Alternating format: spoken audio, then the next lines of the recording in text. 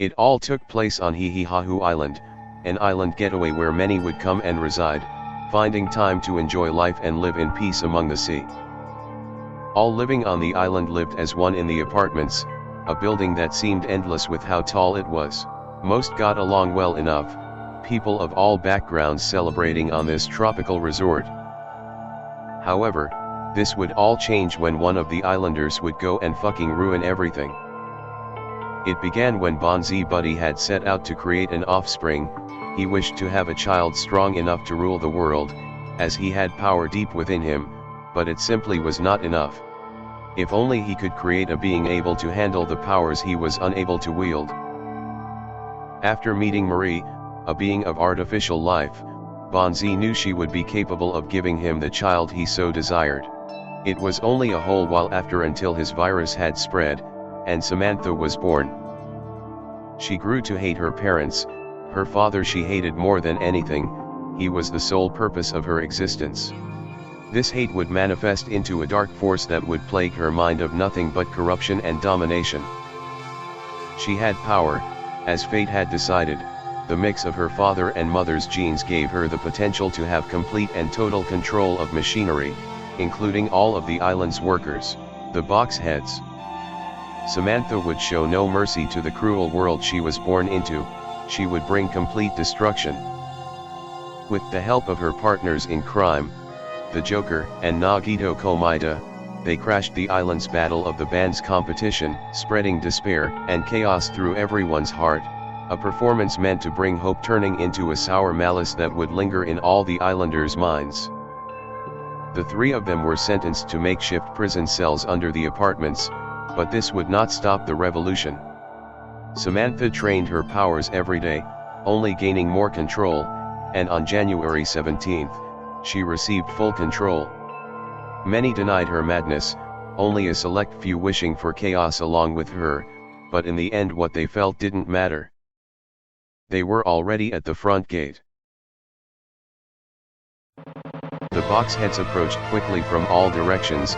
Very few had any idea what was happening around them, but all they knew was that they had to fight if they wanted to survive. The exits were blocked with the soldiers, leading to many struggling to escape. Most were able to make it out alive, but some paid the toll of being unprepared or unlucky. The first were Peter and Easton, one searching for his sibling, and the other oversleeping, both put in an unwinnable situation. They were killed with no mercy. Nikki and Gummy Bear were certain of their victory, and had let their guards down when they were killed out of thin air. Neither saw it coming, and neither survived. Nolan and Freddy had seen an opening and rushed for it, only to be trapped in by a whole barrage of boxheads. Morgan and Lil Bill were shortly behind. They were so close, but when arriving, Nolan was severely wounded. The three remained strong and fought. It was a close fight, but in the end the sheer numbers of the troops led to Morgan dying over her son, shedding one last tear. Fred and Rezo had a close call, as both were severely injured, only being able to escape due to Fred's masterful swordplay, while Alf and Parappa struggled to hit anything other than themselves. Thankfully for them, Cerno was there to assist their dumb asses. And such was history. Only time could tell what fate would bring our allies next.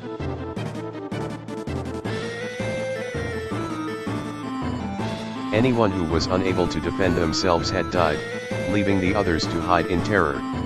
Samantha would bring upon the island her revolution, and in doing so the island had grown out of nowhere. The towers emerged from the heart of the island, presenting 4 large castles. The one in between them all controlled the rest, and had built itself upon the apartments which had just been raided.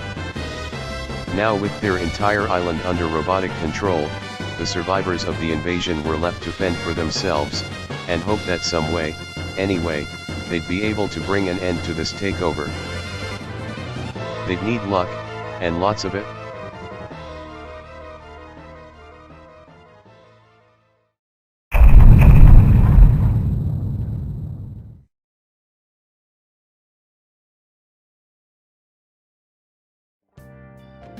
The war dragged on, even after the invasion of the hotel.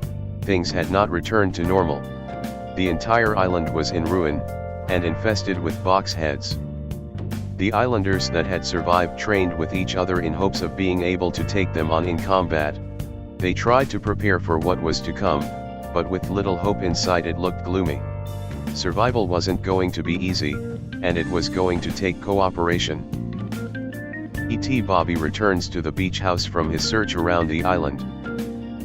It's no use, there's some type of barrier around the apartments, or whatever they've turned it into. I see. So then Samantha's power has allowed her to protect the apartments. This is quite unfortunate.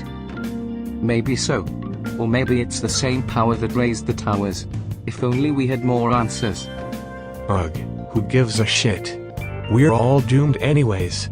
Might as well make a suicide pact and get this over with. Hey, come on guys, no need to get down. You've got the Alvin with you. I think we'll be A-okay. Yeah, we're doomed. If only Ronald was here, he'd know what to do. Well, we have to start thinking of a plan. Certainly there has to be some way to break the field, right? Yes, that's definitely a possibility. But I can't think of what.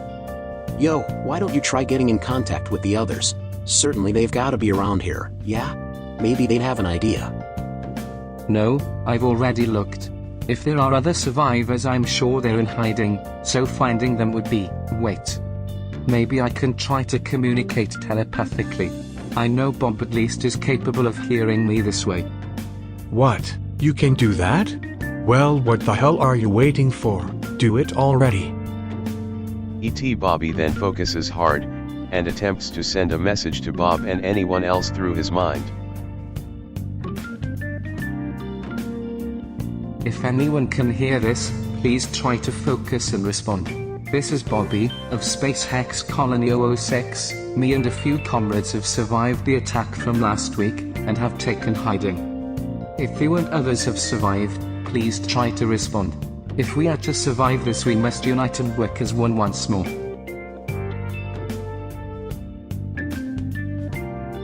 So, now what? I'm unsure. My telepathy is very limited, and I'm not all that experienced. My training back at Hex Colony is incomplete, so I don't know if anyone heard it, but maybe. Just then, two voices called back to Bobby. I hear you loud and clear, E.T. Good to know everything is all right. Me and 5 others have found ourselves boarded up in the hat shop. I don't know how long we've been here, but 2 have already gone off on their own. I just hope they're okay. Bob. Good, so you are alright. Who were the 2 that went off, and do you know where they were heading? It was Obama and Wilson. They said they were gonna tough it out on their own. Damn fools. They didn't even have a destination. I'm unsure if we'll be seeing them again. I see. Well then maybe. Then the other voice joined in. Can anyone hear me? Business? Is that you? Bobby. Yeah, it's me. I have no idea how we're talking right now, but we are. Most interesting. Who knew you had the capability of mind communication? Mind communication? Oh, it must be from my antennas. I always thought they could do more than look neat. How are your conditions? Is everything alright, and are you with others currently? Any information you can give us would be of great help. Our conditions? Well, we're all doing fine right now. We've found some abandoned place off the dock, so we're using it as a base for now. Haley and Remixes are with me, and some folks from Floor 4 are here too. I see. Good to know both of your groups are doing well. With how things are now, it's hard to tell who's actually in danger. Or worse. Yeah, we're good here. I'm just worried for Abigail. Is she in either of your groups? She lived on a different floor than me and Haley, so we didn't have time to go up and check on her. Sorry, business. I have not seen your daughter. Neither have I. I'll hope she is alright, wherever she is. Well, that's okay. But if any of you do see her, please let me know. Wait, why did you contact us, Bobby? Is something wrong? Oh yes. We've discovered that the apartments now have some type of field around it preventing us from entering. A firewall, if you will. Do either of you have any idea if there's a way to take it down? Not to my knowledge, no. But I have noticed that 3 new towers surround the apartments. If there was going to be anything capable of taking down that force field, it would most likely be there. Oh yeah. I think that first tower was pretty close to our base. Maybe we could check it out? Yes, that's it. We must head to that tower then, and if things go well maybe we can find something of value. It's better than sitting around waiting for more box heads to appear. Okay, so let's all head over there then. As long as you're all up to it. It seems possible, but I doubt they'd leave these castles unguarded. If we go, we must be prepared. Indeed. Then I think our best course of action is for all of us to send troops to the castle. If luck goes away we may even meet up. Is everyone clear? I got it. We'll start getting ready. Great! Anything's better than waiting around here. I've been feeling so useless. Maybe I can finally carry my weight.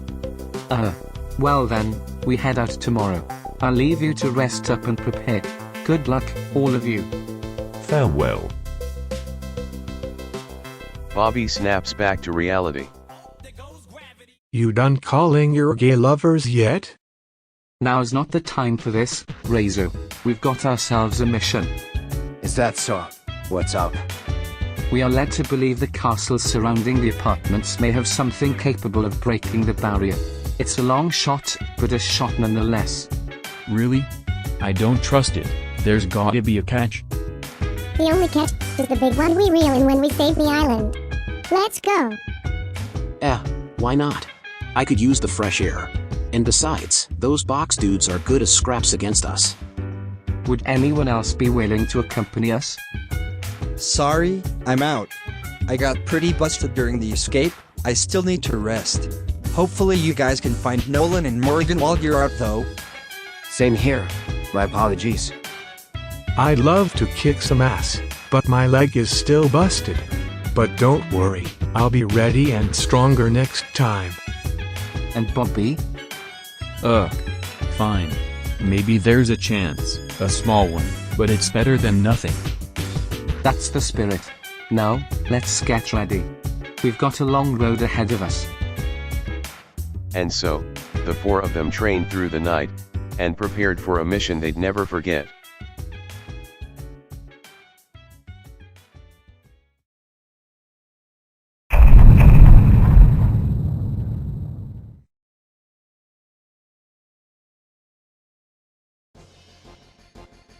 The first group, including Bob, Mario, Miku, and Colin, head towards the first tower in hopes there will be some type of force capable of taking down the apartment's protection.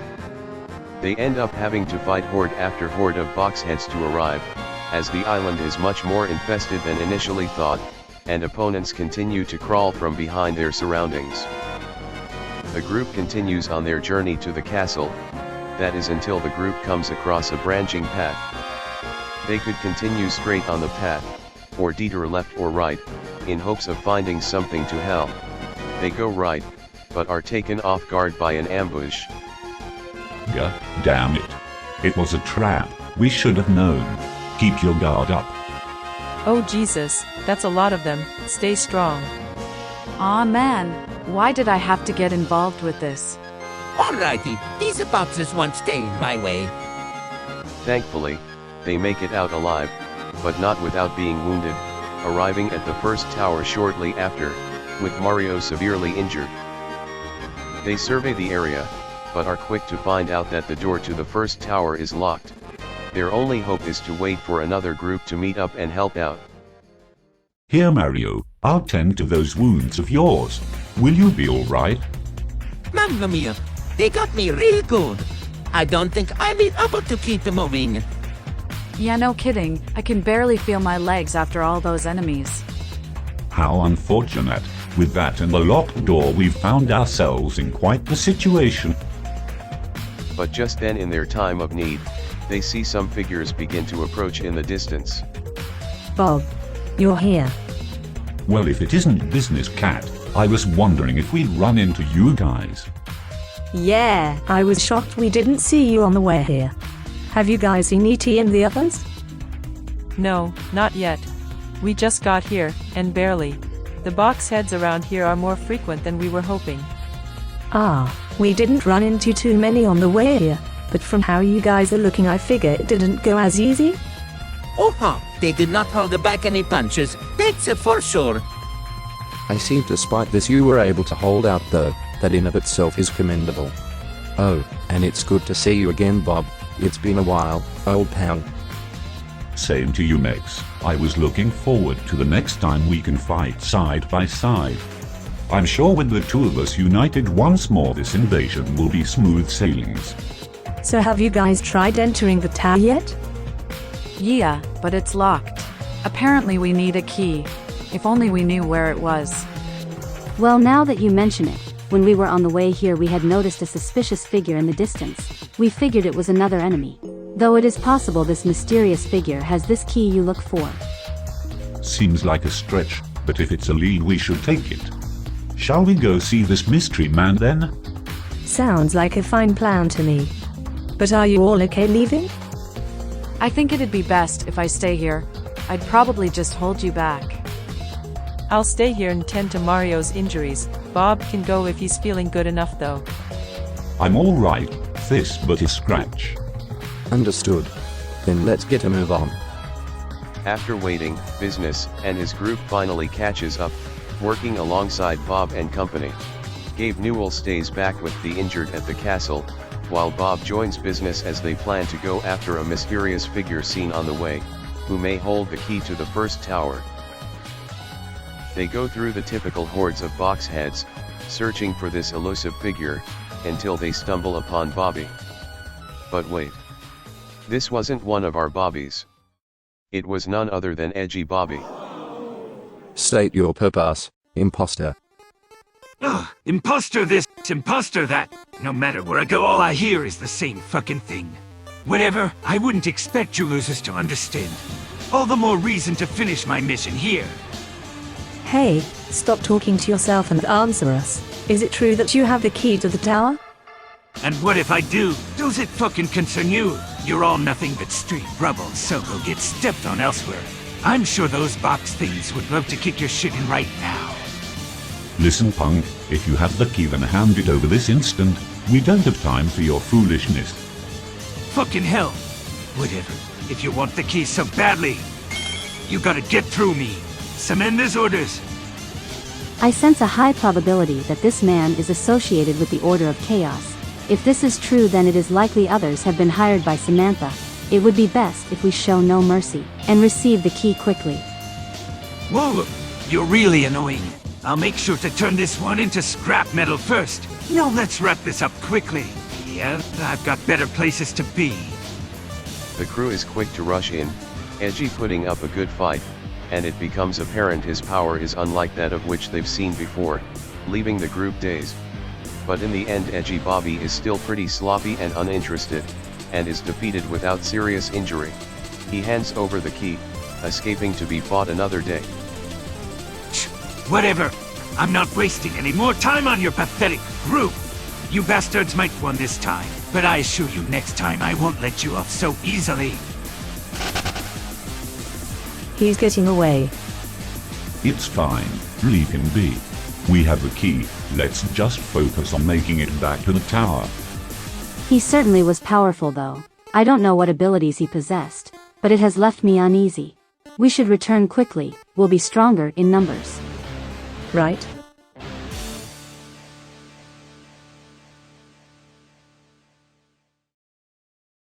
They continue fighting their way back to the tower, but begin getting overwhelmed.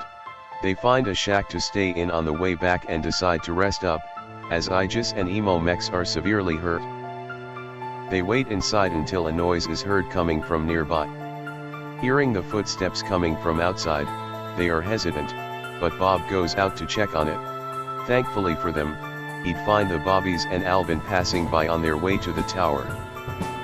But Biz, it's you, right? Bob. Yeah, why wouldn't it be? Ah, well, don't worry about it for now. We can catch you up on everything once we get back in the shack, it's safer there. The group enters the shack, and sits down, catching the bobbies up to speed. So here's what's up. Me and Bob's group have found the tower, but it seems it needed a key, so we fought some guy who looked like you three but edgier, and now we're camping out here so Aegis and HBO Max can rest up. Yeah, sounds about right. And you said you saw us, but edgier? Oh, lol, Edgy must be here too. I'm sure he's still all whiny and angsty as always. So there's another Bobby. How is that? It's best if you don't dwell into it. Our relationships go far back, but from your very detailed description it seems he's here too. He always was a thorn in my side, and there's nothing he hates more than me. Apparently I stole his mojo or something. Who cares lol, I'm sure it's not important. But if he is associated with this whole invasion thing, then we've got quite a problem on our hands. Scary. But you guys did get the key, right? Yepers, all we need to do is make it back to the tower. Although it won't be easy with our injuries. Alright, we make two groups, a front line, and the injured in the back to stay out of trouble. Is this okay with you all? It's better than nothing, and it's best if we act soon. We have more allies back waiting for us at the tower. Bob and Business join ET Bobby and OG in front, while Sad Bobby and Alvin are further behind with the injured Emo Mex and Aegis. They'd try to return, but wouldn't without a struggle. As Bob and Co continue, they realize the back group is falling behind. They decide to risk it and wait for them to catch up. Thankfully they aren't attacked while waiting and regroup, swapping the injured OG Bobby out for Sad Bobby in hopes of keeping everyone safe. In the back of the group, the injured have a sweet talk. But yeah, that whole Fortune Street plate was a strange experience. I don't regret it though. It taught me just how much there is to this world I've still yet to learn and discover. Alvin suddenly pulls out a camera, and snaps a picture of the group. Jeez. I love getting pictures of all my adventures. Good mementos to look back on. Nice, I've always thought photography was cool. Alvin looks closer at the photo though, and is shocked when he notices something looming over Aegis's shoulder. Aegis. Your shoulder. There's a ghost on your shoulder. Excuse me? A ghost? What a strange imagination. That thing? Nah, no way that's a freaking ghost. Probably just something buggy with your camera. Oh well, we can get you a new one after this invasion stuff is over. That cool? Oh man. That's gotta be a ghost. I know it. Alvin, please. Just stop the nonsense. We have got more important things to worry about. Besides, the group is getting ahead. We can't lose pace. Understood. Following behind you. Mom. Maybe I do gotta get a new camera. And so they continued moving towards the front lines, making sure not to get left behind. Ooh, I'm a spooky ghost now. Whoa, I'm gonna hunt them all. As they continue their way back to the tower, they must fight their way through a constant stream of battles, boxheads now attacking left and right. It seemed as if they would never make it back to the base. They finally had weeded it down to the last bunch of boxheads in their path, but all of them were on their final breaths. God, there's too many. We aren't going to make it. Come on. Don't give up now. We're so close to the tower. Keep fighting, damn it. Business is knocked to the ground, blood dripping from his palm. Abigail. Haley. I can't die here. Not yet. A boxhead approaches Business to deal a finishing blow. Business. Watch out. Before Business can take a final blow, Bob, being the badass he is, charges into the boxhead, keeping him safe. Get up, Business. We aren't done yet. You've still got to. But it was at that moment that the boxhead threw its punch, a blow from behind shattering Bob's back. He falls to the ground.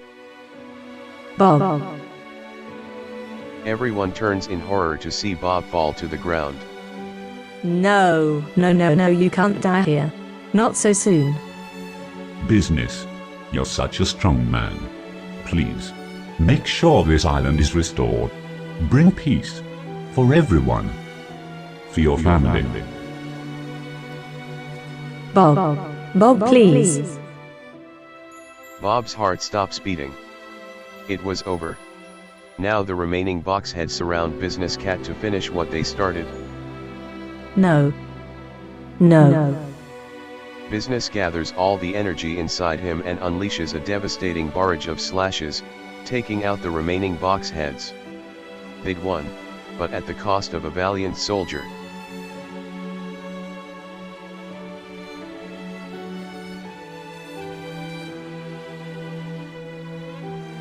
They had to give one last push. They'd be able to succeed with the strong lead from Business, but it came at the expense of Bob's life. He died in Business's hands, wishing for Business to find his daughter, and for the restoring of the island. It was the first blood to spill, and certainly not the last. The 7 of them arrive back at the tower to see Miku, Colin, Mario, and Gabe in improved condition. Guys, you made it back, and I see the Bobbies have joined you. But where's Bob? They describe the events that occurred, including the death of Bob, and his noble fight until the end. Everyone is in disbelief that one of their strongest had fallen so soon. Damn it. I knew he shouldn't have gone. If only I went instead. Bob. After everything we have been through together, to lose him like this. Damn this world. Damn it all. It's a tragic loss, but his death was not in vain. And now with the key, we can finish what we came here to do. I knew this wasn't worth it. Bob's dead, and for what? So we can go in this tower hoping that maybe it has something of use, and what if it doesn't? Then Bob died for nothing? Great fucking job, guys. The group goes silent. I'll go. His last wish was to see peace restored, and I'll see to it. I don't care what you think, or what injuries I've taken, even if it's only a chance. I'll take those odds over wasting away any day. But Business, you know you're too injured to fight. You can barely move. Well, I was saving this in case I got hurt. But if you really think we have a chance, then please take it.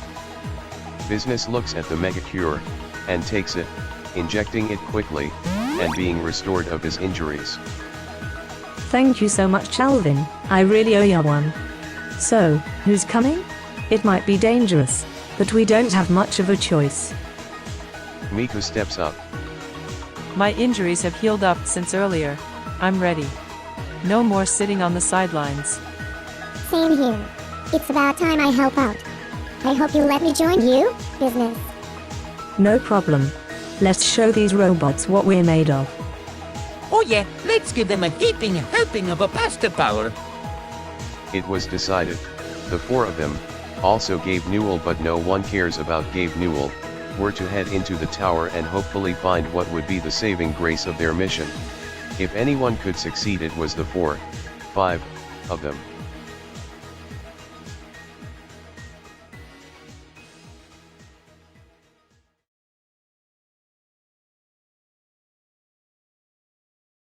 Minutes passed.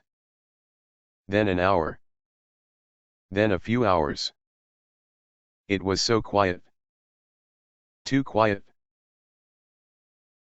Next thing they knew, night had passed. And the door to the castle remained untouched.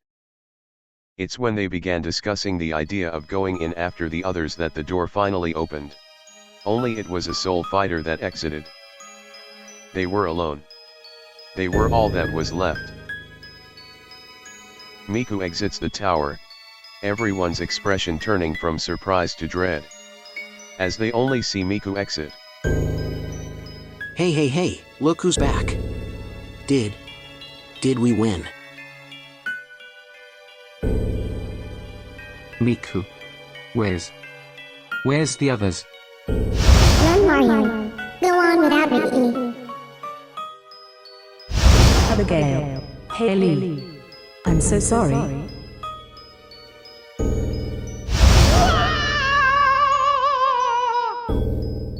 The memories are too much to bear. She stumbles to her knees. Miku? The others are gone.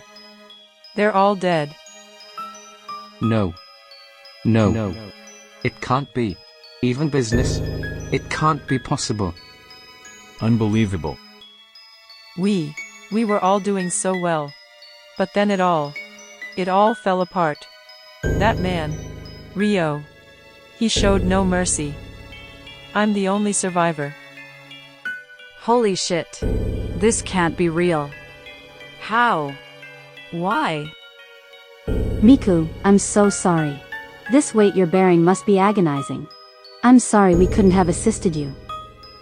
Don't waste your time beating yourself up about it. We were the best fighters in the group.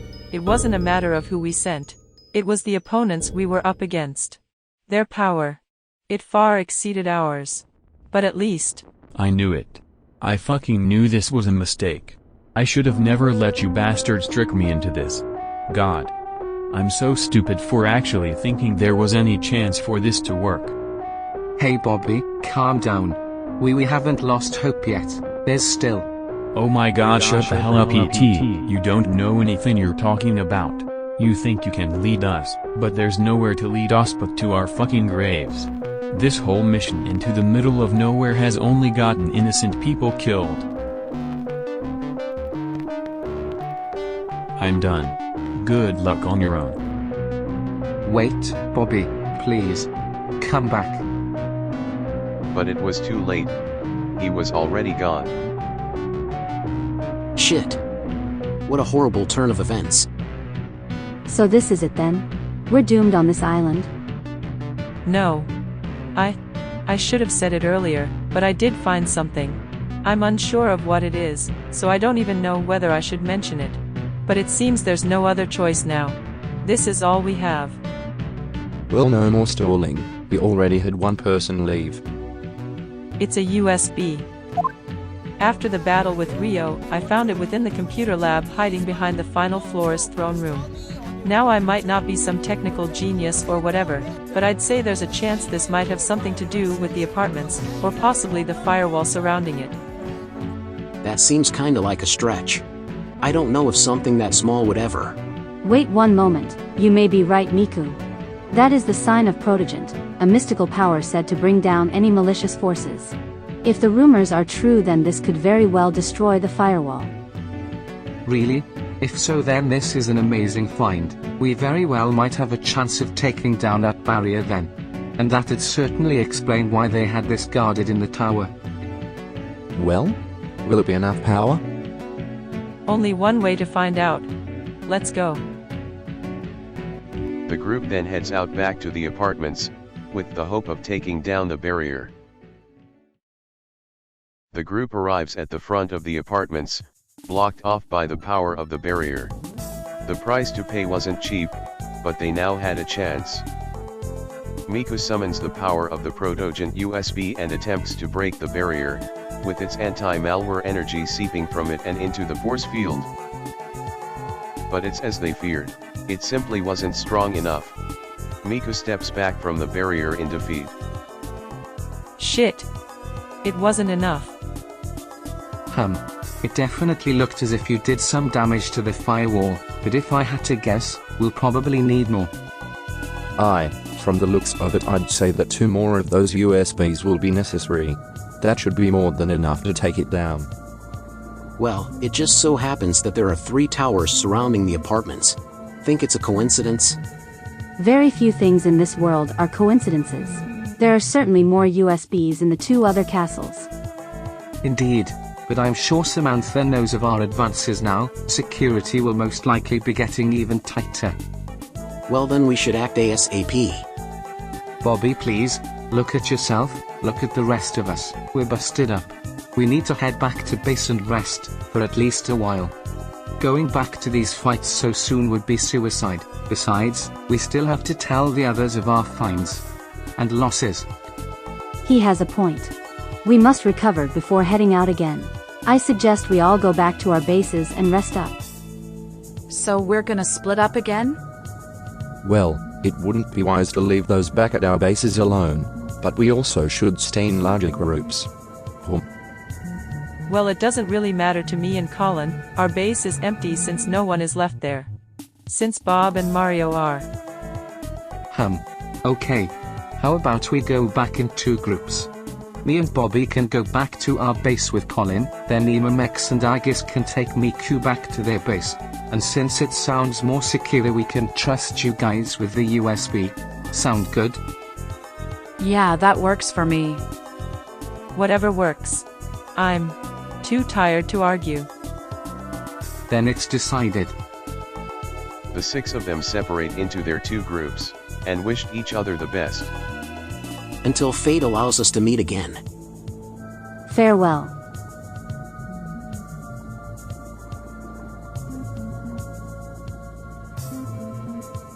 On Mex's walk back to the base, they pass by the town bulletin board, and Aegis gets an idea. So, if there are other survivors on the island, maybe we should try to inform them about the towers, and the USBs inside. Yeah. What are you getting at? I suggest we leave a note on the board in case someone stumbles upon it. I like it. That could certainly help our cause. Sure, by all means, if you have something to write, then do it. So before they head back to the base of order, a simple note is left on the bulletin board. It hangs there as the world falls to ruin, though the notes are finally noticed a week or 2 after the attack on Tower 1. Mickey picks up the message and hurries back to his base.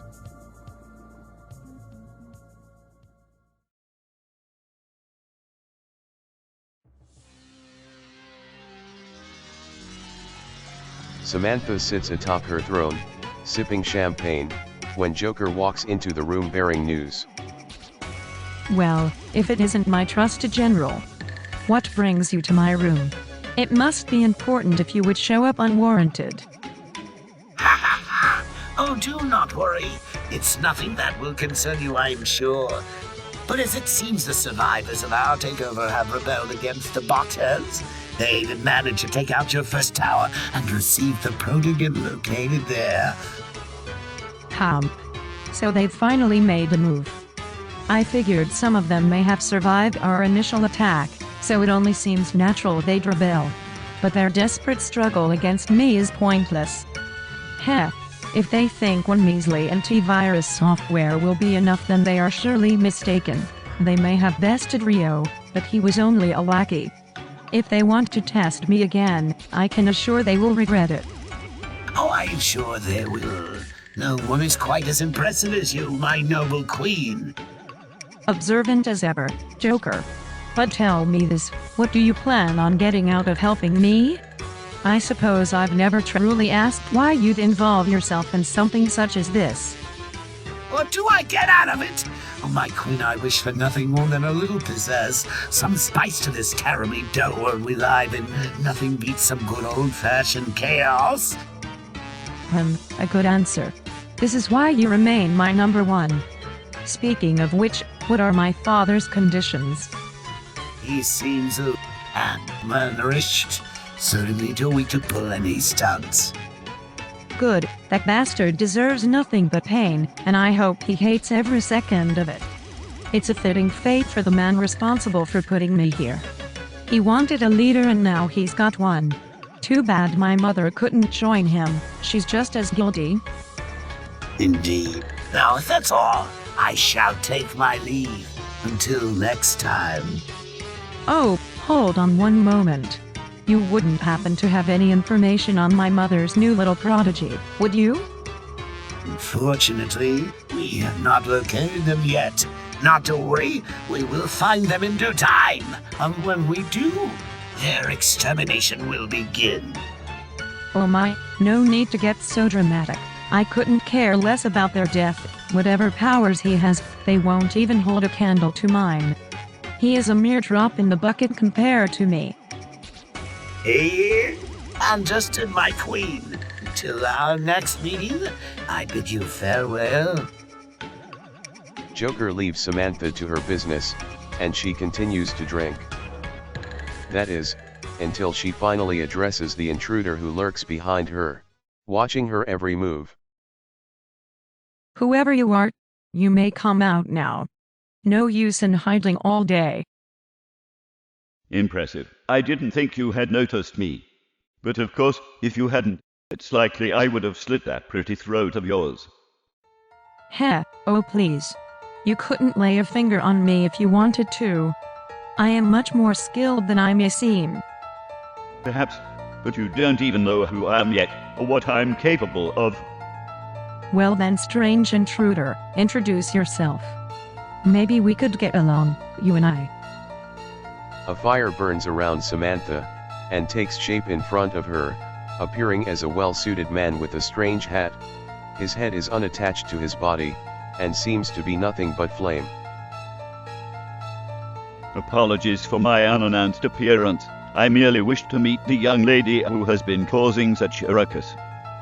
Oh, I don't mind. I am just curious how you entered my sacred barrier. Oh, that? It was of little concern to me. I simply snuck in when I saw my chance. I see. I may have to provide the barrier with more troops then. That won't be necessary. I'm sure anyone who defies you will be nowhere near my skills. Maybe so, but let's get to a much more important discussion. Please introduce yourself. Explain why you're here. Oh, me? Well...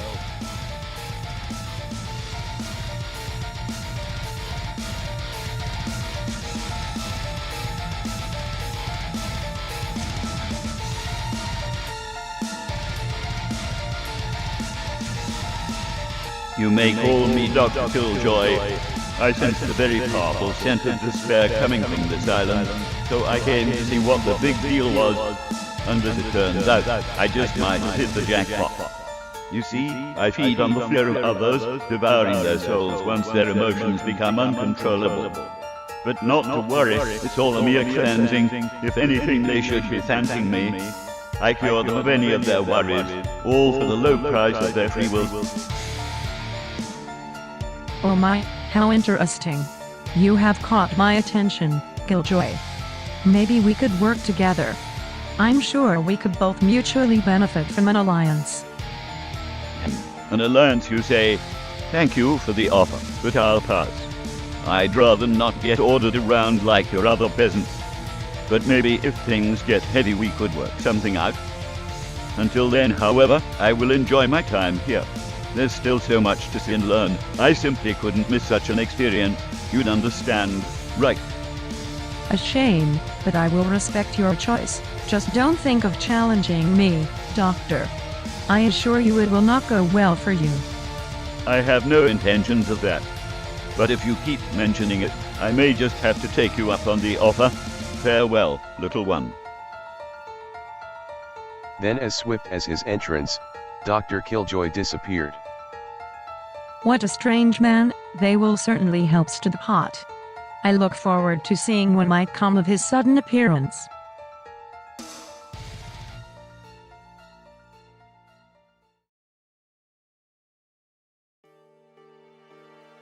It was late into the day when Mickey had passed by the bulletin board on his way back to base, but he could tell the note was recent. After reading it, he knew he had to show it to his group immediately and ran back to what had once been the concert hall. Mickey bursts into the room holding the note, and showing it to everyone. Everyone, look what I found during my search. It looks like someone left a note on the bulletin board. A note? Here, let me see it.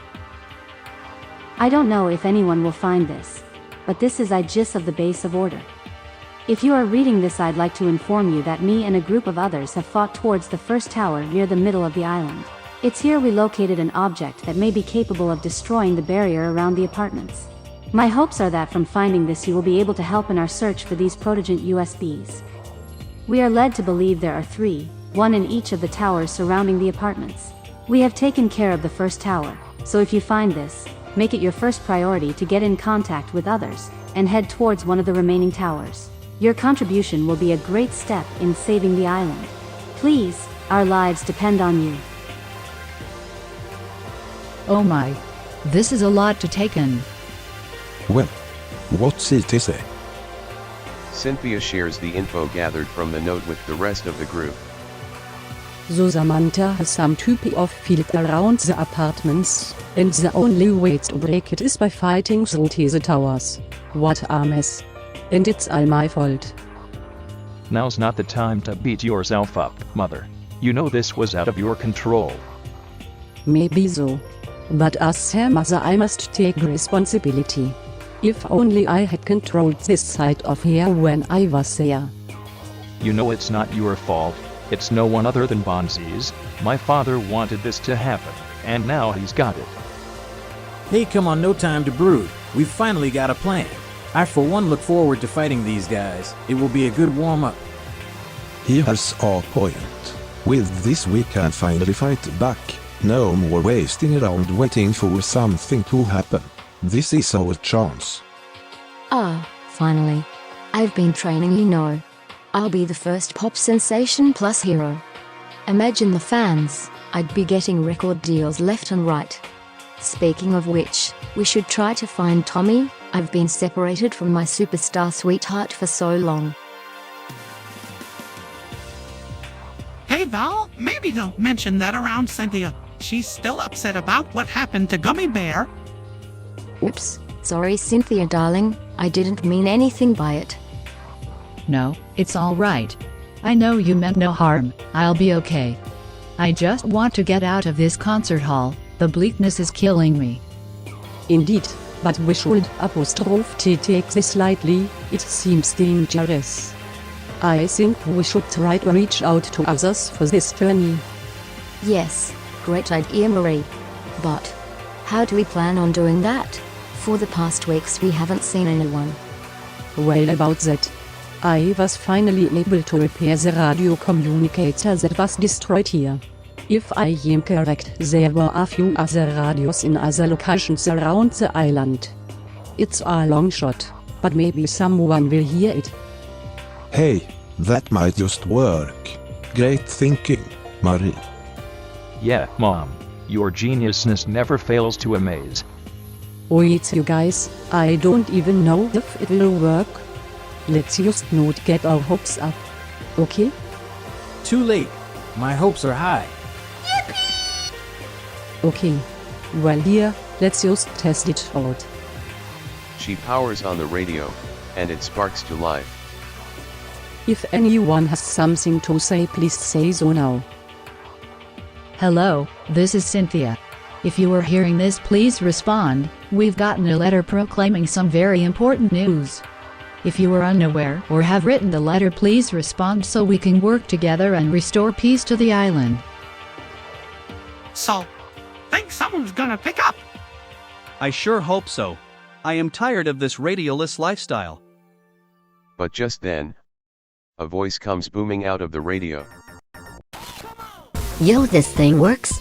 Lamau Tito, check this shit out. Oh, so it does. Hello pretty ladies around the world. Would you like to hear how much I am packing? I am sure you would. Ha ha ha. God damn it, it's these weirdos. They hear arguing over the radio, then a new voice steps in. Hello. Sorry about that. These dumbasses won't ever shut up. Oh, hey, it's Cerno. Hey Cerno, what's up? Goku? Hey man, are you all doing alright? From the sounds of it, you guys finally found something we could use to help? Indeed, from the looks of it, someone left a note out explaining some pretty big discoveries. Really? Sick. Well, tell us. Hold on a second, I'm hoping that anyone else reaches out. Just in case any other groups still have a functioning radio. They sit in silence for a minute and finally another voice joins in. Hello? Is this thing on? Oh, Abigail, we can hear you loud and clear. Marie! Thank goodness, I was worried that it wasn't going to work. We had it buried in the corner of the town hall, so we didn't know if it would communicate. So you're in the town hall? Yep, or what's left of it. You were saying something about some note. Mind sharing? Yeah, the sooner the better. Understood. Cynthia then read off the note to the other two groups. Strange, so others have found some way to take down the barrier. That's certainly a relief. What barrier? There's some kind of barrier around the apartments. That's what the note was talking about, right? That's what we're led to believe. Are your two groups in fighting condition? Me and Morshu have been training hard, and Knuckles plus the food duo are already really tough. Oh, so Knuckles is there. Yeah, him and Crazy Frog were the first to show up at the town hall. Hello Ronald, it certainly has been a while. Knuckles, how have you been keeping them? To be honest, not good. I've lost my drive. Being trapped in this room with no purpose has left me empty and purposeless. I want to help, but there's not much we've been able to do. Don't worry, Nux. From the sound of it, we'll be fighting soon. Oh, and have either of your groups seen my parents? I've searched everywhere I could and no luck. Nothing yet. The only contact we've had with others since the invasion was this radio call.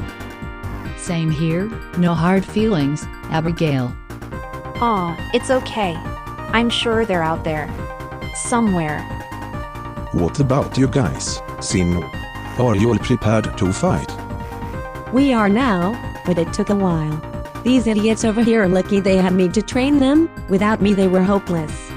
You go say that again, Teeks. Ooh, is that Pa rapping? How's it going, darling?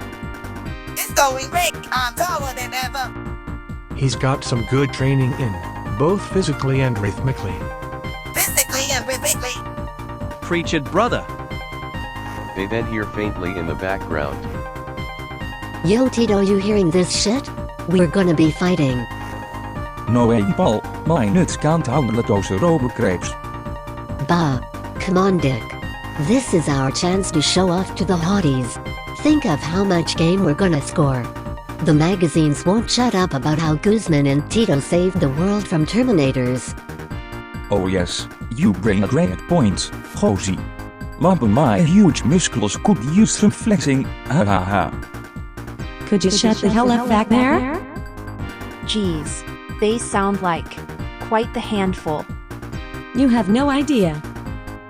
Okay, well if both your groups are ready for battle, how about we decide on a destination, and try to take down one of those towers? If this note is true, then it's likely there's another USB in one of the others. True. How about the one to the first of the front tower? Does that work with you guys? Sounds great. That one isn't too far from here. That one is certainly farther than preferred. But I am sure we can make it work if we leave early. How does Tuesday sound? Works for us. At least it better. You heard it, boys. No fucking around. Yeah, of course. What day is it again? It's Sunday. Ah, great. Then I'll see you guys there. Great to hear. I hope we all meet again soon. Farewell. See you guys. Peace out. Then the radios cut to static. Alright, you heard it. We've got a mission. So, how's I going? We should try to keep the group low. We don't need everyone leaving at once. How about half of us stay behind? Works for me, but I've gotta go with. I need to test my strength. Same here. I've been itching for a good fight. Me too. I need to finally show off what I'm capable of, and I'm gonna stop my sister's vile plans. Oh no you don't, young man. You still have so much to learn about your powers, and of this world. What? But I thought you said I was getting stronger. You are, but you still are an apostrophe tail before a mission like this. Our enemies mean business. I can't risk losing you like this, so how about I stay back and we continue your training? Fine. But I'll make sure I become stronger than Samantha, I promise you that. If you truly want to live up to that promise, then I suggest you really give it your all. Right. Mickey. That works for me. I know my way around the island pretty well, so I could help in that regard. Good, one more should be enough then. Any takers? Sorry champ, I'm not feeling all that well. Bellyache probably. I'd be best with the kiddo. Gotta put some muscles on these bones. Same here. Not really in the fighting for my life mood right now, but if you find Tommy, make sure to send him here. Right. Well, Ronald, that just leaves you. Oh, okay. I'd be lying if I said I wasn't itching for a fight. I've been holding back so far, so I'd like to see how far these boxheads can push me. Ooh, confident I see. Well, let's keep that spirit up, guys. Let's do this. And so the four of them trained throughout the night, preparing for their journey to the second tower. Only time will tell what will happen to these valiant fighters.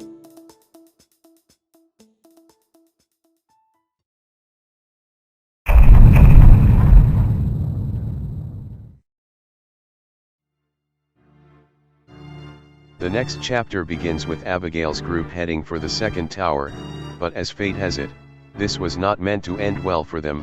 Boxheads continued to swarm around them. The group had a lack of medical help, and with the continued onslaughts their strength had weakened. Knuckles led the pack, a nearby town almost in reach, but that moment is when the final wave struck. Crazy Frog is first to fall. Knuckles tries to keep him alive, but from behind them a boxhead slaughters Bread Boy with his bare hands. Knuckles gave it his all, but he couldn't save them.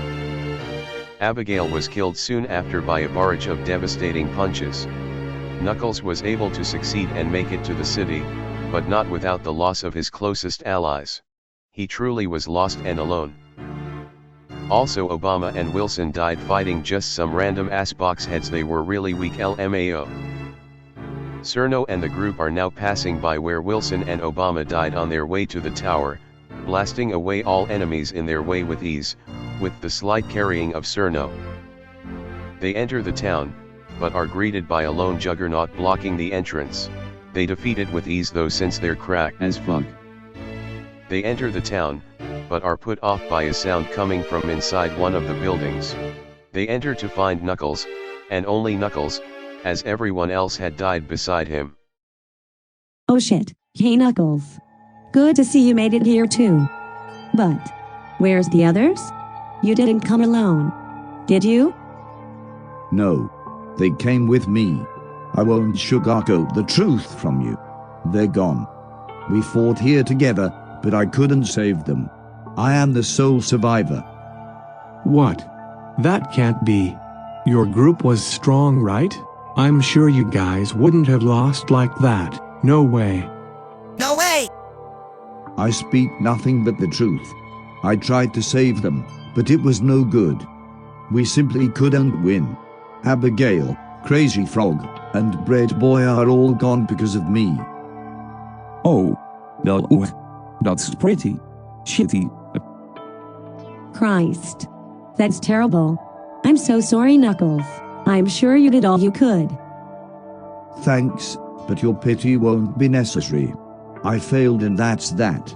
But I won't give up the fight. If anything, it should only press me further.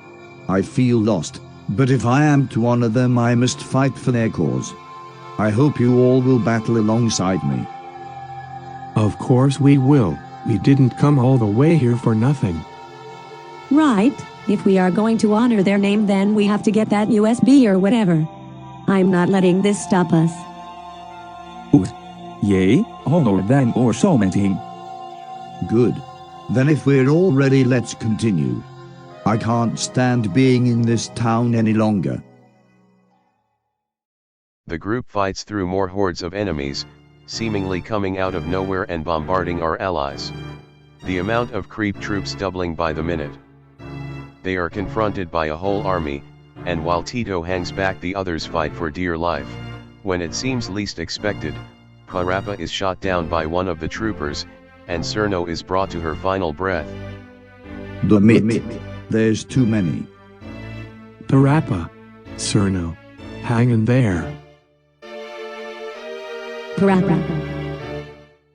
There was no time for Parappa, but Cerno still had a chance. Karate Joe rushed to her and healed her, using their last injection. Come on, Cerno, you can't die here, please. Oh God, please. You're our leader. You can't leave us now. Come, Joseph, we can't give up yet. Fight till your final breath. She was alive, but unconscious. Karate Joe seemed to be on the verge of collapsing as well. With Knuckles fighting with everything he had, he finished them off, keeping himself and the others from death. The group steps aside after taking out the horde and drops in the streets, laying on the side of a building and catching their breath. Karate Joe is swinging in and out of consciousness, and Knuckles and Tito are wounded, with Cerno out cold. Cerno. Please. Please tell me it worked. Please tell me you're okay. He holds tightly onto Parappa's beanie, which is all that remained after the battle. She's out cold, Joseph. If she survived, there's nothing we can do for her now. You just keep her steady, understood? The last thing we need is for her to get hurt again. Alright. Holy shit. Even never seen anything like this. I'm sure this is a change from what you're used to, Tito, but I hope this helps you realize that the situation we're in is much more serious than you've made it out to be. Eso por se. Man, what a shitty place to be. And I just wanted a vaccine for God's sake. Didn't we all? They seem to be getting closer, nothing more than a mere trudge, when a mysterious shadow emerges from the shadows. Chara steps out, shining her blade in the sunset. Her twisted grin stares deep into Knuckles' soul as she steps towards them slowly. Oh dear God. Not you. Is something the matter, Nux? You don't seem to be doing so good. Is it because of me? Stay away from the others, you beast. You can hurt me if that's what you want, but don't lay a finger on them. Oh, is that so? How noble of you! Unfortunately, I can't do that. How about instead I save them for last? The least I can do is kill you first. It only seems fair knowing how poorly you've treated me. I never loved you, Chara, and I'm sorry that you felt that way, but this is insanity. Are you really doing all of this because of my rejection? You were making so much progress. Oh, your rejection was only another nail in the coffin. I tried so hard to change, but mortals are simply not worth keeping alive. All of you are full of sin and your own selfish desires. I'm only doing you a favor. Now be a doll, and let me kill you quickly. Chara bolts towards them, raw bloodlust in her eyes. Shit. Tito, fight beside me. And Joe, get you and Sino far away from here. I won't let you two die now. But Knuckles, what about you? Don't worry about us. Now get the hell out of here. Knuckles and Tito get in front. They know they can't defeat her, but maybe they can spare the others enough time. This wasn't a fight for victory, but a fight to delay.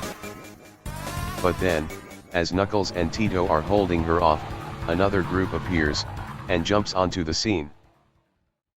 What, Ronald? Stand aside, Knuckles. We can't take this from here. This incoming group battles Chara, and after a short while, are able to overcome her attack and defeat her. Cynthia steps up to Chara, who lies on the floor, looking up at her. So this is what you've become. I had so much hope in you, me and Morrigan both, who died from the cause you now support. Hey! Don't act like you know me, Cynthia. I'm nothing like you, or any of the other bastards! I'm sure I know you better than you'd think. You're confused, but I can help you. Please, Karen, end this senseless chaos. Chara remains motionless on the ground, looking down, eventually raising her blade only to slash Cynthia's arm. I'd rather burn in hell than work with your pathetic group. Farewell, Cynthia? Wait. Damn it, she's gone. Cynthia, are you alright? I'm fine. You should have taken her life. You know sparing her will only lead to more problems. Maybe so. But I know she can still change. I saw that she was capable of this back at the apartments. If only I could have talked to her when she needed me most. There's no point in worrying about the past now. It doesn't define who we are. We need to focus on the here and now, and I say we keep moving. I would like to get this mission over with before more reinforcements show up. Right, well then let's keep moving. Ronald and Mickey lead the way, pummeling through troopers. They finally arrive at the tower, with one more cluster of creepers in the way, and Mickey and Tito blast through. They now sit outside the tower, and prepare for the worst. The sounds of metal clangings ring throughout its core. I'm going in. I refuse to stay behind this time. Understood.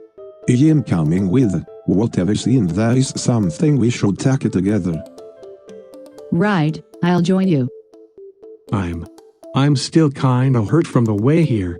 Besides, I need to take care of Cerno, and make sure she stays safe. Good choice. Could you stay back with them? Goku, they'll need some help in case any more troops show up. Got it! I'm sure with me here, Cerno will be well off. Alright, let's get going then. You're coming right, Tito? Wel, Sure. I'm sure to be right if the suicide here. HeeHeeHaHoo. Ha, if that's what keeps you going, then keep that spirit high. Let's do this. The group begins to ascend up the castle a floor at a time, each turn having more box heads, and unseen machines created from within the castle, but together they climbed at intense speeds. Even the strength of a juggernaut seemed possible to overcome, the four of them flying through each opponent until reaching the core, and waiting for them was Toby, keeper of the second USB and master of machines. It was an intense fight, but the group stayed united, and without fatality they defeated Toby and his robots. And similar to Miku, what awaited them in the next room was a shining blue USB, the second of 3. The battle was won, but only for a moment, for as their group celebrated, the Tropic base was being raided by an unknown group of box heads. Back at the Tropic base, the doors are slammed as the group stumbles into fighting position. They don't know how, but their location has been found out. An army of box heads are at the door, and there is no one to help now. What the hell is happening? It can't be the box heads, right? How could they have found the base? Well, this can't be good. Better get ready to rumble. Everyone ready yourselves. This could be serious. The horde swarms in at exponential rates, the allies being split in two to fight them off. They succeed, but not without noticeable injuries. As the box heads dwindled, the groups were able to work as one, defeating the remaining soldiers and box heads that were coming in at an intense pace. Hey, we're gonna do it. Haha, their numbers are thinning. Right, we've got this now. What could possibly go wrong? Wait, do you hear that? Its mechanical stomping could be heard across the beach. The juggernaut roared and turned its gruesome head towards the group. They knew they were weakened, but they put up a good fight at first, but their teamwork could only do so much. They were injured, and the juggernaut was not going to back down. He crushed and mangled them, reducing them to rubble. Razzo and Colin were left unidentifiable, and Fred was ripped to pieces, being the last of the group to continue fighting. No, Cameron, I can do this. I can do this. He tried hard, but alone he didn't stand a chance. They were squashed without mercy, all of them had fallen, and although it was close, they simply weren't in good enough condition to win. The juggernaut left, feeling his mission was completed, and he scurried away to wherever the beast came from, leaving the base in shambles. Despite this horrid attack, 3 were still alive, though immobilized.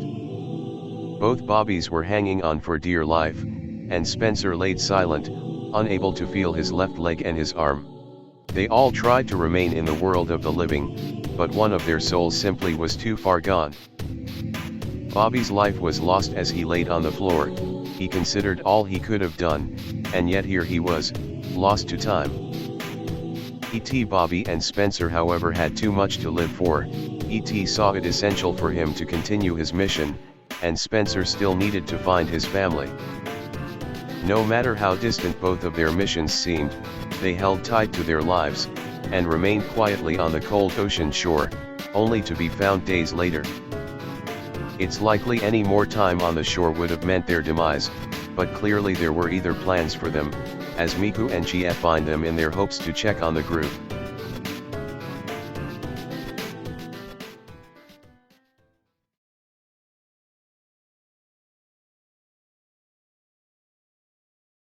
E.T. Bobby wakes in what seems to be the base of order. He's in a medical bed, and looks to see the others now looking at him. His awakening had clearly been a surprise. Bobby, you're awake. Thank God. We were starting to get worried you were gone for good. Where are we? Welcome to the base of order. I suppose you never actually stopped by, so I'm not surprised you're unfamiliar. That's actually why we came and found you guys, since we hadn't heard from you for a couple weeks. Wait, so you found us? But what happened? But then the horror came flooding back. Oh God, the base, everyone. Please tell me the others are here. Spencer steps out of the corner and walks up to him. E.T. Bobby instantly realizes he isn't the same. I'm sorry, Bobby. But you and I were the only ones who made it. The others died back at the base. Shit, we're lucky any of us lived. Your arm? What happened to your arm? Both my right arm and leg were shattered in the battle. It's a miracle I hadn't bled out. When Miku and the others found us, they brought us back and healed us up. And thanks to Aegis, she was able to give me a new arm and leg. Still takes a bit to get used to though. Please, it wasn't much. I just happened to have spare parts lying around in case of emergencies. I see. So, you really mean it's only us? It's the truth. When we arrived, all we could find were scattered remains of the others, and Bobby's lifeless body.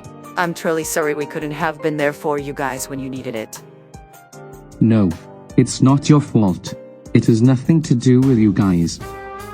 Damn, I can't believe I allowed myself to get so relaxed that we could be so caught off guard. Of course there was a chance of a raid. Why didn't I think of it sooner? Hey, calm down, Bobby. Everything is alright. You just need to keep it chill. You just woke up, so getting angry won't do your body any good. Right. So, how long was I out? It was a while, I think around 5 days give or take. Spencer got up a day before you, so he's still adjusting to everything. You were hurt pretty bad, but the extraterrestrial body of yours seems to be able to heal better than a normal human. Indeed, but it doesn't mean I'm immortal. I'm lucky to be alive. Regardless, am I all good? For the most part, but one part of you wasn't able to heal. Your left eye was completely destroyed, so we had to go with an alternative. May I see how bad it is? Miku nods at Aegis, and she hands Bobby a mirror. He now has an eye patch where his left eye used to be. He stares for a moment, and hands the mirror back, and sits quietly. So now what? Do we have any new information on the towers? Sorry, Paul, but we haven't seen anyone since the last time you guys met up. Crazy thinking how big this land really is now. Well, we have to do something. Look at what happened at the beach. We need to make our move, and quickly. Bobby's got a point. If we were able to get this first USB, then we can get another. Unfortunately, they're right. Conditions are worsening. We have to strike once more. I don't know if anyone had read the letter I left on the board, but we have to seek another soon. Yeah, you're right. But we should at least wait for Spencer and Bobby to get back into better condition before tackling another tower so soon. Okay then. You two, heal faster, and when you are done with that, get some training in those bones. There is a tower pretty close to here, so when you are good we will attack. Well, aren't you assertive, Tommy? Any particular reason? Haha, you got me. I was just hoping to get out. I haven't seen Valdarling in so long, what I wouldn't do for her sweet embrace. Whatever you say. Now, let's get to work.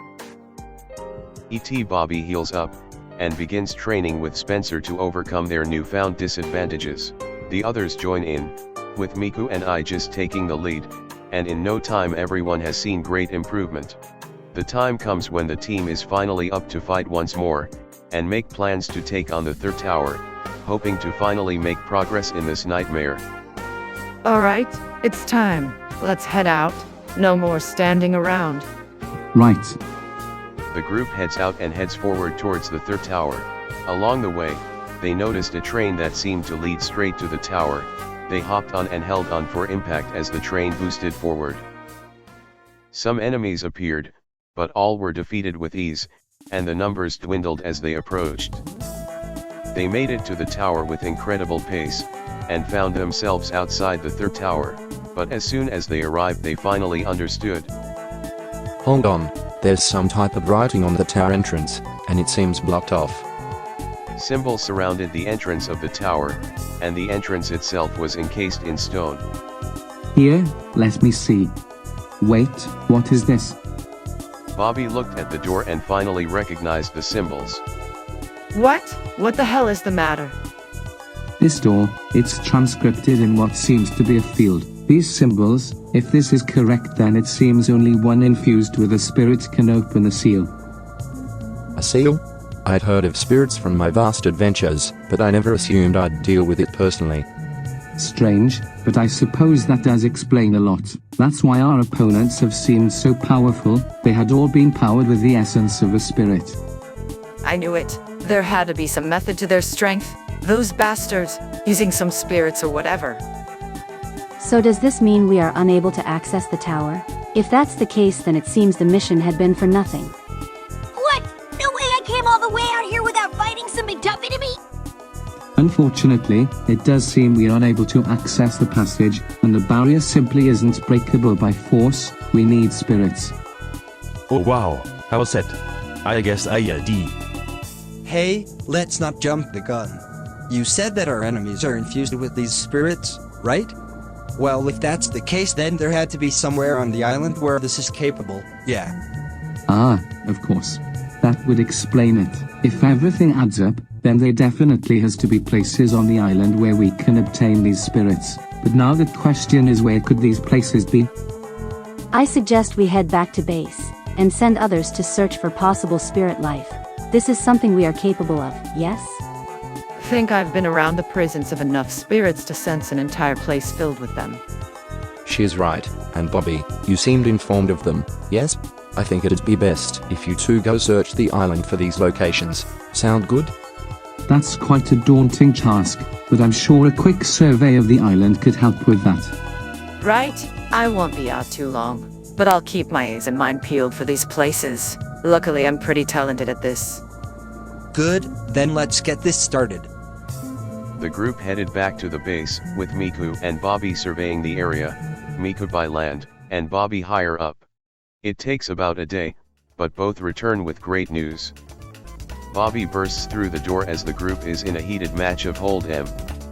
Guys, I bring great news. Oh, hi Bobby.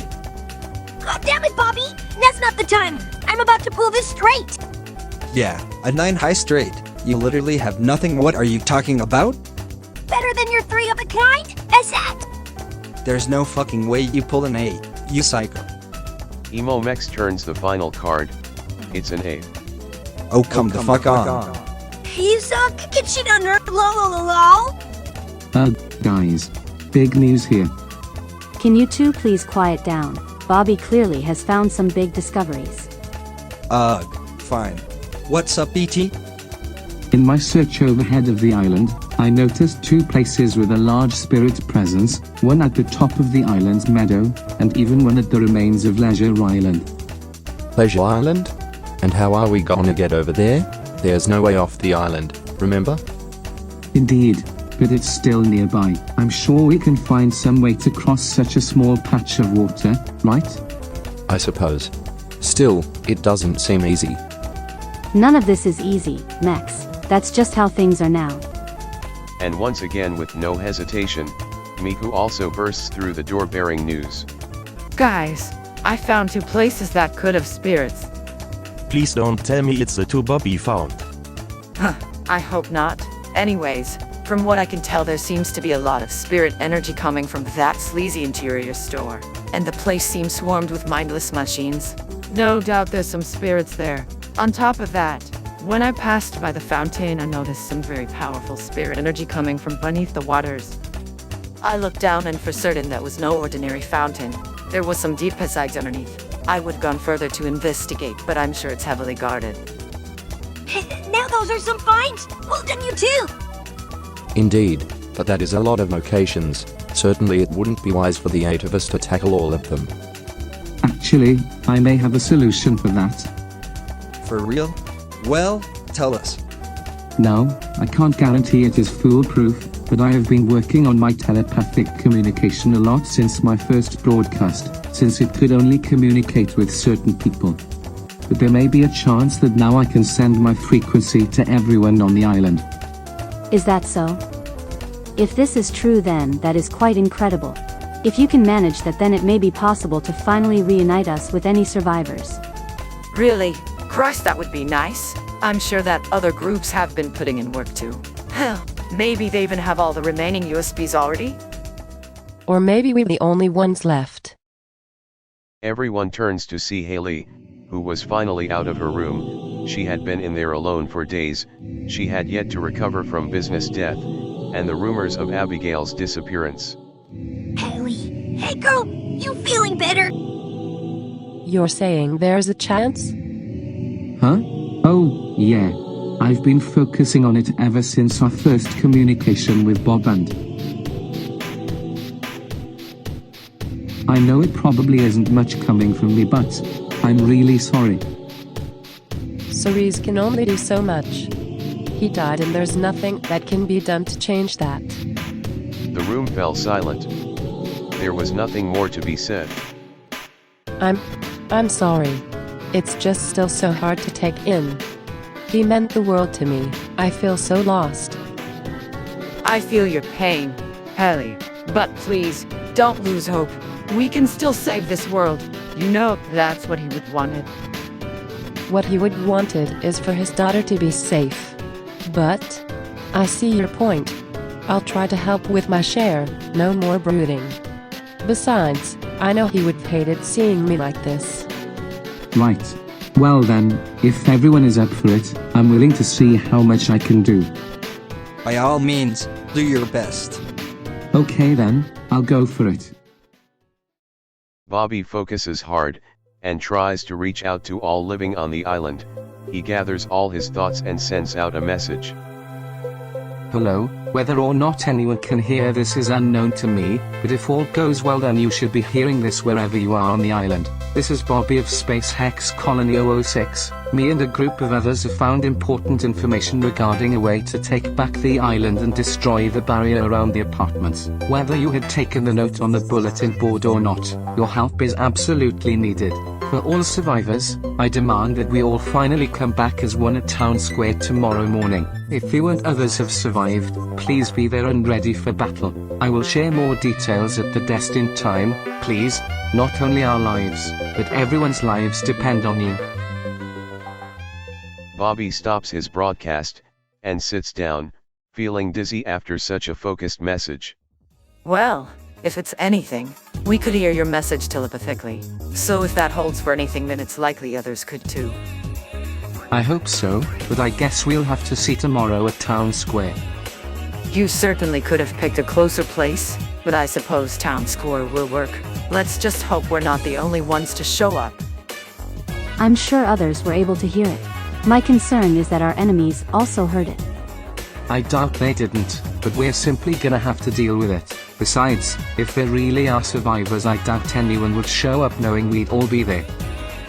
Right, well then let's get ready to move. Don't want to keep anyone waiting. The group packed up and headed out towards the middle of the island, in hopes that Bobby's message was heard by all. They arrive early the next day in anticipation of the reuniting, and sure enough, in the distance they see a group approaching. Some are waving and others are hovering towards. Look, over there, others made it. Yo, what's up guys? Well shit, if it isn't Goose Man. It's been a while, little man. Yep dude. You don't know how good it is seeing more people again. Calm down Rosie, wait for us, we don't have things like your lucky asa. Gooseman and Tito led the group into Town Square, Karate Joe, Cerno and Alf farther behind.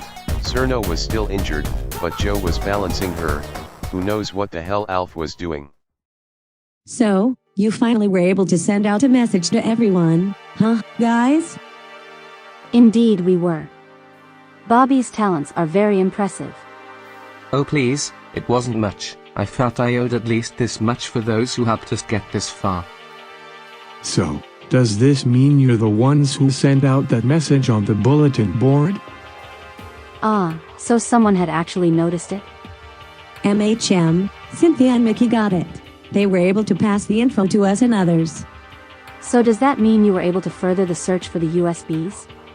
Hey, possibly. But I think we should wait for anyone that's gonna show before we all share our findings.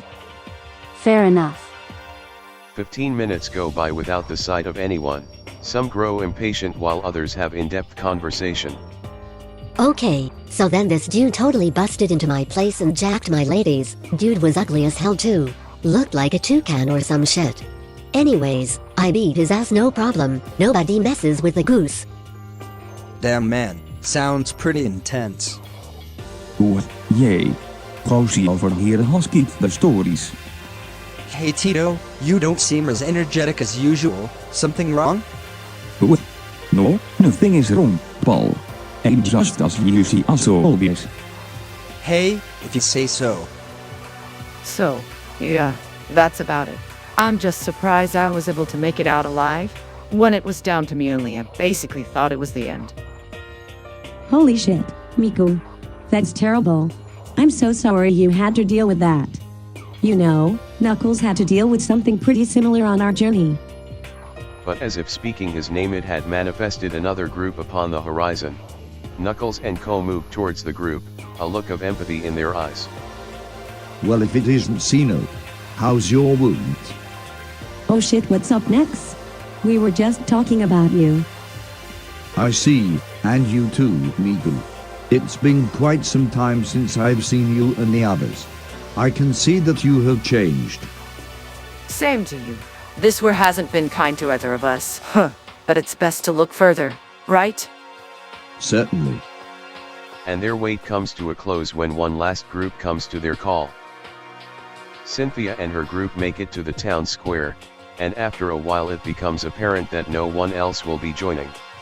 If you weren't there, you were likely dead. This realization hit everyone at once, and those with loved ones began frantically searching. Oh God, please.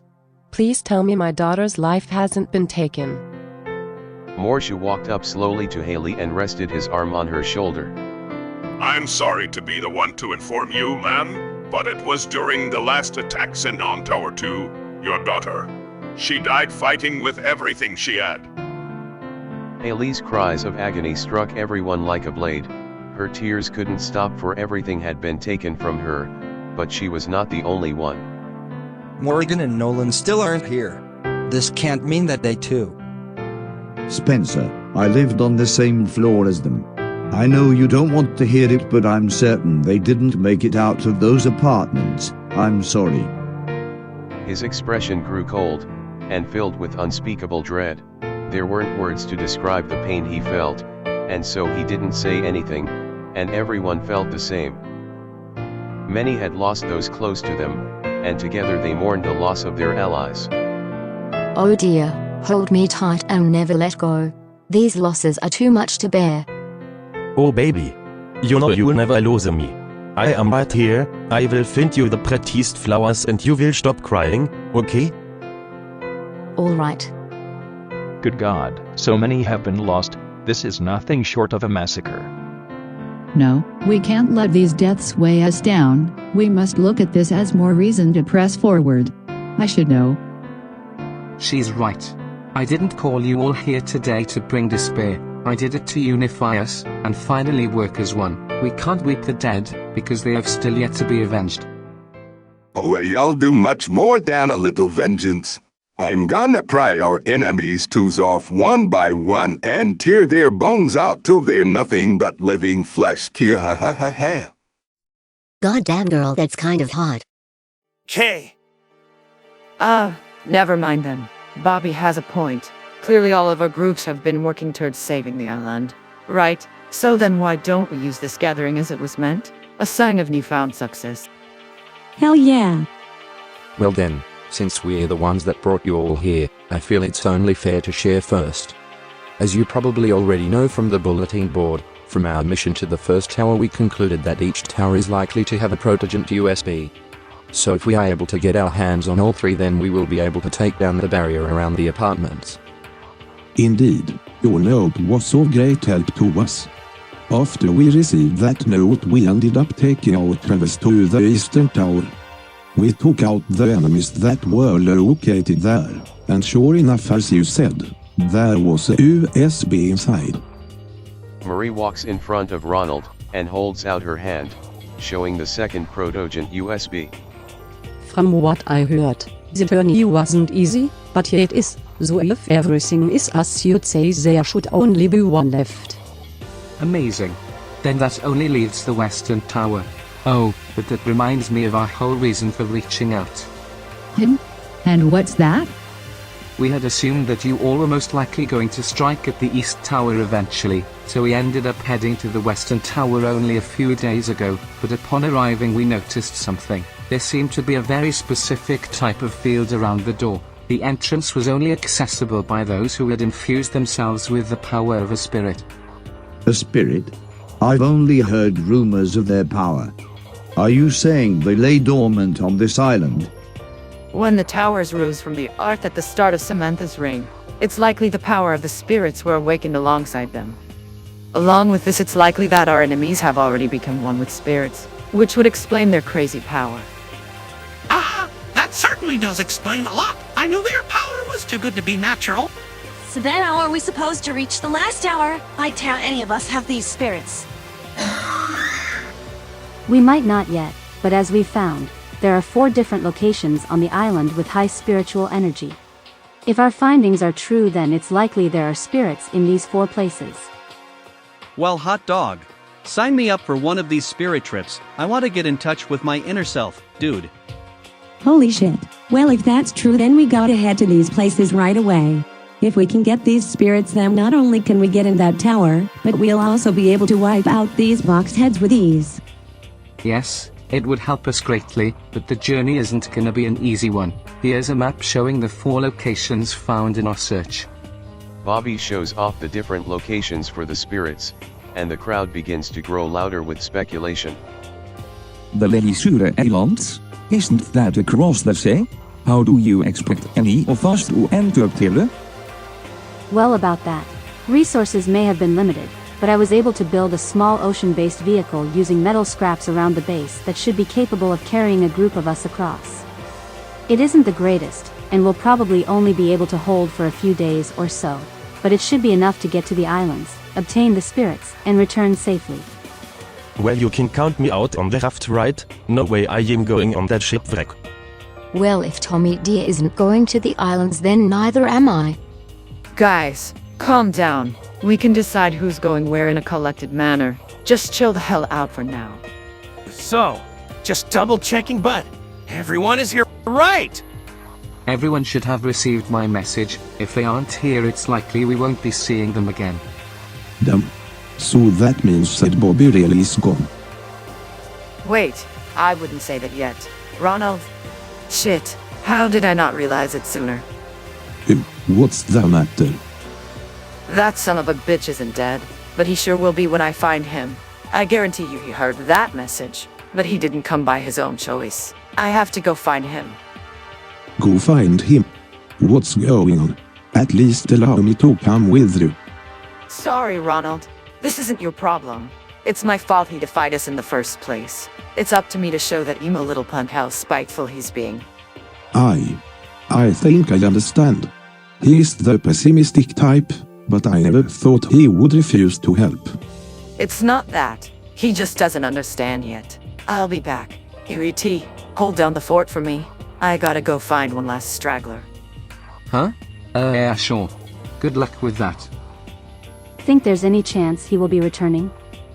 If I know a Bobby, I'd say certainly, but he definitely won't make it easy. Miku left the town square in a rush towards the island's peak. She knew Bobby was nearby and went in search of him in his absence. Damn it. I thought someone was watching me at the cliff in my search for the spirits. I could sense him there. That rotten bastard, thinking he can just leave us all behind. She arrived at the cliff once more, as she did previously. It was quiet at first, but eventually a voice appeared faintly in the shadows. So, you all really think your little group gathering is gonna be enough to save the island, huh? Bobby, I know you're there. Get the hell out here and face me like a man. Bobby stepped out from the shade of the tall tree and looked at Miku with disgust. His face was mystified in darkness, but his hatred was apparent. You really believe that this whole tower fiasco is gonna save everyone, bring all the dead back too, right? We're just gonna take down that barrier and Samantha and all her little goons will just disappear, yeah? God damn it, Bobby. What the hell is your problem? Is sitting here in the middle of now we're really gonna solve all your problems? Or is it that you've given up? Is that it? Given up? What's there to fight for, huh? Answer me that, Miss Perfection. We were damned to die the second those pillars rose out of the ground, like a fucking guillotine hanging right over our bloody heads. Is that it then? You just don't care anymore. What about Ronald? What about all those who have died fighting to save the island, huh? Are you just gonna let them die for nothing? Fuck you! This whole storybook adventure isn't going to get you anywhere but one step in the grave. At least I'm surviving out here.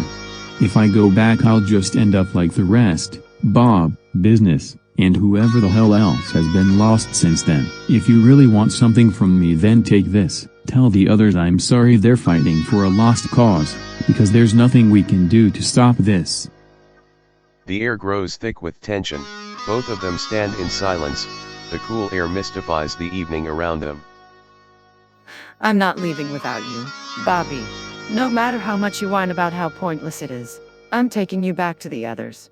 You might be too blind to see, but you and the others have talent. We can win. If I can't bring you back by asking them, fine. I'll do it by force. Talent this, potential that, I've heard it all before. You really are brain dead if you think there's any hope for you in this pointless endeavor. If you really want to see how weak you all are I'll prove it. It's not perfect, but I'd much rather die fighting for a better world than shriveling up and accepting life how it is. You know that Business and Bob felt the same. Putting words in the dead's mouths, real professional. Prepare to rot in hell, you piece of shit. The battle begins with a flash, as Bobby launches a bomb towards Miku, and in a mere moment the side of the cliff is blown to smithereens. Since their last interaction, Bobby has clearly become much stronger, as his power is on the same level as Miku's. Their advances are only counteracted by each other, neither gaining leverage. Bobby continues throwing an array of unknown explosives towards Miku, but thankfully she is able to avoid any serious damage. The fight goes on, and as time passes, Bobby begins to slow down, and Miku's lead comes in strong. She smashes her guitar into his chest, sending him sprawling back, but his will won't allow himself to fall without giving it everything possible. You've gotten much stronger, but you can't win. Give up now so I don't need to seriously hurt you. Shut the hell up. You don't understand anything, do you? I don't care how much better you think you are than me, I'll never give up to the likes of you. More explosions ring out on the cliff, chunks of debris flying in every direction. His power truly had grown, but it was reckless. His control was simply not maintainable. The fighting was seemingly coming to a close. He continued keeping up with Miku, but her occasional strikes were enough to leave him at a disadvantage. Her blows hit harder and harder as he began to stumble back. He fell to his knee. The match was decided. It's over. You know that you've lost. Now stop being stubborn. Can't you see? We really have a chance whether you believe it or not. Bobby takes a step back towards the ledge of the cliff, not looking away from Miku. She hadn't realized what was happening. That's enough. I've made up my mind. I won't work with you. It's as simple as that. If you really think there's a chance for you all, then I pray to whatever god there is that you can save this damn island, but that's simply not in my cards. I've let too many down. Bobby rustles through his pocket, pulling out another bomb. Miku puts her guitar up in defense, ready for whatever attack Bobby would make. But he simply threw it shortly behind him. Bobby, what are you doing? Stop! Give Ronald my regards. The bomb went off when hitting the ground, the earth shaking at its core. The ground beneath Bobby crumbles off the side of the ledge, bringing him and the debris off the side. He begins to fall towards the solid ground far below him. Bobby was stunned when he felt the tight grip around his hand. He slammed to the side of the cliff, and looked up into Miku's eyes.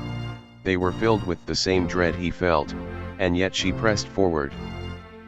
After pulling Bobby up from the ledge, they both sat, unable to speak up to each other. Both were injured from the fight, and neither could take in what had just occurred. I hate you. Why? I don't know. Night settled in, both remaining on the hill, staring up at the sky as it darkened. Neither said a word, but they didn't have to, nothing more could be said. After what could have been hours, Miku gathered herself and got to her feet. She started heading back to the base. She still said nothing to Bobby, and decided to start leaving without him. Why? Why did you save me? She didn't answer, and she didn't have to. Nothing she could say would change what had happened. As she began to fade into the distance, Bobby watched with exhausted eyes. He sat for a few more minutes, until finally standing up and following in Miku's footsteps. The night stars shined brighter than they ever had before. The group had waited long into the night for Miku's return. Some got antsy, others shrugged it off, but all turned when they finally saw her returning in the distance. Miku, you're okay. We were worried something might have happened to you, but your clothes, did you get in a fight, and where's Bobby? Stop with the questions, Christ. I'm fine. And Bobby's better off gone. No. I am guessing this isn't something that can easily be resolved. Just don't worry about it, okay? Right. Well, I guess if this is all of us, we should start deciding who goes and fights towards which spirit locations. Okay. Well, I think. But suddenly the town square grew silent as Bobby walked in from the hills, only minutes after Miku. He sat down on the side of the curb, and chose to avoid eye contact with the dozens of people staring at him. Bobby, you actually came. Thank God. I was worried that you had decided to fight on your own. It's great to have you back. Humph. Okay. Well, that's great. One more person to help our mission. Now, does anyone have a specific location they'd like to take on? I totally call dibs on going to those islands. Those places have a damn amusement park. Isn't that dope as hell? Tell me it's not just me, right? Excellent choice. Leisure Islands will be a little tricky to reach, but I'm sure a bird like you will have no problems flying overhead. Oh, me and my darling here can join the duck. A little trip to the park sounds just lovely, doesn't it, babe? Oh, of course. You're always so smart, Tommy. Should we remind them that the place is in ruin? I think it'd be best if we don't. I'll go too. If it truly is a difficult mission, then I should go to hold down the fort. As will I. The islands have always caught my eye. It'd be good to see how it has turned out with time. Okay, any final takers? Oh, come on, Tito. You can't leave a bro hanging. This trip is gonna be sick as hell. Assuming we can make it to the island in one piece. Oké, Gozie, u verzorgt me. Let's go to that island. Hell yeah, you always got it down, Dickman. Great, that leaves 3 locations left to cover. I'll start out by saying I'll lead us up the hills and towards the meadows if anyone would like to assist me. Sign me up, E.T.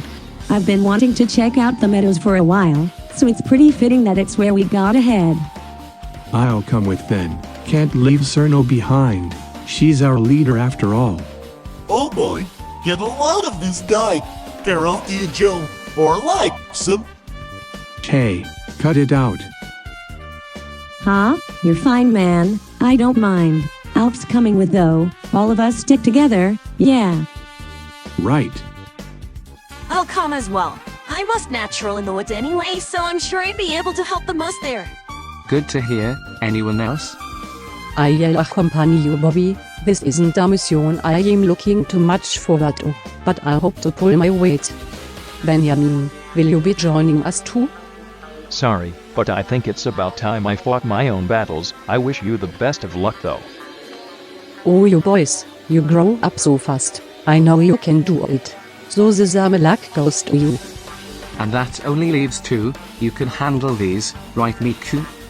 Sure, that only leaves the fountain and the apartment underground, right? The fountain, huh? Who would have guessed that there would be a secret passage underneath leading to a spirit location? It certainly has caught my attention. Min. Who knows what could be down there? Hey Bobby, it's been a while, yeah.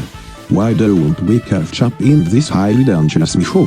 I think you should tag along. Fine. If I'm gonna have to do anything around here, it would be better to help someone tolerable. If that's the case, I'll be tagging along with you two. I'm sure us 3 could make some big progress. Are you kidding me? Hell no. No way you're tagging along too. Too late. You're gonna have to get used to me, emo boy. Besides, I think we could make a good team. Yeah right. The only thing we'll be able to work together on is getting in each other's way.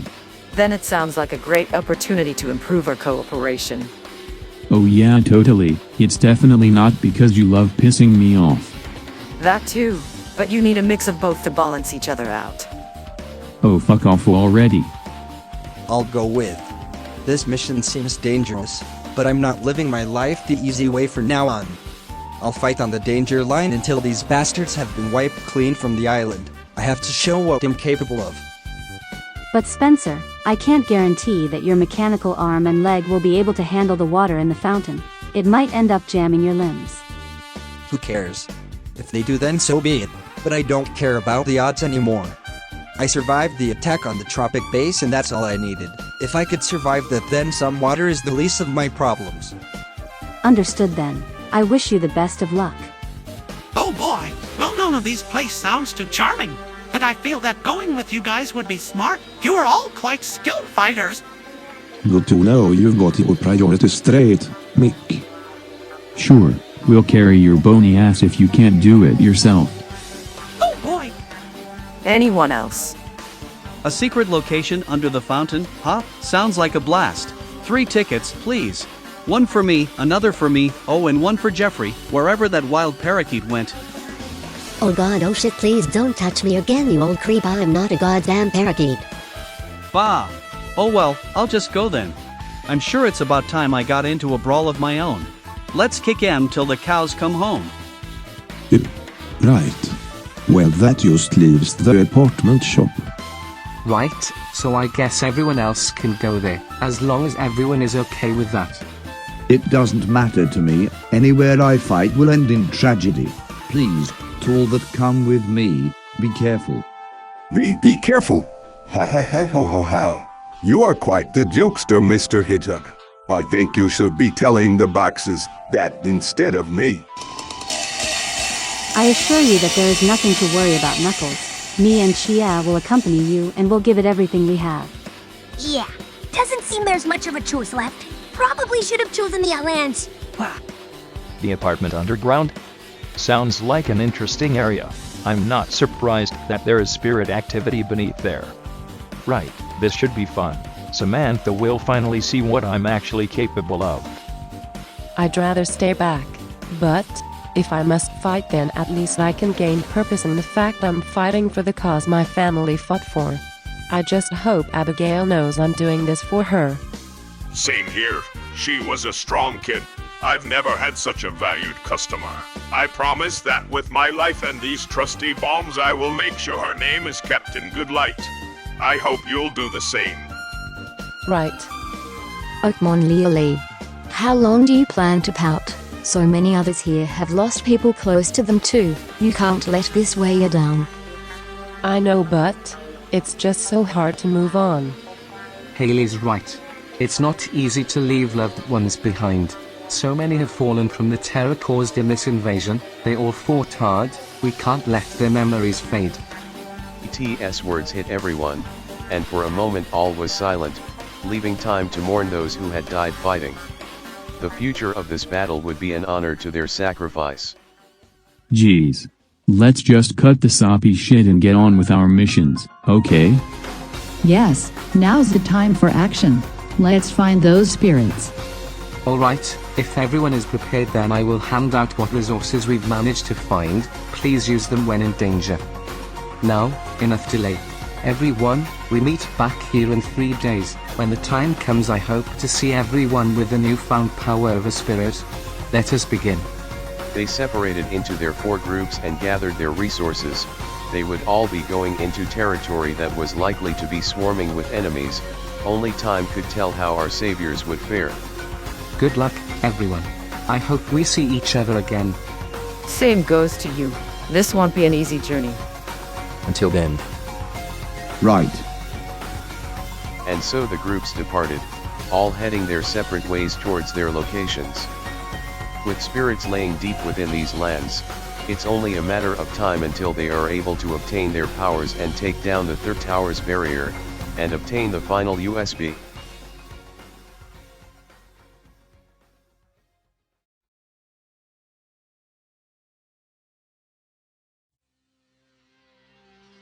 As he feared, Bobby's announcement was heard by all on the island, including Samantha herself.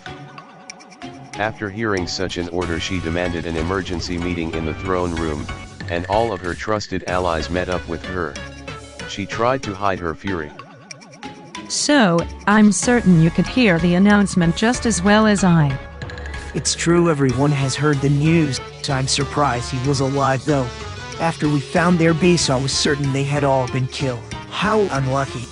However, they still lack the third USB. And without that the other 2 are worthless. Indeed, this is not what I had in mind. If my reports are correct then they've sniffed out the spirit locations too.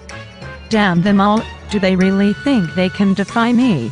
I bring a new world upon them and they try to stop it? My, how ungrateful. Yes, I can feel your hope. It shines ever so brightly. It's truly beautiful. But there's still room for more. We must reinforce despair to height they've yet to see. And such is the plan. I've brought you 3 here to go and guard the 3 spirit locations on this island. My hopes are that you all fulfill your part and kill any who get in the way of our revolution. You don't need to tell me twice. I still have some unfinished business with OG. He'll finally learn his place as the dirty fucking fraud he is. Ah yes, I wish you the best of luck with that. And you two are good, yes. I know you're still a little upset after your loss in Unity City, right Kara? It is of no concern to me now. They may have beaten me once, but I will never lose to them again. I let them get in my head, but this time I'll make sure they realize how foolish it will be to underestimate my abilities. They'll pay for what they've done to this world. Wonderful. And that only leaves you, Dio. I'm sure you can handle those meddlesome bugs. I have lied in wait for too many years to be outmatched by some vacation goers. They won't even stand a chance. Me and the world are unbeatable. I will defeat them with ease. And once this land is done, I'm sure we will ascend much higher. I have no doubt. Now, let's not waste any time. They will be mobilizing soon, and we just hate to show up after them. So get going. And don't return until all of them have been turned into mincemeat. Understood, Queen Samantha. As you wish. Yeah, whatever. Just finish your fucking pep talk already. The 3 of them disappear from the room, heading on their newfound missions to stop the allies from reaching these newfound spirit locations. And as for me, your vileness? You have done your part for now. Continue the production of the Berserker, and leave me to my chambers. There's nothing I'd rather do. Nagito then leaves amongst the others, going to his quarters. Ah, what unfortunate turn of events. Why must they try and stop a necessary change in leadership? All that defying me will do is lead to more despair. No matter how hard a group of worms try to squirm, they won't get anywhere but deeper in the mud. I will crush them all under my boot before they can even make a move. Oh, but that does remind me, I completely forgot about the 4th spirit location. Ha, you wouldn't mind getting your hands dirty, would you? Then from behind her a chilling voice reaches out. Oh my, so even in my absence you could sense I was watching. Quite impressive. Killjoy appears in front of her in a blaze of fire, bowing down upon entrance.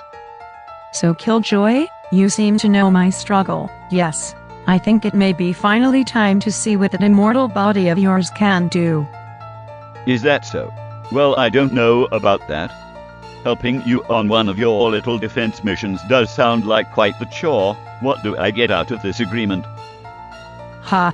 Oh please, don't try to pretend as if you aren't dying to spill some blood. I can sense it in your demeanor. Your body demands this chaos, and after so long of waiting. You are an observant one.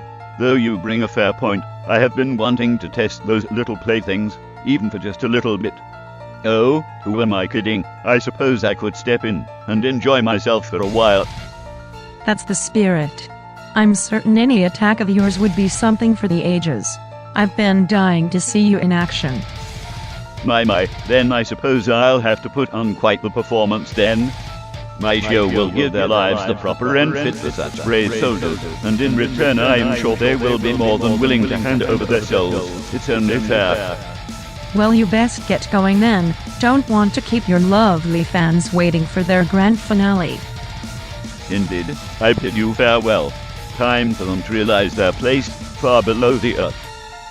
And with that, the man of flame bursts away, leaving nothing but smoke in his wake. Samantha sits alone atop her throne, bothered by the progression of the Allies, but entertained by the knowledge of soon arriving defenses. These fights will not end without bloodshed. Samantha walks down the corridor as the world falls into a true match between hope and despair, and the winner is completely undecided. Only time will tell who will prevail, and who will fall in defeat.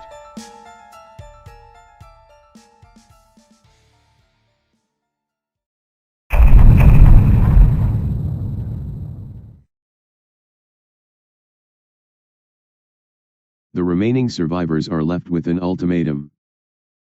Gain the power of a spirit lying dormant on the island, or die trying. The first group is EETs, which find themselves heading around the apartments and toward the meadow near its rim. The area seems to be quite spacious, which would explain its unknown spirit presence. E.T., Cerno, Saria, and Gaku lead the way through the trees, taking on the many opponents that come in their way. Also Gaku is with this group. I forgot to mention that in the last chapter, whoops. On the way they encounter new enemies such as slime knights, sword-wielding warriors that posed a much bigger threat than the standard box head. But thankfully, with their less common appearance, the group is able to take a strong charge into the depths of the meadow, and trees begin to surround them. Oh brother, so much for a meadow! This place is looking more like a forest now! Geez, I thought we were done with forests. These places give me bad vibes. Just hang on a bit longer, guys. I'm sure the spirits can't be too far from here. Keep your heads up. Kind of hard to do that when you can't see over the trees. Okay, well, keep your metaphorical heads up. I don't know, just keep fighting. Stronger enemies lie in wait as they delve deeper, leading to them needing to use their mini and mega cure on Saria and Cerno. Eventually though they reach a type of opening in the trees, and are able to rest, but not without caution. A place such as this must be protected. The spirits, I can sense their presence getting stronger. We must be nearby. You were totally right, dude. Even I can sense them. It's like they were right next to us or something. Wait. Now that you mention it. But before E.T. can finish his sentence, an electro ball is launched towards him, nearly missing his head. Well, if it isn't the extraterrestrial, I assume you guys are here for those spirits then. Sorry, but I'm afraid I can't allow that till I settle the score. Edgy Bobby ascends from a nearby tree, equipped with some fancy robotic gloves, giving off an electric spark as he lands. What the? Another Bobby? So what HeeHeeHaHoo told us was true, you really are here, and working with Samantha no less, but why? I know we've had our disputes, but why fight against us again?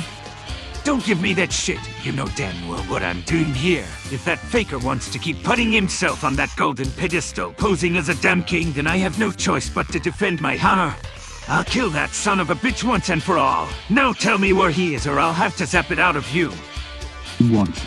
Edge, there's clearly some confusion here. Please just calm down and I can try to explain everything as best I can. There's no time for your reasoning. I've waited too long for this nonsense. Fine. Don't say I didn't warn you. And before E.T. could make another move, Edgy rushed into the scene and struck him with his gloves, sending off a shockwave into him. The battle had begun. Karate Joe, Al, and Gaku tried to hold him off, but the power of his spirit had grown, and his power was immense, allowing him to put up a good fight against the three of them. Though it was with Ed's counterattack that he was outmatched. Even with his newfound power with his electricity, there was only so much he could do. Damn it, E.T. Why do you have to resist me? I may be working for Samantha, but I have no problem with you. Just step aside and hand that shithead OG over so I can take his name for good. Edgy, don't you get it? Have you not heard? What? Heard what? OG Bobby is dead. Edgy stops in his tracks, the word stopping all of his functions. It takes a second for him to fully realize what E.T. had said. Dead? What? What do you mean he's dead? I mean he died. In one of Samantha's raids on our base, he was killed along with many others. This whole grudge you have is pointless. OG is gone. Do you understand? Edgy Bobby seemed as if he were struck in the face, the fear he had immeasurable. No! No! It can't be! How could he be dead? That bastard! How could he die? This whole time I've been trying so hard to get my revenge, to finally show him I'm better, and he's dead. Then what am I even doing? What was all my training? This stupid fucking deal with Samantha for? I promised to do so much in order for a rematch with that fraud, and he's dead. I... Just drop it, man. It's over. Over? How can it be over? I was gonna finally show that I was the original, that I could surpass him. But if he's gone, then why am I even here? Edgy, this rivalry, this hate you've bared. You never needed to feel this way. You never needed to be better than him. It doesn't matter who the original is, or the title you're given. All this conflict between you two has done is drive a line between us, and just look at what it's driven you to do. Tell me, Edgy, would you have killed him? If you two fought, would you have taken his life? Yeah, probably. Really? Sigh, probably not. I don't think I'd take it that far. Just rub dirt in his face or something. I don't know. Man, what a fucking mess. Edgy takes a seat in the woods and just relaxes. He gets weird glances from the others, but they seem relatively cool with him. I mean, he do have the fucking drip, so I understand. So then, think you can put aside this whole chaos business? You never really wanted to work with Samantha, right? Hell nah. I was only using her to get to OG. But I guess that was pointless, huh? Fuck it. I guess I could hang out with you guys. Hope you're not too upset about the whole electrocution shit I pulled. Ha ha ha. I'm okay with it, but you sure didn't hold back those punches. You hit like a truck. Thanks. Punching bag. You weren't too bad yourself, but having this spirit-enhancing bullshit certainly does help. Speaking of spirits, you wouldn't happen to know where the spirits here in the meadow are, would you? Oh yeah, about that. Edgy Bobby takes the group a little farther up the path, and what awaited them was the entrance of the island's meadow maze. Home of the first spirit location. Christ, and you're telling us that to get to the spirits we're gonna have to make it through here? Yep, we'll have to make our way through this damn labyrinth if you want those spirits. Do you know the right path? I mean, easily not great, but I might be able to help, at least somewhat. Right, then let's lead the way. Come on, Bobbies, let's finish this. Upon entering the maze, the group is brought to 3 branching paths, and decide to keep going straight, but in a short time they find themselves back at the start, as the path they took was nothing but a loop. You sure you know the way? Pretty sure we're back to the start. Hey, I said my memory was hazy. Besides, I'm the last person you should count on. Well, At least there's only one other way we can go. To the left, my valiant soldiers. Alright, battle time!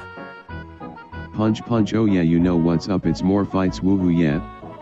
Okay, but we keep going deeper in the maze, and more branching paths pop up. Thankfully we don't get any more wrong and are able to scrape by without any extra fights. This very well might have saved our lives, as with one final turn, another battle rings out. It's getting close. This must be it. We totally go down from here, no fucking doubt. Whew! That's a relief! I'm actually getting tired. This slime nights are no joke. Wait, guard up everyone. More enemies and fast. The fight was sudden, and the numbers were more than expected, putting the group in a bad position. They made it, but not without another death to the toll. In his exhaustion, Gaku had fallen to his death, unable to make it through. The battle was won, but the loss of a fighter had left them cold. I don't know how much more we can go. Resources are low and we're down a man. If this keeps going, then we might. Wait, look, over there. Standing in front of them was a pond, glowing with such intensity that it was clear they'd made it. Upon approaching the waters, they stood and opened their souls, letting the power enter their bodies. The power of the spirits washed away their fear and filled them with newfound power, enhancing their capabilities to new heights. Their way out was a breeze, as their power was far beyond that of the common enemies. And with one group down, there were still 3 to achieve this goal, only the next would not end as bright. A dark shadow began to loom over the interior underground. Oh, Bo, so this is the place? I can already feel goosebumps. Just looking at the passage on there is freaking me out. Your fears only make you pray. Reject your worry and run in with intent. Tonight we dine on the flesh of boxes. Yeah. The can has a point. Fear will only bring us down. Let's rush in there with our heads high. It's time to fight. Getting those spirits will be a breeze for us. All so ready for combat. I'll never understand that desire, but there's no avoiding it. We must fight, and so fight we will. Let's go, everyone. And in they go. Before they know it, Benjamin, Chia, and Spinach can push ahead of the others, running forth in a dash, taking out enemies left and right, leaving the rest of the group. The place is old and chipping, the smell of decaying paint filling the room, and even a nearby sewer connecting into it. It all seemed fun at first, that was until I just ran after the group and saw them begin to struggle. She tries to defend them, and gets severely hurt in the process, and they end up wasting all their healing items, getting Aegis back in fighting condition. Ah. This little runoff of yours is incredibly dangerous. We need to head back to the others immediately. Shit, maybe you're right. We might have gotten a little over our heads. We should probably head back. My steel ears are ringing. Oh boy, more victims are quickly approaching. Wait, what? So soon? This isn't good. And in a flash, a flood of enemies poured into the underground, ambushing our allies. They tried to fight back, but it was useless. All of them were mowed down without remorse. Chia, Benjamin, and even Aegis had been killed. Knuckles, Morshu, and Haley finally make it back to the others, but by the time they do, it's already too late. All that remains are the husks of who they once were, now tarnished by the beats surrounding them. The 3 of them make quick work of the remaining enemies, but with no remaining supplies, and dwindled numbers, their options are limited. Not again. Why? Why does this keep happening? Good God, there's so much blood. How could this happen? Oh God. I think I am gonna be sick. All of them are. Certainly they aren't all. You. Damn. Spinachkin. I almost got damn. Haley. Shit. We need to pull aside and quickly. More enemies are certainly approaching. Morshu, grab Spinach gun and follow me. The 4 of them pull off into a corner of the underground. They all lay there in defeat, unsure of what to do next. Without resources they couldn't heal, and could only hope for a way to survive. Now what? What options do we have left? We can't turn back, we've made it too far in, it'd be just as dangerous as continuing. We could stay here and hope for a rescue. The group would meet up again in 3 days, right? Maybe there's a chance they'll come searching for us. No. We're on our own now. If we don't return, they'll most likely assume we're dead, and that's if we even survive that long. With how populated it is down here, I wouldn't give us long until we're discovered. So then what can we do? Are we really damned to die here? Giving up is not an option, Morshu. Not anymore. So many lives. Too many lives. All lost in this rebellion. If we were to give up now, what kind of message would it be sending to the dead? No. Now is not the time to surrender, but the time to fight stronger than ever before. We may be weakened, but our resolve isn't. We fight towards those spirits and take out any opponents that cross our paths. We may be weaker on our own, but together I have faith we can do it. I need you all to give me this, to put your faith in me. I may not seem the perfect fit for this position, but with every ounce of my life I will fight to protect you. I will not watch any more fall beside me. I will fight, and I won't give up the fight until there is nothing left that needs fighting for. It pains me that we must use violence to battle violence, but if our enemies have chosen this, then we have no choice but to raise up our arms and take back our world. Knuckles walks over to a spare pipe lying on the ground near their feet. We will win. These are the words I will echo until I can speak no more. For this is our fight, our chance at redemption. Please, give me your strength, and together we can make it out of this hell alive. Knuckles. No wonder you've become so skilled. Your words speak just as loud as your actions. Don't think I brought away here without giving it my best.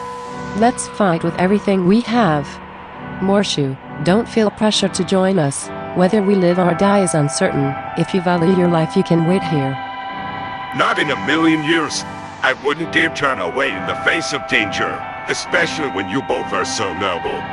I don't know how far the three of us can make it, buddy, and if Iron lives in here, I'll be satisfied knowing I went up with the best. You have nothing to fear, Morshu. Death doesn't control us.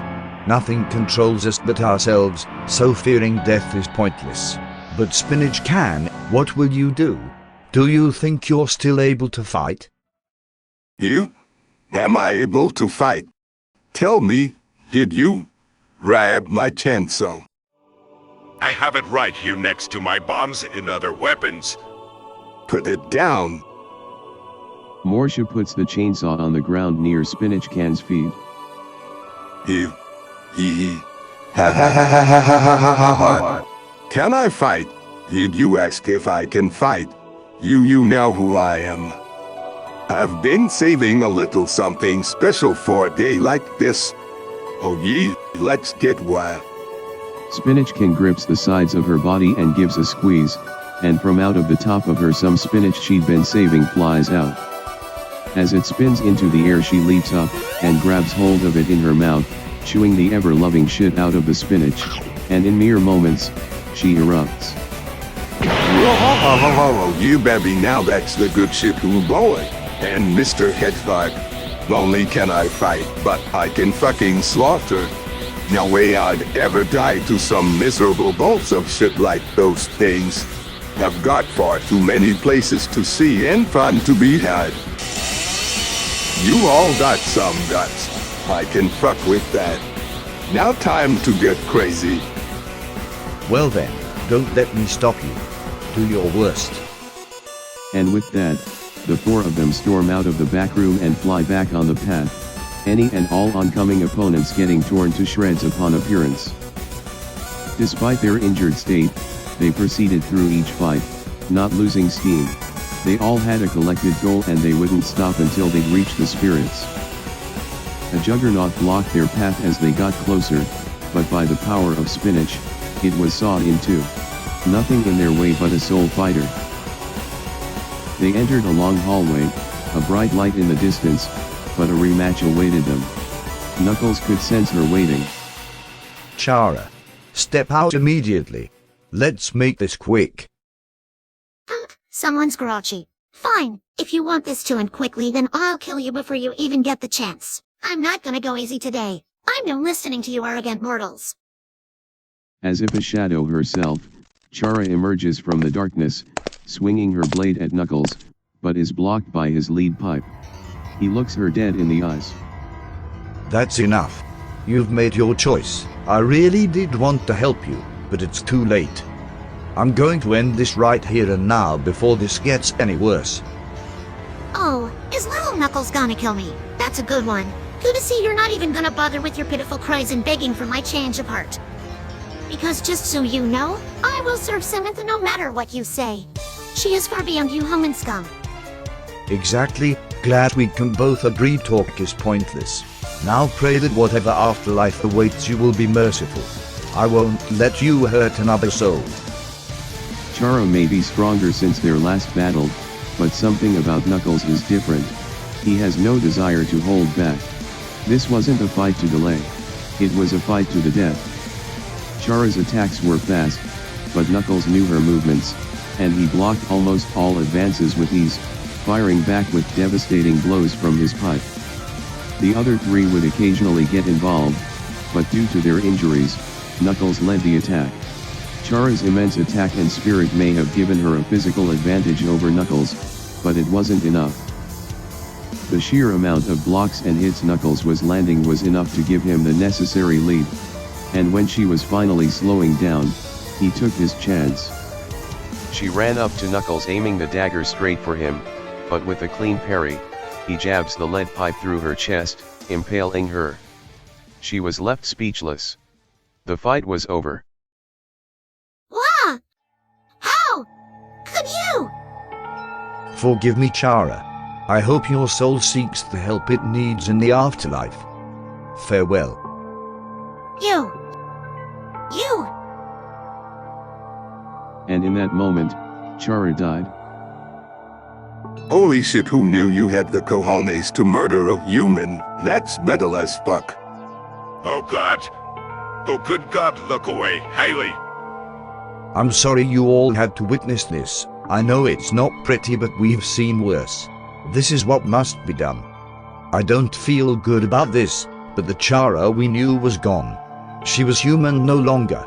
I know Cynthia's gonna be upset, but it's these sacrifices we must make to restore peace. You're right, Knuckles. It's so much. Such a change from what we know. Yes, I know. I've seen change just the same as you. Don't think I came to the island the way I am now. People change. But it's this change that we must learn to overcome. Now, we must keep moving. I can see our destination from here.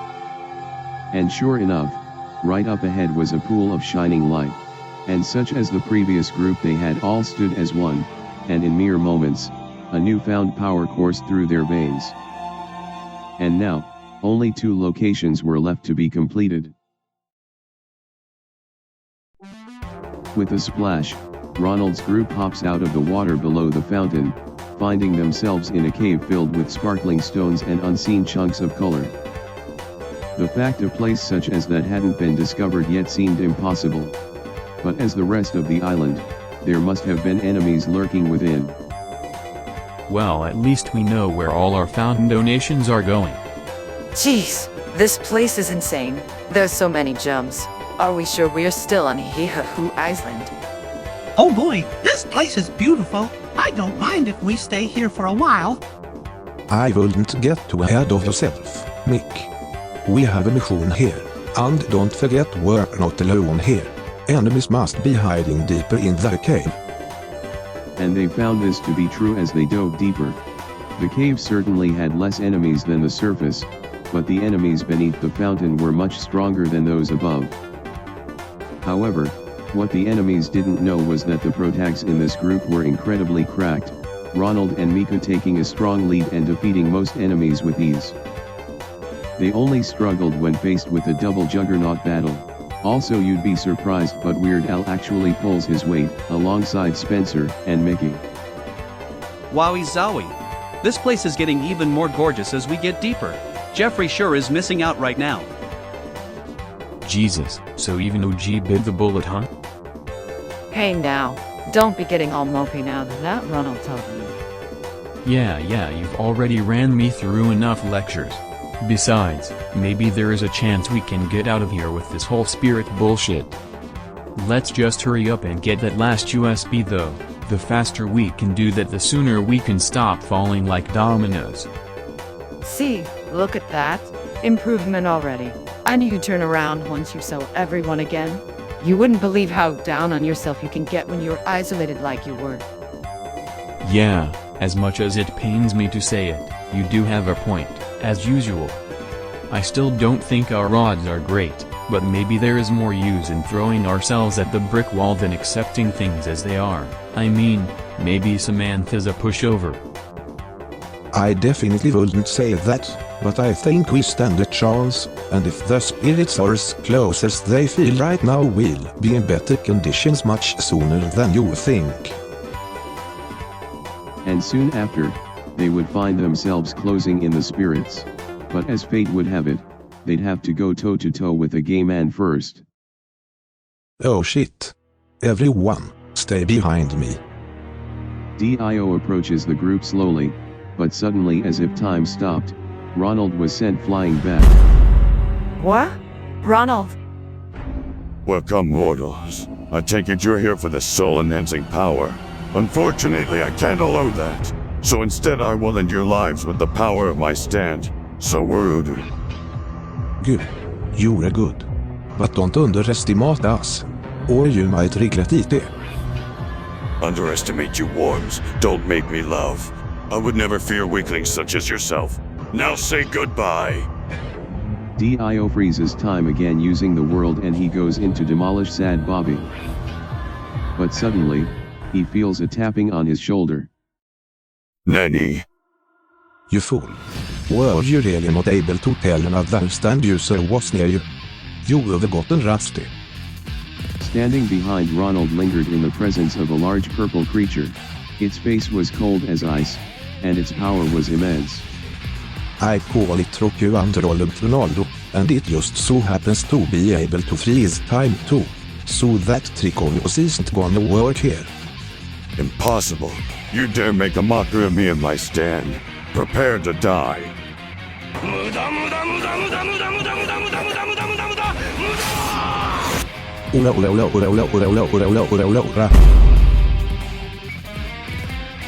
Oh, boy, it hurts. Yeah. Never mess with the power of McDonald's. The battle is intense, Ronald taking the upper hand when the world comes out, and the other going in when Dio recharges, making for an intense and power-heavy match. While Dio may have the power lead, the group rad as hell teamwork gives them the advantage, although Bobby does keep getting punched the fuck out of and Miko needs to step in and take care of him. Mommy, sorry. Mommy, sorry.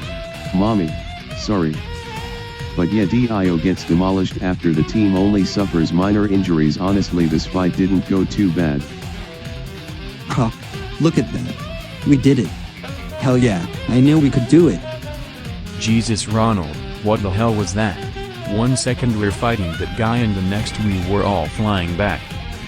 Oh yeah, sorry, forgot you guys can't see our stance. Here basically this who ghost people we summoned to fight for us. Don't think too hard about it. Anyways, I guess that dear guy was a stand user too. Good thing I was here then, or else you guys would have been without a solution. Yeah, I still have no idea what you're talking about, but as long as you can continue to pummel our opponents, it's all fine by me. Well, looks like that's done with. Now then, let's go get those spirits. We're almost within reach. Yeah, you know the drill. There's a funny pond that gives them spirits. It's like the other two locations. And now with the newfound power of spirits, these very powerful fighters have gotten even better. Only time can tell what they're capable of now. And then there was one, this being Emo Mex's group and their sail out to Leisure Islands. Their trip was not the smoothest, but they seemed to be making it there in one piece. 63 bottles of Pepsi on the wall, 63 bottles of Pepsi. Take one down, pass it around. 62 bottles of Pepsi on the wall. Rosie, run out of Pepsi and here we go. You can stop singing. Hell no. Pepsi is to be honored. If I stop singing, I'll be smitten down by the Pepsi gods. Now, join in or suffer the Pepsi wrath. Thank God we're almost there. Once we arrive, I'm definitely gonna need a moment to myself. Being so close to you all has me at my wit's end. Oh Max sweetie, I don't see what you're complaining about. I haven't been able to spend this much time with my dear in a long time. Oh well darling, you have me in a trance, and I can't seem to snap out. Oh Tommy, you tease. Okay, maybe more than a moment. At last they finally arrive on the Island of Dreams, the Leisure Islands. Known for their beauty and fun, oh wait, it's mostly burned to the ground. Bruh. Only a few things stood, as it seems most of the island had been completely ruined since the beginning of Samantha's reign.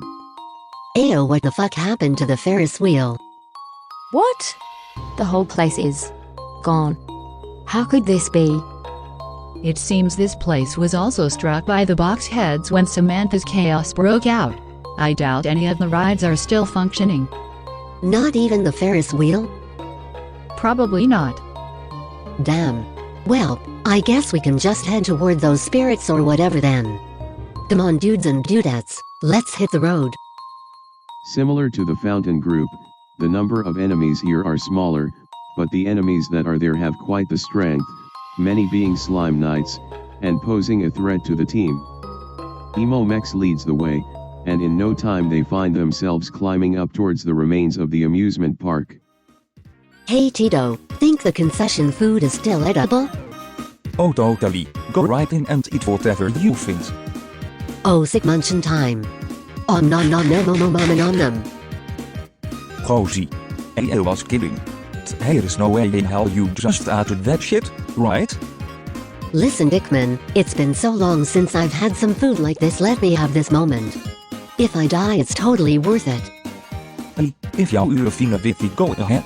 It's your funeral. Tommy dear, we gotta take pictures by the photo stand-in.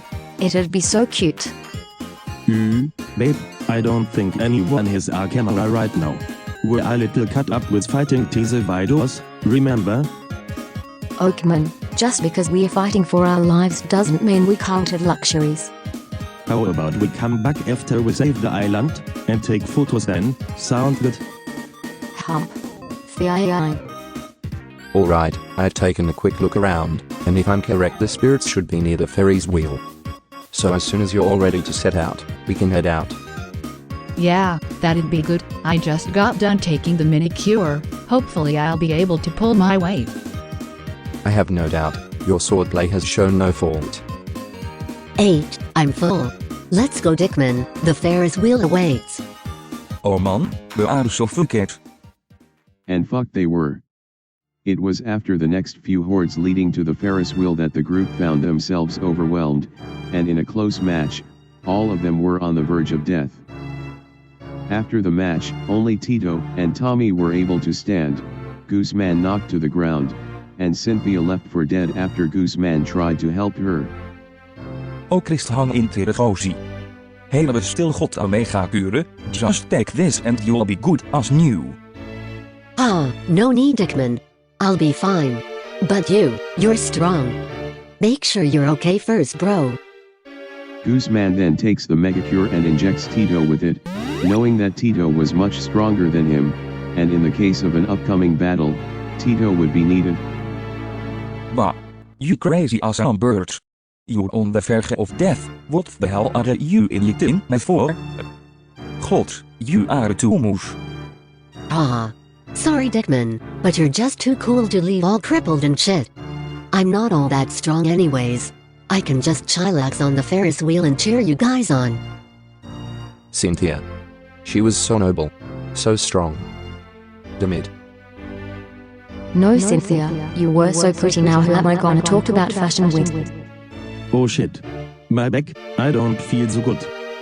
Oh Tommy dear, it's gonna be okay. You just sit and I'll make sure you feel better, alright? It took a while, but the team was finally able to gather themselves once more, and once again they set back on their path. but only for a short while, as they were quickly approaching their destination. But you would never guess what happened next. Snow was lighting falling overhead, but upon coming closer to the surface it was melting. It was as if there was something in the way. Something ignited it. God, what's with this snow? This never happens out here. And it's only getting colder. Maybe it's got something to do with this island. HeeHeeHaHoo Island is quite mysterious, is it not? I suppose. I'm cold. Hold me for warmth now. Haha, okay, well, darling. Wait, what the hell is happening over there? In front of them a small dark flame lay on the ground, all snow near it melting instantly. But it was no mere flame, as they were to find out. In the coldest nights I enter, in the deepest darkness I hide. For it's only when your mind is numb that I can take what's mine. Your souls, they're afraid, but not to fear. Open your mind and give yourself to me. What the hell are you? Show yourself. Show myself, but I already stand before you. The flame in front of them begins to morph, the fire spreading up, and only then do they see the demon in its real form. Greetings. You may call me Killjoy, Dr. Killjoy. I have been watching you for quite some time, and let me say, I'm very impressed. All of you are so willing to risk your lives. You'll all be deemed heroes if you succeed here. But on the other hand, no one will remember you if you fail. You'll all rot away on this island, lost to time. Stop it.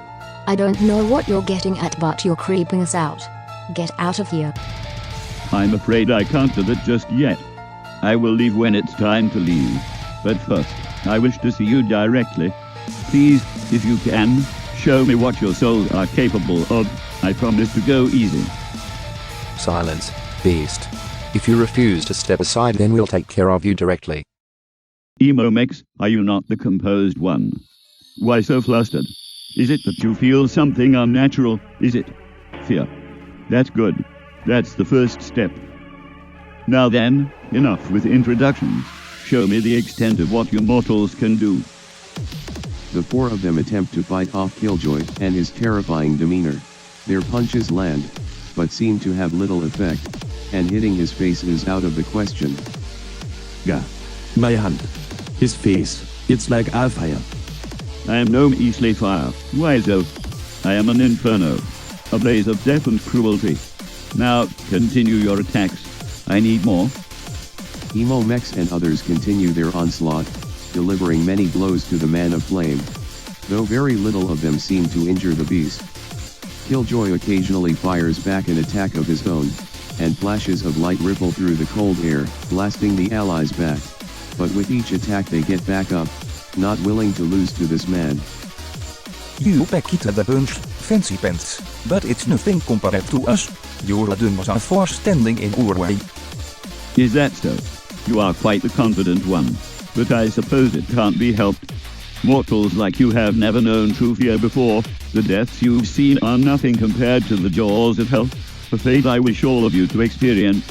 I am not a spiteful man. I simply wish to see suffering. After all, it's with suffering that people break, and with a broken mind comes an open soul, ready for the taking. Just shut it already. And I'm not gonna listen to your bad girl shit anymore. If you insist, let's just wrap this up, shall we? I'm curious to see how far you can go in your current state. As the fight nears its end, Killjoy begins firing more aggressive attacks, all the allies being brought down. But Emomex and Tito hang in strong, not backing down until the end. And it's after Tito lands another good hit onto Killjoy, that the madman is forced to take a step back. Not a bad shot. If you had any real powers you might have actually done some damage. How fun. Alright, I've seen enough. You've all proved to be up to par, some more than others, but because of your performance I will spare your lives. For now, take your spirits, and next time we fight, we may actually have a proper duel. But until then, I hope you will remember me. In the darkest of your minds, I hope you see my face, and when you finally feel confident, I'll be back to strip that confidence away. Farewell. Wait. Stop immediately. Sorry, but there's places I must be. But to you, Goose Man, don't think avoiding me will do any good. I can smell your fear more than the others. Tito won't be around to protect you forever. It's when you're all alone that we'll meet again, and your fear will be mine. Ha ha ha. And in a blast of light he was gone. But not forgotten. For he had left a lasting impression on all of them. He didn't mean all that, right? No, Rosie, he's just some loony. You have nothing to worry about. I want to get out of here. Yeah. Let's just get the spirits and get the fuck out. And with that, the survivors banded together and made to the spirits, which were shortly behind the Ferris wheel as they thought. It wasn't pretty, but they made it. And with that, all the groups have succeeded. Now all that was left was to regroup for the last time. The third tower was now a possibility.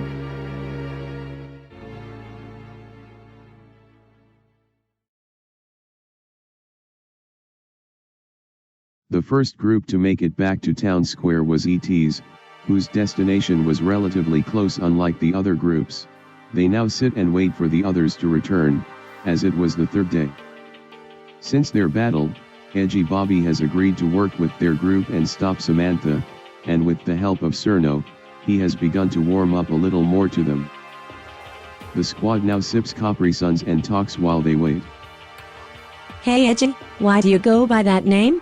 You do realize you can go with something else, right? You know, so people aren't always calling you Edgy. Not exactly a compliment. Huh. What do you mean? Well, like, ET just makes sense, and it's not really confusing. But why do you and Sad Bobby keep your names like that? Well, I mean, I don't know. People just started calling me that when all us Bobbies united, and it's stuck ever since. Besides, if I don't, the names get all confusing, especially since there's multiple Bobbies here. Okay, but like, then why be named Bobby at all? I think if you wanted to, you should be able to have whatever name you want. You can still be a Bobby and have a different name, you know? I guess I never thought about it that way. Damn, you really think I can do that? Totally, man. Here, I can help you think of a name if you need help. It'll help you stand out more, I think. Fuck, you'd really do that. But why? Why waste your time on a fucking nobody like me? What have I done to deserve this, huh? I can't do shit, you know? What? Man, you're cool as hell. What do you mean you don't deserve this? Sure, you didn't one-up OG or whatever, but does that really matter? I think you've been way too focused on being the best Bobby and not the best you. She's got a point, you know. Why are you focusing so hard on being a Bobby? It's not like there's some defined lines you gotta fall in. You're still your own person. Damn. Goddamn, you're right. Jesus Christ, what have I been doing? Why do I care so much? It's not like I'm defined by this gin or whatever. Being a Bobby doesn't mean shit if I'm not me first. Hell yeah. See, that's what I'm talking about. Will you look at that? Stronger and cooler than Joe. You really gotta step up your game over there. Hey, what the hell is that supposed to mean, you little freak? He's even angrier than Edgy. Sorry if I'm butting in, but I think Cherno's got a great point. I know we all share this Bobby ability, but you shouldn't feel it means you have to be like a Bobby. You're still you, and if you want to branch away you should go for it. You know what? Fuck it. Maybe I will. Tessus, you guys. You're lifesavers. How didn't I think of this sooner? But yeah, thanks again. I'll definitely get back to you on that new name shit. I'll think long and hard about it. You can keep calling me Edgy for now. I don't really give a fuck. But you'll all be the first to know when the new me is ready. Holy shit, this feels great. No problem, man. It's the least we can do for a friend like you. Yeah, just don't pick Joe. I need to at least be the best Joe here, okay? Yeah, no worries. Besides, you're not too bad yourself, punching bag.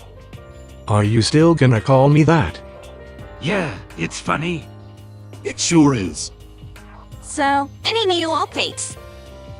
Not that I can tell. I am getting worried about the other groups.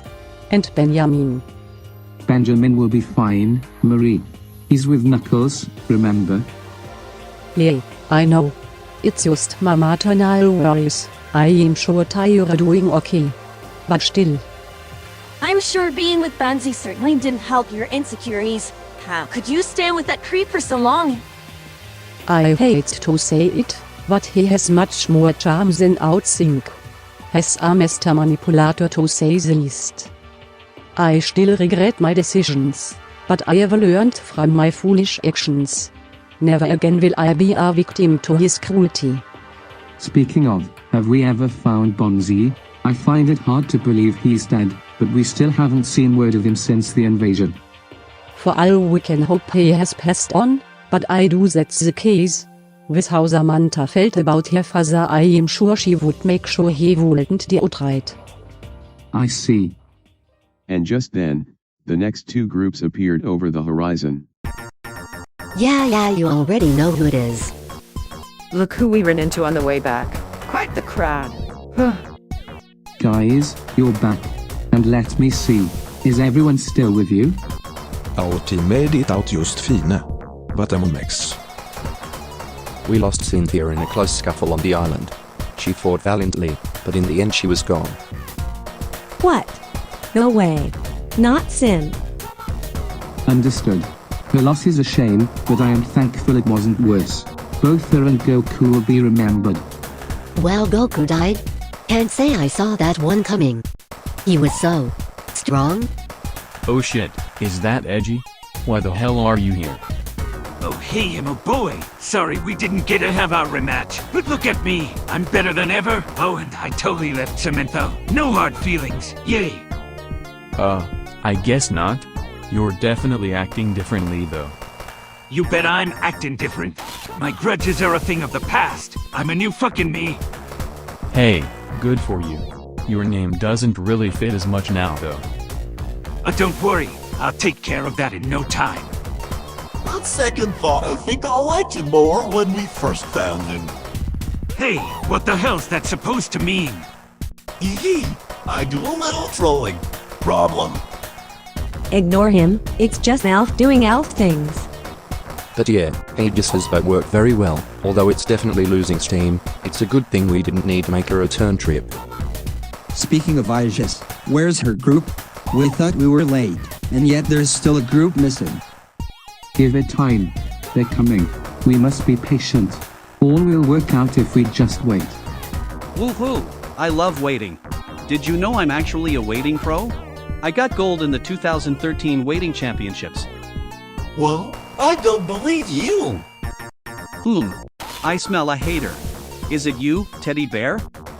Teddy Bear? Now you've done it, freakazoid. And so the group waited, and after a mind-aching insult battle from Weird Al and Alf, all seemed eerily quiet. Too quiet. Hours go by until over the horizon of the fourth day's sun comes a group of four, coated in blood and grim faces to warn them of the tragedy they had seen. Oh good, Knuckles. All four of you. What happened? If you had to take a guess, what do you think happened? It can't be. I told you all. It follows me. Tragedy. No. Benjamin? Dead. Same with IJSMG. The fact any of us stand before you today is a miracle. Fuck. What the hell happened? Does it matter? Knowing how they were mauled to bits gonna make you feel any better? Holy shit, your questions make me so tired. Z. That's me sleeping by your repetitive noises. Z. Spinach, now's not the time. Chi and Benjamin were eager to fight, and rushed ahead with Spinach can. It's their arrogance that got the best of them. And Aegis's death was due to her running in to stay by their side. I'm sorry we couldn't help, but it's the truth. I refuse to believe it. How could you? It was her. That's the enemy is to blame. My son was strong. It can't be easy. You old fucking hag. don't go blaming your weakest and stiff on me. You've been very well behaved by not killing any of you meatbags. You should be thanking me. Besides, if I weren't there, these three would be alive to say thanks. Spinach can. Thank you. You little bitch. How dare you? Bickering broke out about the nefarious Spinach can and whether she is a threat to the group. Yeah, I'm all for Xing off the food can. Probably for the best if we just get rid of her. Say wait. Hello, she's red. You were all just haters. She is kinda hot IDK, guys. Silence. For Christ's sake, be quiet. Is this how you treat your allies, blaming them for everything? Just shut up and listen. And in the blink of an eye the town square went white as a ghost. Sorry for raising my voice, but come now. What do we get out of this pointless arguing? Never have we had a need to turn against each other. We all have the same goal, no. We've all made it this far for a reason, and it's not because of senseless disagreements and finger-pointing, it was with unity. Now, if I may state what had occurred. Knuckles explains the tragedy they had to experience, and their resurgence, along with the death of Chara. Knuckles. Oh my god. That's a lot to take in. So then Hara is gone too. I know since you really believed in her. But if it is as you say, then it seems she was beyond saving. How tragic.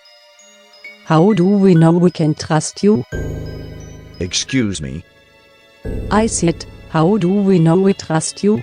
This whole time, you've been telling us about your survival story, and how you were very willing to kill, so how do we know you didn't kill the others?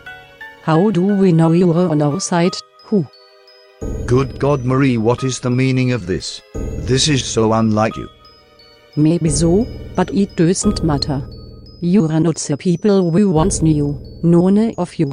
You could all be stone cold killers for all we know. You already know I am a stone cold killer. What are you getting at? Stop, Marie. Please. You're only making this worse. I understand your pain. You are crying this way because of Benjamin, and I don't blame you. 4 days I didn't eat, I didn't talk, and I didn't believe. I didn't believe we could win. I thought it was all over. But it's then I realized what good does it do losing hope over the dead?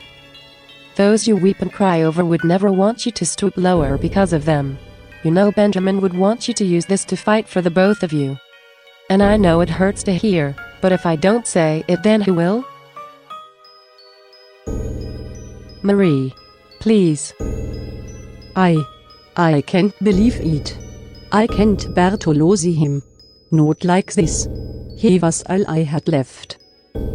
Haley walks over and hugs Marie, consoling her as she cries over the death of her son. All that remained was her daughter, who was actively trying to kill them all.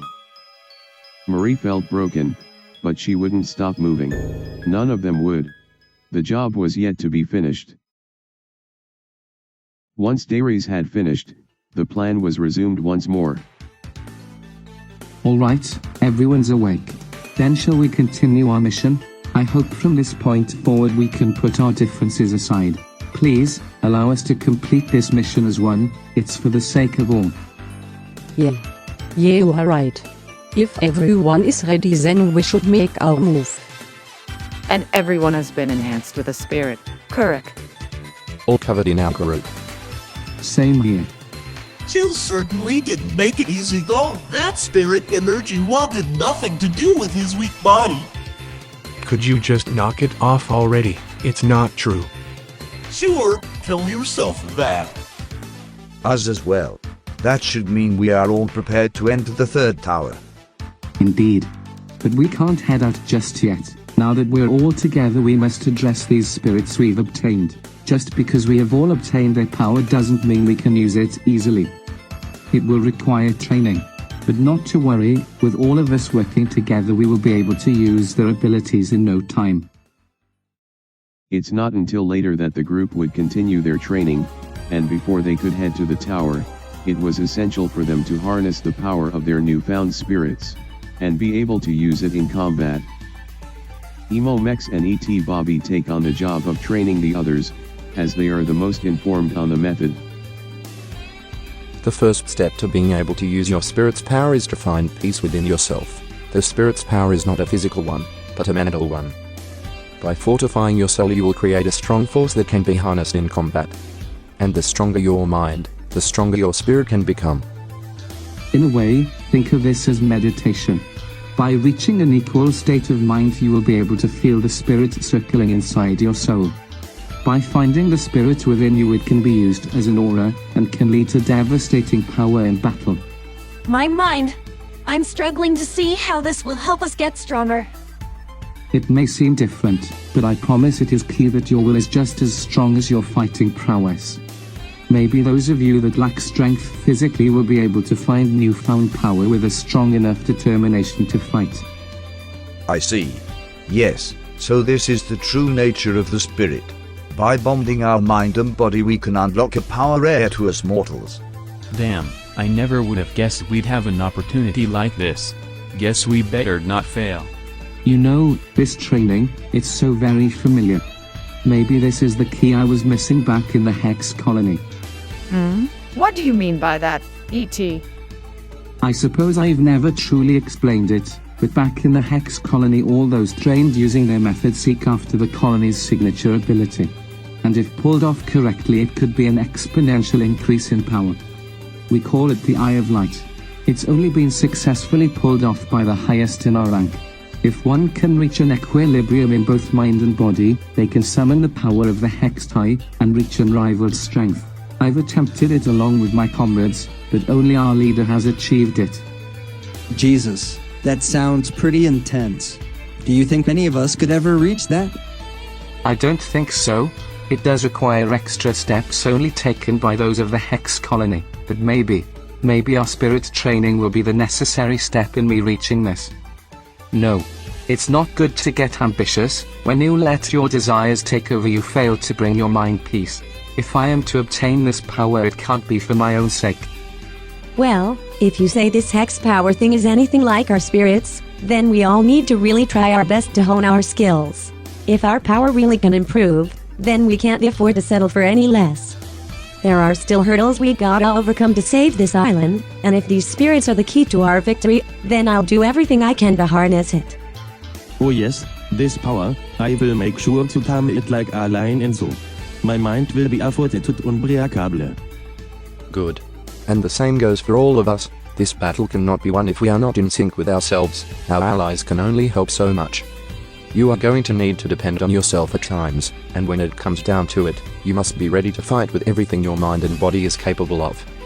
Now, may you be able to find your peace. Mental training? Yeah, sure man, we'll see how well that goes. Mongozi, you must free this energy. I don't understand it either, but if we will really be able to fight against that flaming bastard with it, we got to give it a shot. Yeah, I guess. Alright, fine, let's rock. Mentally, I guess. And so they rocked out. Mentally, I guess. Okay, it's not really easy to show mental training, but just imagine that it looked totally awesome. Some caught on faster than others, but in the end all were able to gather at least some control over their spirit energy.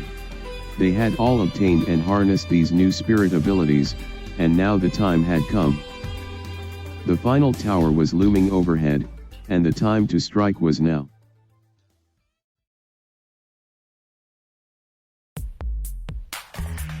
So how certain are we that this train is up to par? We rode this train to the third tower before we had spirits, so I'd say it's pretty secure. And if we could make it there without spirits, I'm sure we can with spirits. Okay, cool. Just want to be safe. I'm starting to have trust issues after all this nonsense. Man, only one tower left. It almost doesn't sound true. We really are close, huh? Certainly, that's why it's important that we continue giving it our all. Now, all aboard. Let's get this train moving. And with the flick of the lever, the train was off, everyone heading at high speeds towards the third and final tower. Certainly there would be no issues making it there, just like last time. Now of course something went wrong. It's the fucking Koa Saga, not the peaceful train ride saga, stupid. Now check it, just as everyone is relaxing and preparing for the tower, something crashes into the back of the train, and get this, it's another train packed to the brim with enemies. Got any fives? No. Yeah. Ha, hand them over, Joe. Man, I swear I always lose at cards. Have you considered getting good? I'm just gonna start crying every time you open your mouth, you little wet rat-looking creature. Wow. Well, look guys, I'm karate-san. I can't win card games. Sir, no, please let me beat him up. Okay guys, no fighting. But seriously Alf, you don't gotta burn him so hard, he's trying his best. See, even Cerno knows. Wait, doing my best? What's that mean? They all giggle at Joe and his really sad existence. But then they hear a crash nearby. Him? Did you guys hear something? I sounded like something hit the train. Shit, this could be bad. Oh geez, please don't tell me it's enemies. And from down the hall they hear a scream. It's enemies and alive them. Prepare yourselves. God damn it. What the hell? I thought this was a safe ride. What's going on? They go outside their cart and see at the end of the train dozens upon dozens of enemies storming onto the ride, all coming from their own train, which still seems to be spewing out machines. Many of the remaining machines had gathered to make a final attack before they could reach the third tower. Everyone has no choice but to put up their arms, and with the severe number of opponents, they are forced to work in smaller groups each, a batch of opponents being taken on by at most 3 allies. Val, darling, stay by my side, we will fight as one. Oh Tommy, there's so many. I don't know if we can win. Just fight. I promise you my love that will make it out. Ronald, Al, stay with me. We can take them together. Right. We can't back down. What's up? I was totally zonking out, but if we gotta fight again, then I'll give it a good swing. Oh shit, Mickey's surrounded. Edgy, Joe, you two fight together. I know you can do it without me.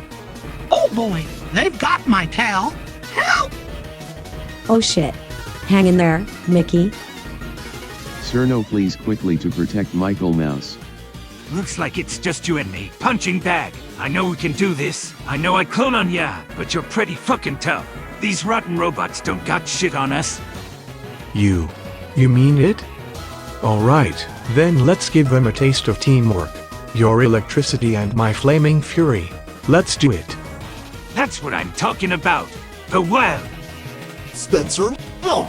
O valiant fighter, protect me. Oh Jesus, Alf, get out of the way. Yeah, I got you, man. But you better fight too. I can't carry this fight alone. Oh, not to worry. I got enough willpower to take the box, let alone some boxes. Yeah, enough funny comic relief and more fighting. Yes, sir. Ma'am, whichever feels right. Just fight. Out of the way, bomb dealer. We got some new friends joining. Let's give them a warm welcome. I will never understand you, but if you plan on fighting with me, I have no complaints. Your power is more than enough to keep us afloat. Oh, you already know. Now don't leave me hanging. More weapons, stat. You deal like dice. Ha ha ha ha. Bobby, cover behind me. We can do this together. I know it. Don't worry a hair off your head. These foot soldiers don't stand a chance. Let's show them just how much we've grown. They're surrounding us, Marine. I know we've had our differences, but allow me to battle with you. Right, and Knuckles, please forgive me for my accusations. I was emotional, but I understand now. I just hope you will assist me in this fight. There's nothing I'd rather do. Now, put up your arms. Don't let a single one get away. Haley, Saria, cover me. We can't let any more of them enter the train. We cut them off at the source. Right? We won't let you down. They may have numbers, but we have skill. Let's finish this. And as the battle dragged on, each group was seeming to be taking the advantage, with either moderate or minor injuries. That is, except for one group, As for Gooseman and Tito, their battle was nearing life and death, with Gooseman's end closing in. He was going to die. Fuck. Prozie. Hang on. Gooseman was on the floor, unable to move. As Tito finished off the remaining opponents, he quickly realized his friend was going to die if he was unable to make a move quickly. It's here he remembered the final megacure that Edgy had brought onto the train in case of emergencies. Oh shit.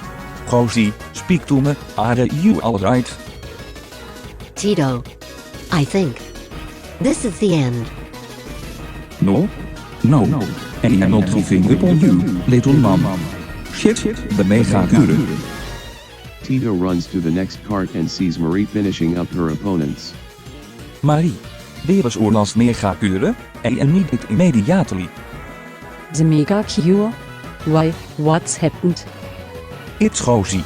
But there is no time for this shit. Where is it? It's in the next card, but it's inside, and the inside is still infested. There's no way you'll make it. Shit. Well too bad. If I say I can make it, then I can make it. I can't give up on him yet. That little bastard helped me, and I promise I'll return the favor. Before Marie can stop him, Tito runs past, making a mad sprint inside the train cart, and sure enough, there is a group of enemies surrounding the cure. Tito is injured, but that won't stop him from fighting. Even if it means putting his life on the line, he would fight for Gooseman. It was the closest fight yet, only one machine remaining, and each barely standing, but with one final punch the battle was decided. Both Tito and the boxhead had delivered a devastating punch, one killing the boxhead, and the other sealing Tito's fate. His innards were mashed, internal bleeding had begun, and he likely only had a few minutes. But in his final moments he obtained the megacure and stumbled out back to Gooseman. Gooseman saw this in Tito's eyes as he returned, and was instantly struck with grief. Tito. You're hurt. Bad. Ha. It is okay. Rosie. It will be over soon. Ha. Just take this, okay? Tito holds out the cure. No. If you use that on me, you'll. Nah. Oh good little mom. Think of this as my thanks. For healing me at the eilands. And for being my friend. Even when I saw some fucking shit. And even when I was silent. You were there for me. I couldn't have asked for a better friend. Against Gooseman's desire, the megacure was injected into him, sealing Tito's fate. Oh come on Dickman. You can't leave me. I need you. I am so weak. It's not fair that I should live and not you. Please. Take it, stronger. No one is stopping you from being the best youth here is. I believe in you. Rosie. Stay. Easy. Old friends. No. Tito. Tito had slumped over onto the floor of the train cart. He was gone. Gooseman was unable to move for a few minutes. Finally the megacure kicked in, and the second he could he dove for Tito and held him in his wings, refusing to let go. Gooseman had never shed tears like he had until that day, never had he known what real friendship was like, and now his friend was dead in his grasp.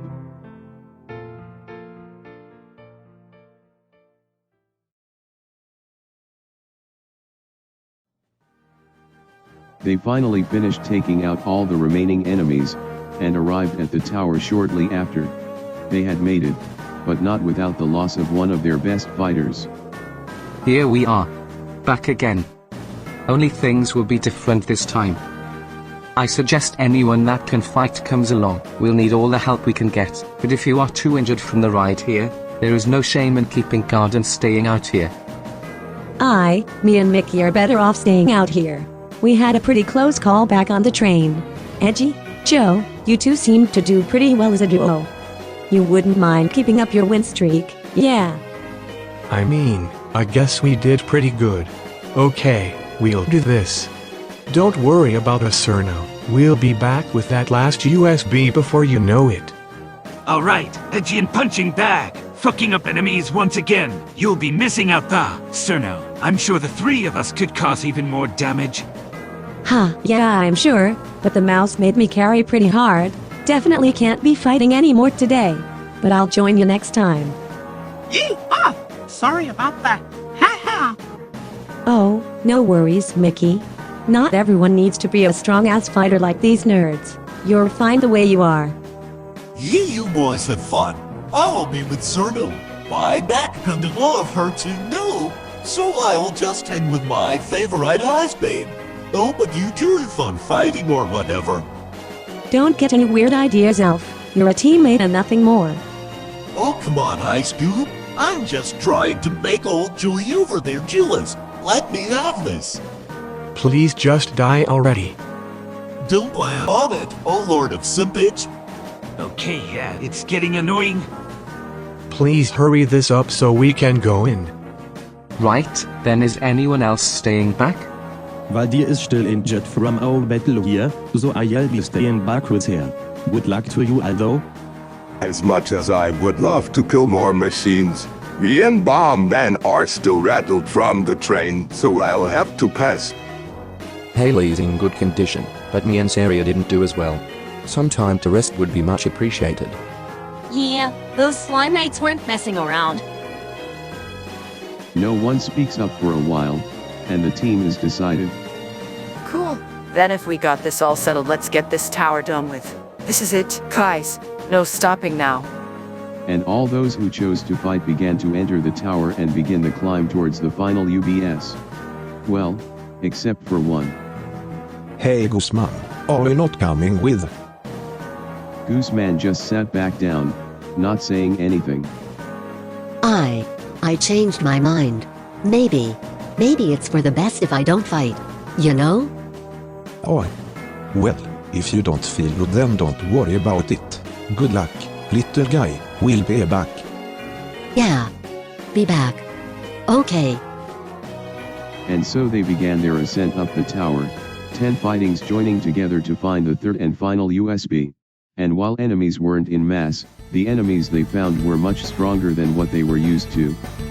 Circus gyms began to come at them from every direction, their attacks similar to box heads, but gyms were no ordinary foot soldiers, they also had the power of spirits.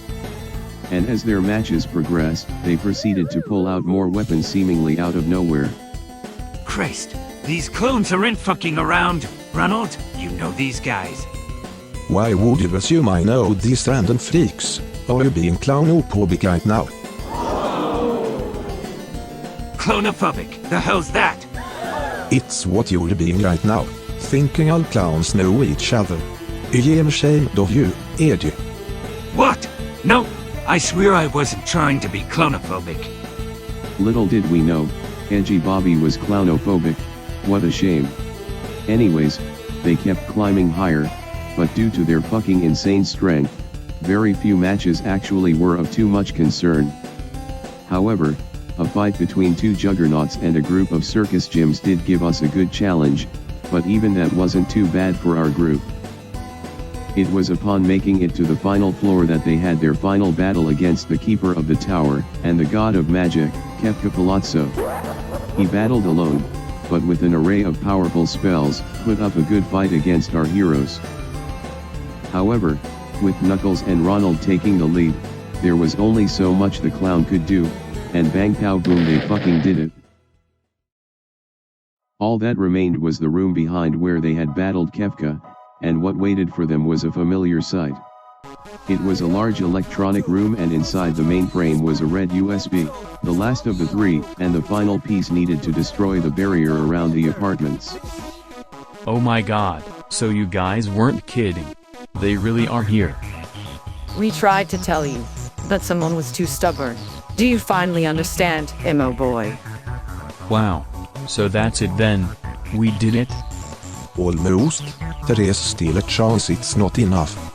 But, I think Opelmiku over here might have just saved the island. Sad Bobby looks at Miku, and it was at that moment that he realized why he said what he did at the cliff. Well then, let's head out. Don't want to keep the others waiting. Woohoo! We fucking did it! I'm so proud of us all! We fucking won! Hey man, chill out. It's not that crazy. Not that crazy. We just fucked up a killer clone with like demon magic. We're fucking awesome. This calls for a celebration.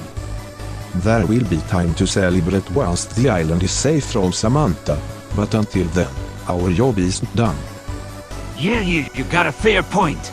Way to kill my excitement. You know, for a clown you really aren't that funny. I get that a lot. You wouldn't believe how many children have tried looking at my face. It's honestly a little upsetting. Oh damn, sorry Ronald. Didn't mean to bring up any bad memories. No, it's okay. You'll get used to your clownophobia with time. Oh goddammit, not this again! After everyone had a chuckle about Edgy Bobby's continued clownophobia, they made their way back to the group. There was only one place left to go. The barrier was soon to fall.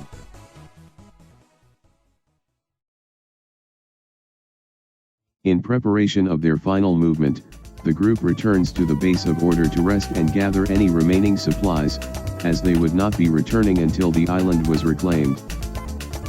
They now wait for ET's clear to go, and grow anxious with the ever-nearing attack on the apartments.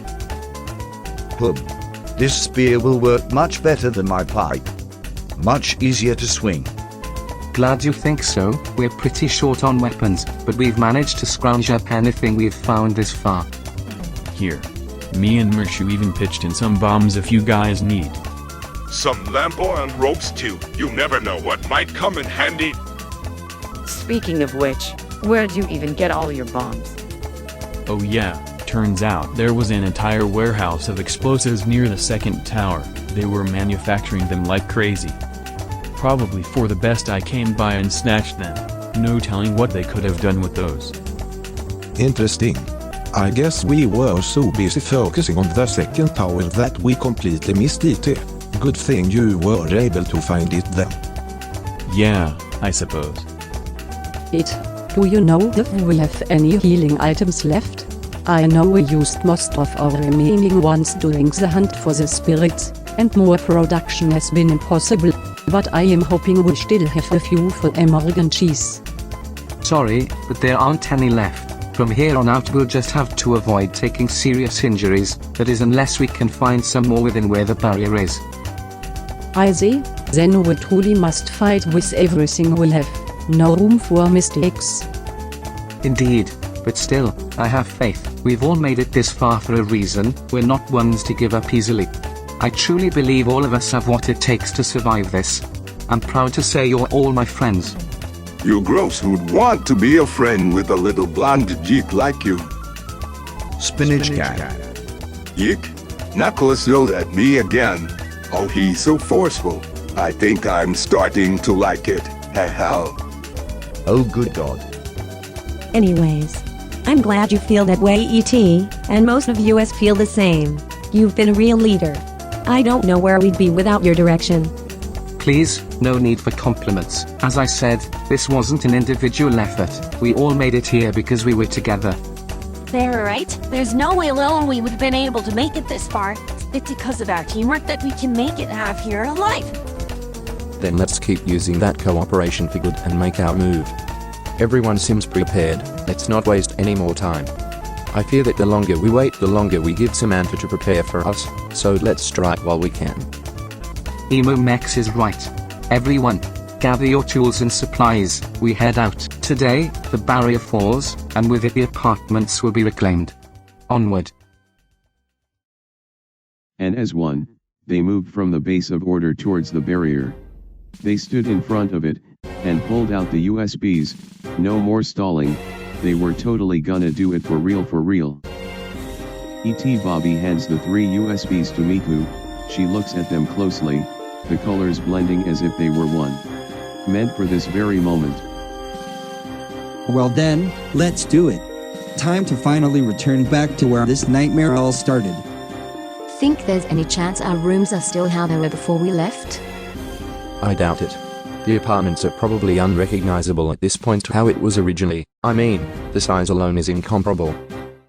Yeah, I guess you're right. Well then, any last sentiments? No one seemed too eager to speak up, a strange nervous feeling in everyone's stomach. Except one. I know I've talked big game and tried to play it like I'm some cool dude who's not afraid of anything, but I'm terrified. I'm so fucking scared right now. That killjoy bastard got to me really bad. And Tito. No more. I'm not sitting back anymore. Not again. I might be afraid, but this fear is temporary. My mind, my thoughts, my soul. That shit's never going away, not on my watch. Tito isn't dying for nothing. I don't care what it takes, or who I gotta fuck up, I'm not letting his name go out without a flashy-ass fireworks show. I'm gonna make sure everyone remembers Tito Dick as a fighter he was. So there, I'm not gonna hide anymore. I gotta stand up in his place. The Dickman lives on, and it doesn't matter what kind of flashy computer magic that bitch up in the apartments has. I'll take her out myself. Her and Killjoy. I don't think you know how proud he'd be to hear those words, Gooseman. Please, call me Goosey. All my cool-ass friends do. Right, Goosey. It's been about a month since they passed. But I still think about them every day.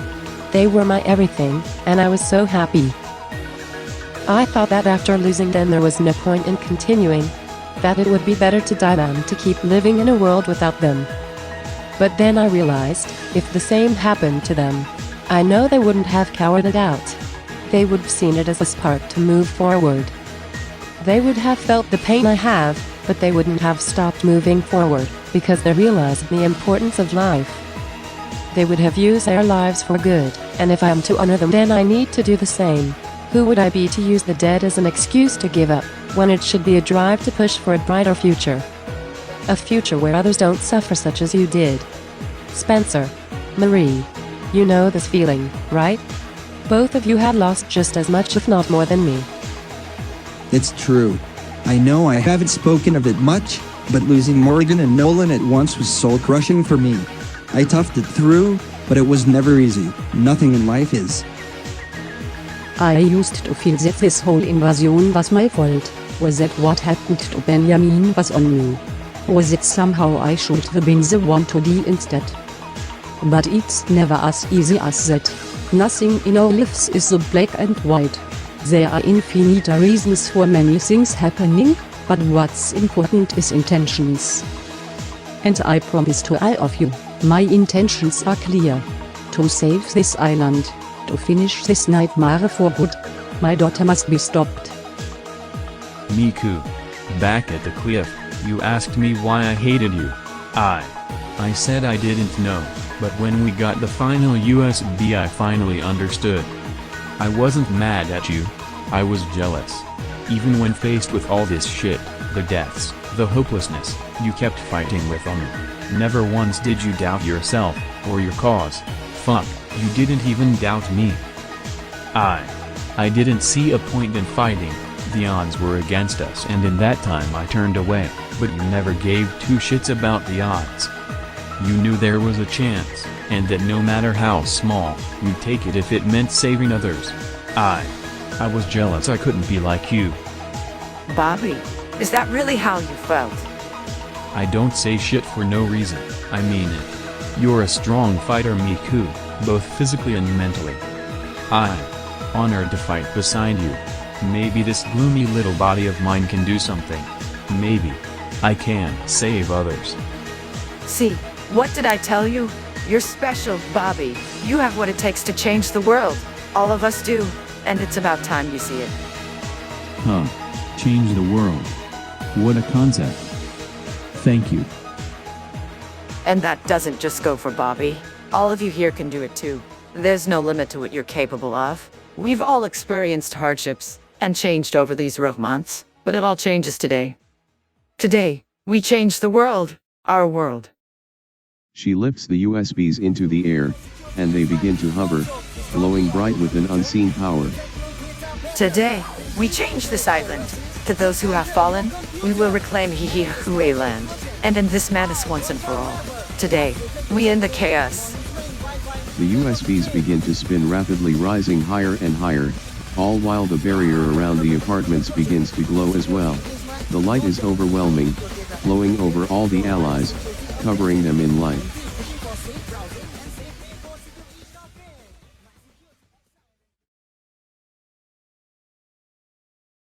And in a flash, the light consumes everything, including any despair left within the group. This light was the strength of those who had lived, and died. And once the light falls, so does the barrier. The apartments are left in the distance, nothing blocking their path. It was time. Time to reclaim the island.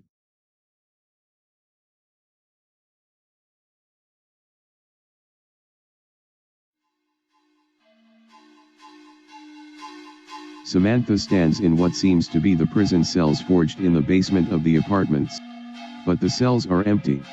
All except for one, which is currently inhabited with a very special guest. My, how nice of my dearest daughter to drop by and pay me a visit. Silence immediately, you dirty ape. You know exactly why I'm down here. Now, are you going to help me, or are you going to keep rotting in this cell of yours?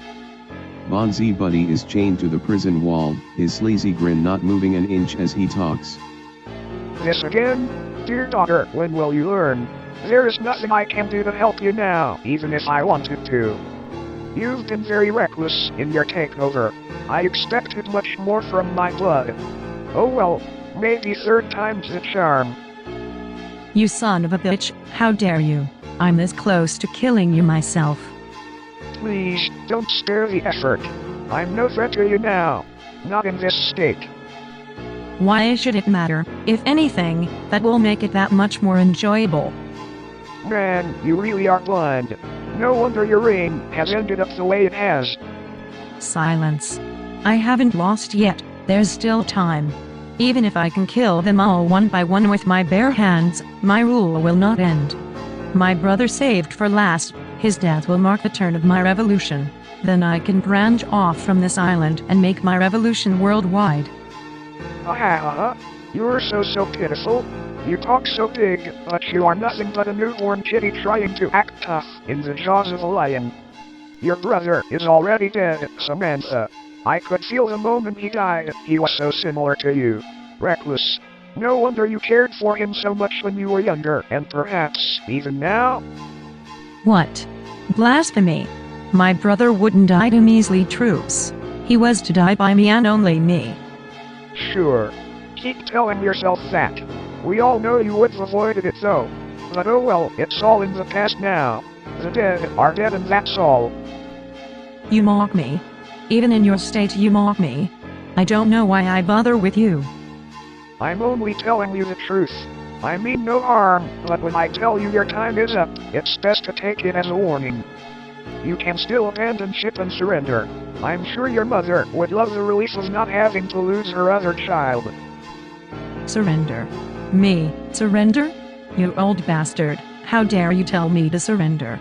Fine, if you wish to live your final days rotting in this cell then so be it, but don't expect any more meals. You will die here alone. And while you do that, I'll finish these vacationers once and for all. Goodbye, my daughter. May death take you gently.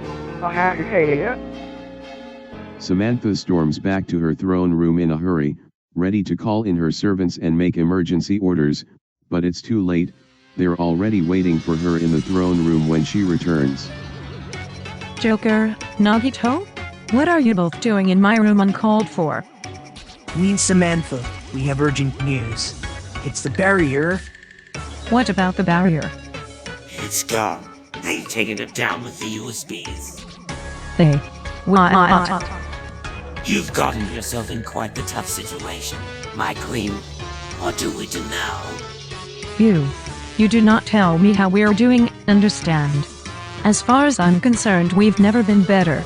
In fact, we were just getting started. Nagito, the Berserker is ready, yes. Yes, it is, my queen. Good. Then put it in position. We won't let them make it here alive. Do you understand? You wish. Oh boy, your hope is unrivaled. This is great. Just great. Okay then. If all you did was to come here and tell me that, then you've served your purpose. Leave me to my throne, now. We'll take our leave. But don't get too confident, my queen. This plan of yours doesn't seem as solid as you make it out to be.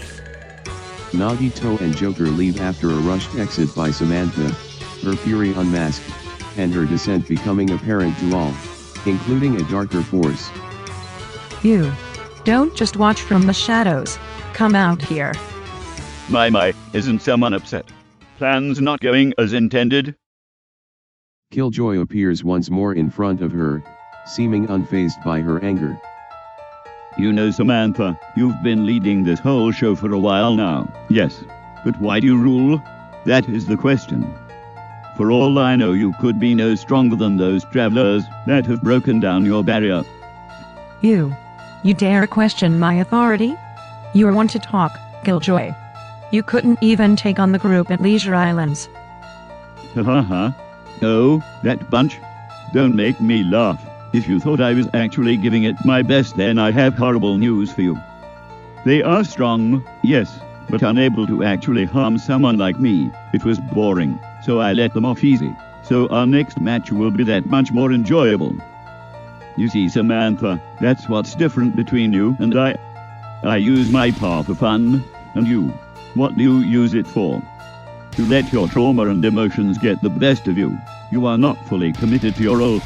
To put it simply, you are not fit to rule. Are you challenging me, Killjoy? Because if you are, I assure you I have no problem taking out your pathetic little life. Oh, but Samantha dear, I have no life. I am no mortal such as yourself, and I am not a native of this world. You are still nothing but flesh, blood, and insecurities. I wanted to treat you as an equal, but that is simply not the case. You are nothing but a lost child who has lost her temper. But not to worry, I will give your soul a much better home, within my immortal body. You mock me now, demon, but you won't be once I blasted you back to hell. I didn't become ruler and start this invasion for nothing.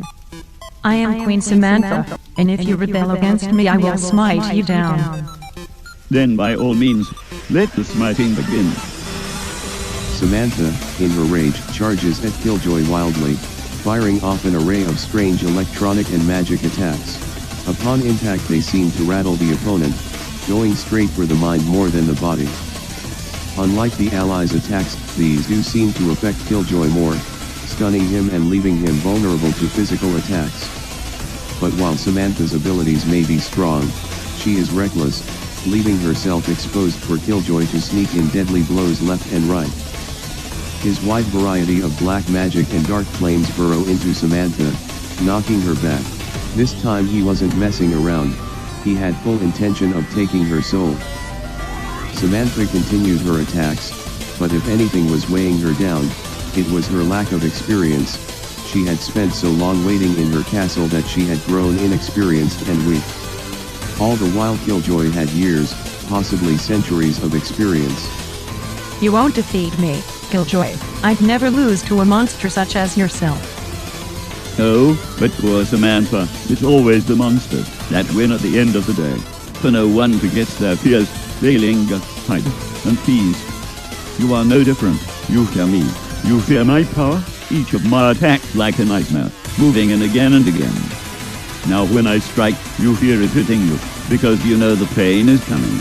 And because of that, I've already won.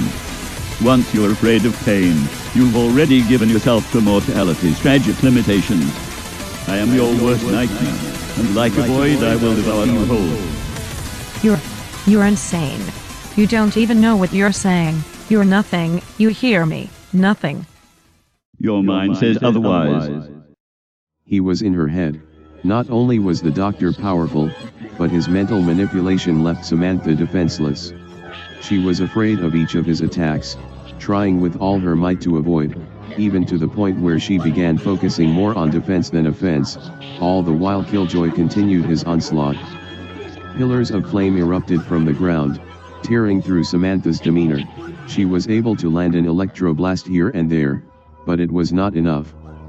Killjoy's stance stayed unfazed, and even if she was doing damage, his mentality did not change. He was set on winning, and was lacking in fear. How fear could dictate a battle, how the mind can play a vital role, all factors unknown by Samantha, until now, but it was too late. Her fate was sealed. She stumbled farther back into her throne room, falling backwards into the grand computer lab, a room similar to those nesting the USBs in the other towers, only on a much larger scale. It was with this that she was able to survive parts of the island, and while limited, monitor the Allies and continue her production of the box heads and the other machines. Only now, she lay on its cold floor, the man of flame stepping closer and closer. She struggled to stand, but got back on her 2 feet. She tried to make a final move, but it was pointless. With one final charged blast of fire, Samantha smashes back into the motherboard. The match was over, and the once queen's soul would be taken by the man of flame. I tried to warn you, but you were too blind to see. Never were you more than a human pretending to be something greater. I pity you, but just like all good things, this must come to an end. Open your mind for me, Samantha. I'll make this quick. Dr. Killjoy then walked up to Samantha, and picked her up, taking off his glasses to reveal a truly disturbing sight. It's here that he would devour her mind, her soul, in its entirety. But then, something happened. Oh my, it can't be. As it turned out, her soul was already gone. How unfortunate, she had passed on before I could absorb her pitiful powers. Oh well, her life was of no concern to me. Killjoy proceeded to return to the throne room, in which Joker and Nagito were re-entering after the battle. Welcome, fine gentlemen. I'm sure you've seen my face around here as of late, but let me formally introduce myself. I am Dr. Killjoy, Baron of Hell. I will be taking over this castle, or apartments, for the time being. Feel free to continue your operations as you were. You have nothing to worry about. I am simply a visitor in need of souls. Those allies should do the trick. Feel free to do what you need, but make sure to save some for me. Oh, I like you already. I'd be more than happy to serve someone such as yourself, Master Killjoy. Such hopelessness, such despair. This is wonderful. You are so perfectly terrible. If anyone can bring a new wave of hope, it's your demise. There's nothing I'd rather do than serve you, Master Killjoy. No need for formalities. All I wish is for you to do the best you can. I'm going to enjoy my time on this island, and I'm sure you and the others will provide more than that. Now, you are free to leave. Finish unleashing that beast you have created, and we shall tear through what remains at the castle steps. Sound good? Yes, Dr. Killjoy. And with uproarious laughter, the two went off to finish their preparations. Killjoy picks up Samantha's glass of wine, and watches as it drops to the ground, shattering to pieces. The glass was a grim reminder of what was to come, the sound of the break-in orchestra of chaos, certainly fit for an upcoming end to life, an end to all. The silence that followed bringing unrelenting terror. Killjoy was no longer witnessing, but indulging, and with the quickly approaching heroes, they would have no choice but to play a game of death with the Baron of Hell. Who would win was yet to be seen, but only one side could remain, either heads or tails. It was up to chance, and Lady Luck was a vile creature.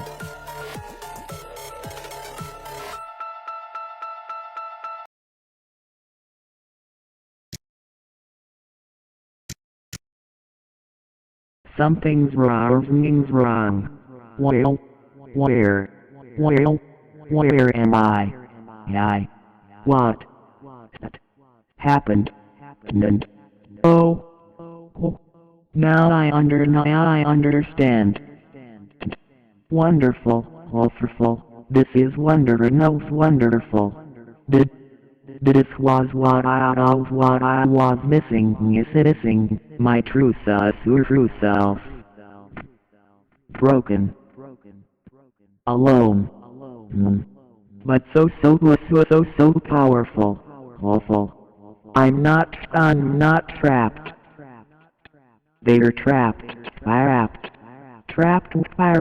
with their human lives. But soon they'll see. They'll understand. Just what I'm capable of.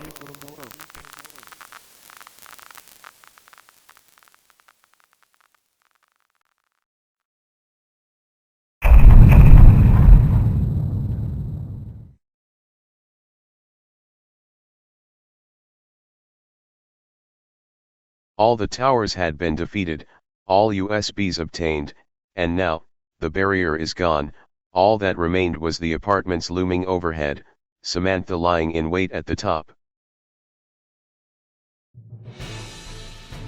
The second they cross what had once been the barrier, they realize they are not welcome, and this location is very different from the others they've encountered on the way. Enemies roam the land in mass, and many of them use a new form of boxhead, the box warrior, and it shows to have immense power. Not only does it have the power similar to that of a spirit, but their kind is incredibly common as they inch closer to the apartments. Ronald, Mickey, Morshu, and Spinach can take the lead, charging forward into the crowd of opponents, taking on as much as they can. It was no question that all of the survivors would have to fight, as only united would they be able to make it through such a horde of dangerous enemies. Kill them all, none will survive. If they get in our way, mow them down, chop them up, make them regret their own conception.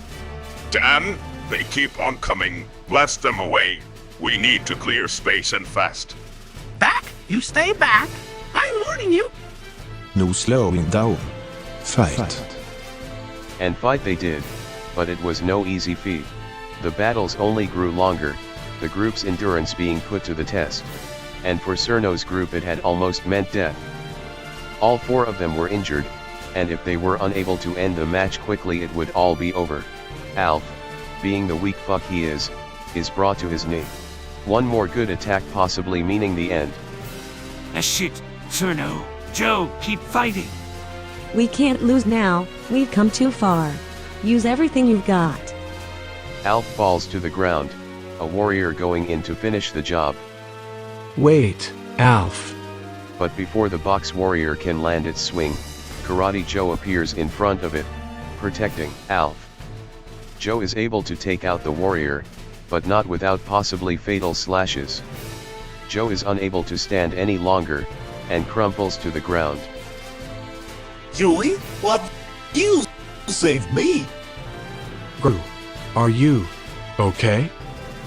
I'm fine, but look at you. You were kept off. Why'd you do that?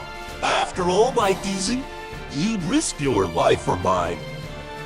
Just shut up, okay? I need to make sure my teammates survive, no matter what. We won't make it unless we're united. Joe! Oh shit, don't fucking go out like this, man. Oh God, speak to us, Joe. Karate Joe was severely wounded. He would live for now, but in his condition he was unable to battle. Cerno and Edgy lifted him up and brought him towards the main group, trying to help as best they could with their limited supplies. To think Kilrartusen would sim for me? I don't know what to say. I'm so flattered. Did you really mean it, Julie?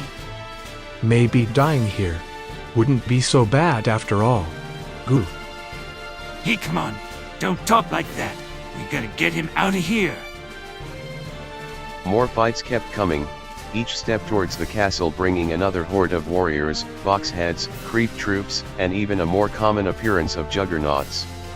But with the likes of Miku, Knuckles, and even people like Haley and Imomex, the group was able to make considerable progress, proving how their spirits could change the tide of battle. Eventually the group find themselves with a choice, as what lies in front of them are 3 abandoned buildings. The left building was small yet intact, while the right was foreboding and eerie. but in between these two was a building straight from Roblox. That shit was goofy as fuck, so naturally when deciding to only go to one of them, they chose the middle. I got a good feeling about that one, the other two I'm not so sure, but we gotta see what's inside that weird looking one. I'm with Bobby here. There is gotta be something in that building. Stay by my side. What awaited them inside was a sight they would never forget. Number 19, Mouse in Baked Beans. In December 2011, Sainsbury's, the popular UK grocery chain, was fined approximately $12,000 after one of its customers found a mouse inside a can of store-brand baked beans. Beans starch was found in a rodent's stomach during the investigation, and thus it was ultimately concluded that greed was its downfall. Louis the rat scuttles out of the building and far away from the group, and in their utter shock, the rest of the group walks out and continues on the path without a glance back. Of course this does mean they miss out on the mini and mega cure within the eerie house, but on the bright side they didn't get to the small building, which were packed to the brim with enemies planning a sneak attack, so we take those. They still had a long way to go, and while enemies had seemed to dip momentarily, they were back at full force. At this point all of our fighters had suffered injuries, ranging from minor to severe, and with our weakened state we were left open to tragedy. Weird Al was the first to fall, as while Spencer, Miku, and Imomex fought off the opponents in front of them, a box warrior had snuck by and stabbed through the injured comedian. But it didn't end there, as with the loss of Mr. Yankovic, a group of weaker allies is attacked full force, all of them seeming doomed. Help! I can't hold them off much longer. This is bad, really bad. Damn it, you two. On my command you run past me and make it back to the others. But Morshoon, what about you? You can take them alone. There's no time for this area. I know what I must do to keep you and the others safe. Now go, and please, tell Haley and Knuckles it was a pleasure. They saved my life. It's time I do the same. Morshoon, no! They were left with no choice but to listen to Morshu's request, knowing he was right. For them to survive he needed to do this. Alright then, you robotic freaks. Give me your best shot. I'm not going out without a bang. Morshu's bombs could be heard in the distance, but it was only so long after that the explosives had stopped. They were likely to never see Morshu again, as he had died taking out the oncoming machines. Whether it was his own explosives, or the deadly power of the juggernauts, Morshu had died knowing he had lived a good life, and passed without regret. The horde was finally thinning once more, but whether it would be fast enough was unknown, as few of our allies were still able to fight. If they were unable to rest quickly, all hope would be lost. They may have been greatly damaged, but with very few remaining options, E.T., Miku, Knuckles, and Spinachkin had taken the responsibility of finishing the few hordes of enemies that remained. But after so many battles, even our strongest fighters were left at a disadvantage. This is bad. We aren't going to be able to win. It's simply too much. Nonsense. We will never admit defeat. Until you have passed on, don't stop attacking. Even in my current state I fear nothing. Death is for the weak, and I assure you are no mere weaklings. Attack! They still had confidence, but after a few more clean blows landed, this confidence was quick to fade. No, we've come so far. We can't lose. God, I'm done for. And thus, the box warrior swung one more time. Only before the blade could take E.T.'s life, it had been burrowed through by a badass fucking bird, falling to the ground. E.T., you're one of our best. Don't think you can fall to some lame ass grunts. Gooseman, you're still able to fight? You know it. We might be down, but we're not out. All of you, stand up. This fight isn't over yet. And with Gooseman's booming voice, their ranks were able to fight once more. They still were against the odds, but with a generous change of fate, They were just barely able to take out the remaining machines and continue on their path to the apartments. As if smiled upon by fortune, just when they were in desperate need of a break, the group had stumbled upon a sizable lodge relatively well kept since the beginning of the invasion. They were spread out and scattered, but still all relatively nearby. All those who had made it going inside and finally being able to sit down and attend to their many cuts and bruises. It was unsure how long they'd need to rest, but they were certainly not in condition for another onslaught of enemies. It was dark, and quiet, but eventually a storm begins to pick up from outside the lodge. A snowstorm. Christ. It was as if the enemies were endless. Every time we'd take out a group, another would just show up. I suppose it might have to do with how long the barrier had been up. For over a month Samantha was able to produce these machines with no way for us to stop it, and she certainly seemed to stock up. Yeah, but still, we definitely outskilled them. It's just their sheer numbers that fuck us up. If only we still had cures. We might not have cures, but at the very least we do have more traditional supplies and medicine. It may not be as quick and convenient as the mega cures, but you'll be able to heal your injuries, as long as you don't reopen your wounds. What if we break a bomb? Did you break a bow? No, just saying, without a mega cure we'd likely be out of the fight. Yeah! I'd say so, but don't worry yourself about that, Mick. As long as we stay as one we should be okay. On the topic of staying as one, have you guys seen Cerno and her group? Wait, are they not here? Yeah. We noticed they were missing, but we figured they must have left for like a cola or something. Probably should have spoken up. Who? God damn it, Tommy. You should have told us sooner. I guess that would make sense they'd be slower due to Joe's injuries. But they should have arrived here by now. Should we go outside and look for them? I don't know how much good that would do. It's storming pretty hard outside. Our best bet is to stay put and heal up. The most we can do in our current state is heal up and hope they can find the lodge. And at the very least it seems most of the enemies are gone, so they should have no problem in that regard. Yeah, that's fair. Jeez, this snow sure is unfortunate though. I mean, how often do we see a storm like this on the island? True, the only time I've seen it this bad is on our trip to Leisure Islands. Wait. You're right. It shouldn't be storming like this. Especially so suddenly. We need to go. Now. Hey, chill out man. What's with the sudden tone? It's Cerno and the others. They're in danger. Serious danger. We need to go now. Wait, Gooseman. You don't think it's? Come on Emo Max, you're no dumbass. You know what this means. This isn't an ordinary storm. If anyone is able to fight, then hurry after me. The longer we wait here the more time he has alone with them. We gotta go and quick. And before he can explain, Gooseman has already burst out of the front door and into the chilling cold. Imormix, care to explain? His name is Dr. Killjoy, a beast beyond human knowledge. He is here on the island. If Gossi is right, then we have very little time. I suggest we start running. Now. Minutes began to tick by as the snow covered the ground, and the vision of Cerno's group. They had followed shortly behind everyone else, trudging farther back due to Karate Joe's injuries. But once the storm started, they were unable to find their way towards the cabin.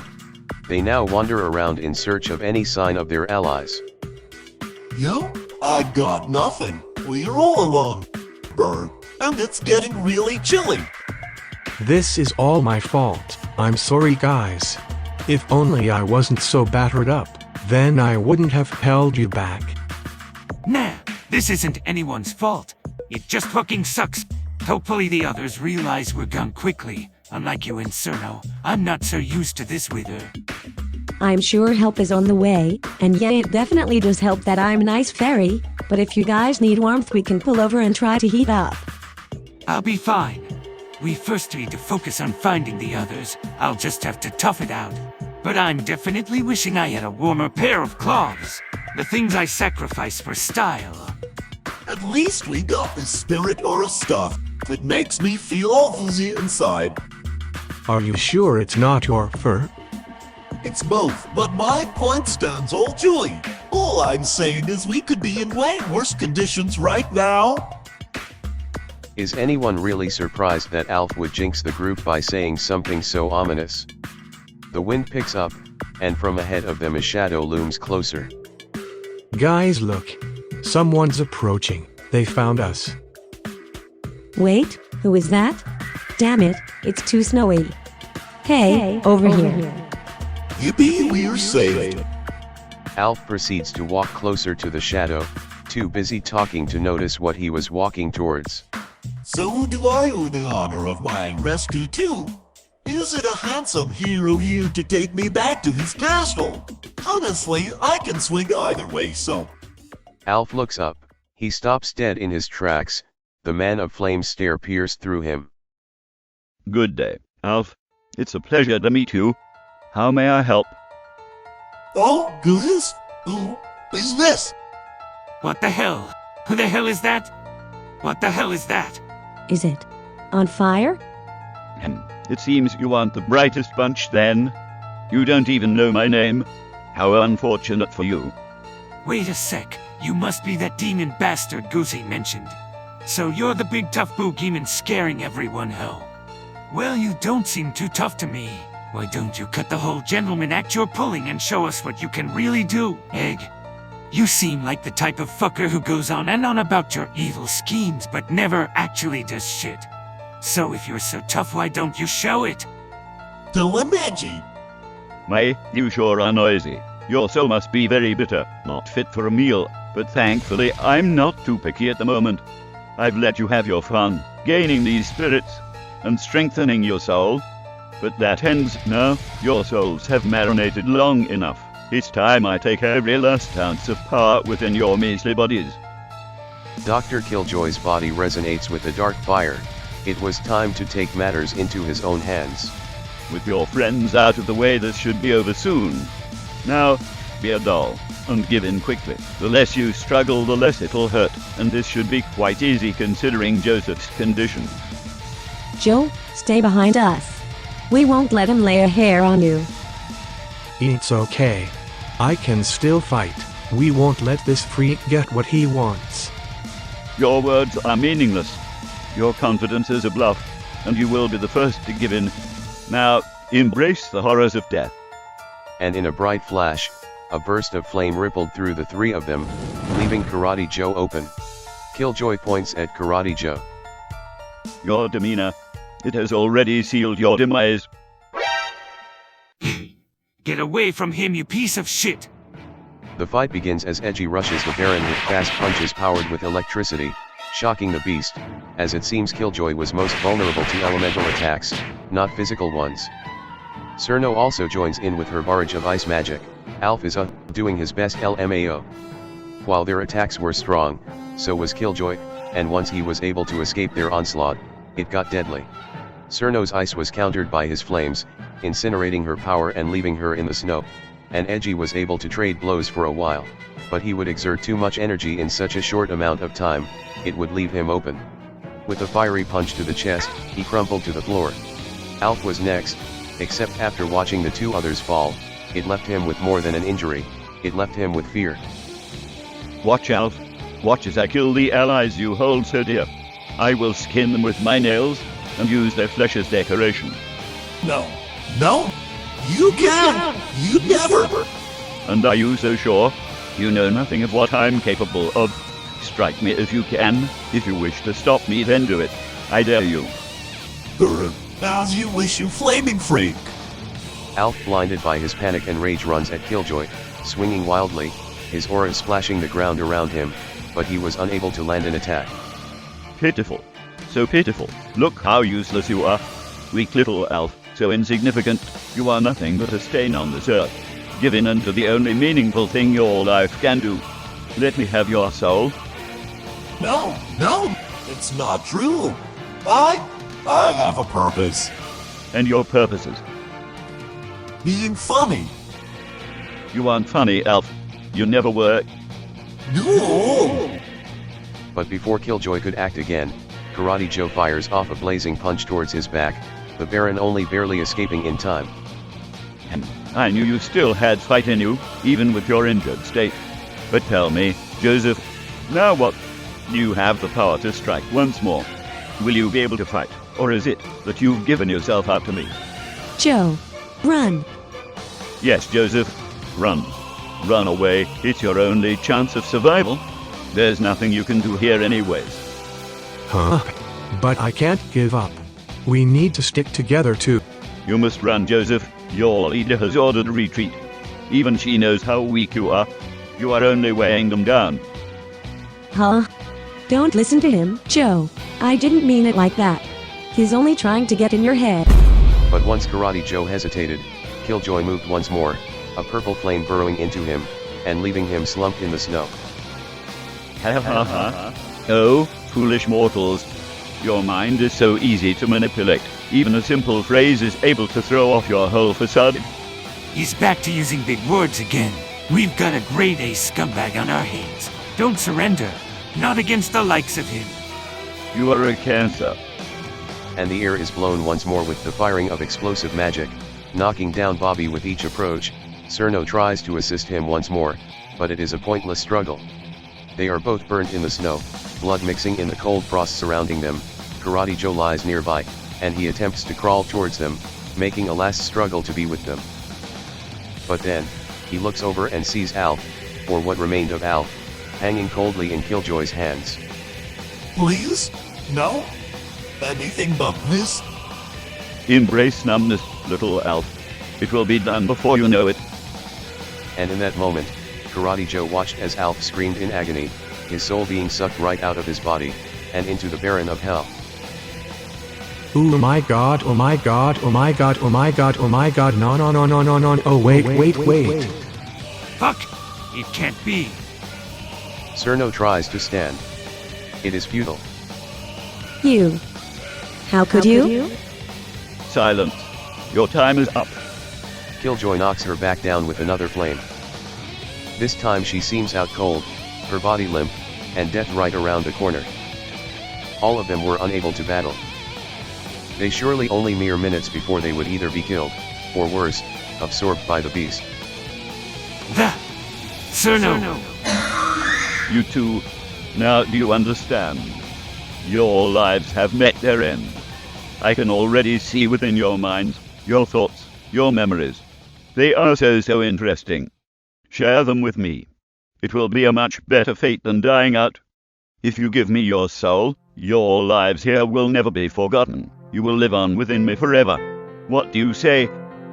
No, Joey, don't listen to him. You see, my thoughts. You see, everything? Everything and more, dear Joseph. Now, take my hand. Joey, don't do it. We need you. I need you. Karate Joe is caught off guard, and turns to Edgy. You need me? But Edgy, why? Why? You and Cerno, you've been what I've needed. This whole time, what I needed was people to care for people that cared in return. I never needed to be better than OG. I needed you too. You saved me. Don't give in. I can't lose him now. Him and Karate Joe begin to tear up. Wait, Edgy. Karate Joe reaches his hand out to Edgy, their fingers so close. That is until Joe is lifted in the air. Such a sweet story, and all it has done is make old Joseph fear death that much more. But don't fret, young fighter. The others will be joining you very shortly. And with a firm grip on the front of his head, Karate Joe is lifted into the sky and drained of everything he has. Edgy screamed in terror, knowing his attempt to get Karate Joe to fight had only left him open to the demon in front of him. He watches Joe. The sound of his cries rang throughout him. It was done. Karate Joe had been left a hollow body thrown into the snow. Edgy was speechless, arms and hands giving way to the chill of the snow. No! You bitch! Why now? I go on and on about my evil schemes, but never actually do shit. That's what you said? Yes. Well, how do you feel now? Your arrogance has killed one of your only friends, and judging by his memories he has given me, perhaps something greater? He certainly felt that way. You and Cerno meant just as much to him as they do to you. Is that right? Silence. That's all? No quips, no snarky remarks. Does that mean you surrender? If so, who should I take next, you or your dear beloved Cerno? You can't see my mind, can you? Excuse me? Why ask about my feelings if you already know the answer? Huh? That's what this is about? What a ridiculous notion. It was rhetorical. I already know that's how you feel. I know it hurts so much more to hear it from me, that's all. Say my name. What? You can see my mind, right? Then tell me, what's my name? Well, I find it hardly matters at a time like... You know everything, right? You know all about me and who I love. Yeah, every fucking detail. Then tell me, what's my name? My new name. It goes quiet. He was right. Ugh. Well, aren't you a clever little maggot? Your constant stream of insecurities has spoiled my appetite. And my mood. So instead of taking your soul, I think I'll just burn you alive, and watch you writhe in agony, a much more fitting fate for scum such as yourself, wouldn't you say? Then do it. Kill me knowing you'd never be able to take my soul. Chicken out, you bitch. But before Killjoy could unleash his inferno, he can sense something quickly approaching. Help had arrived, as Gooseman flew onto the scene. Looks like it's you that's out of time. Heh! You...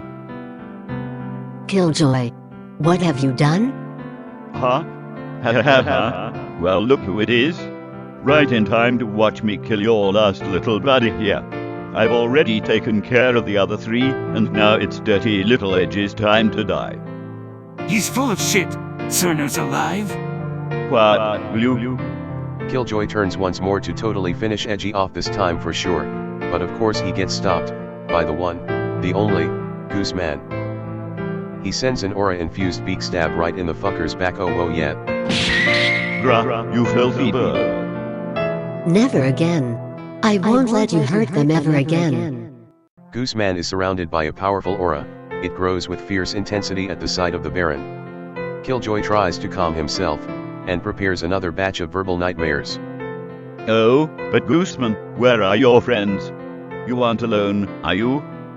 They're only a few minutes behind me, so you don't have long. No, not them. I mean Tito. Gooseman stares down.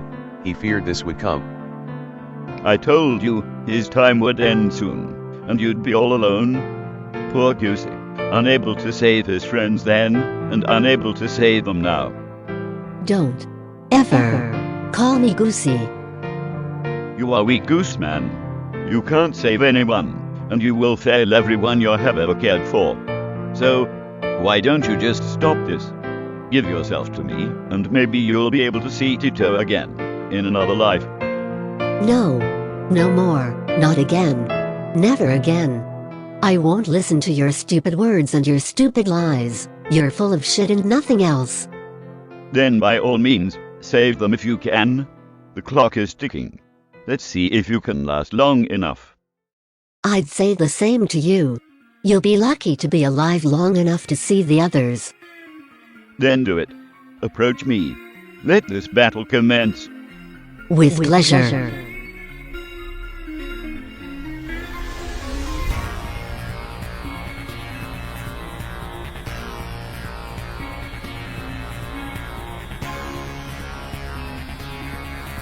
And the fight rang out.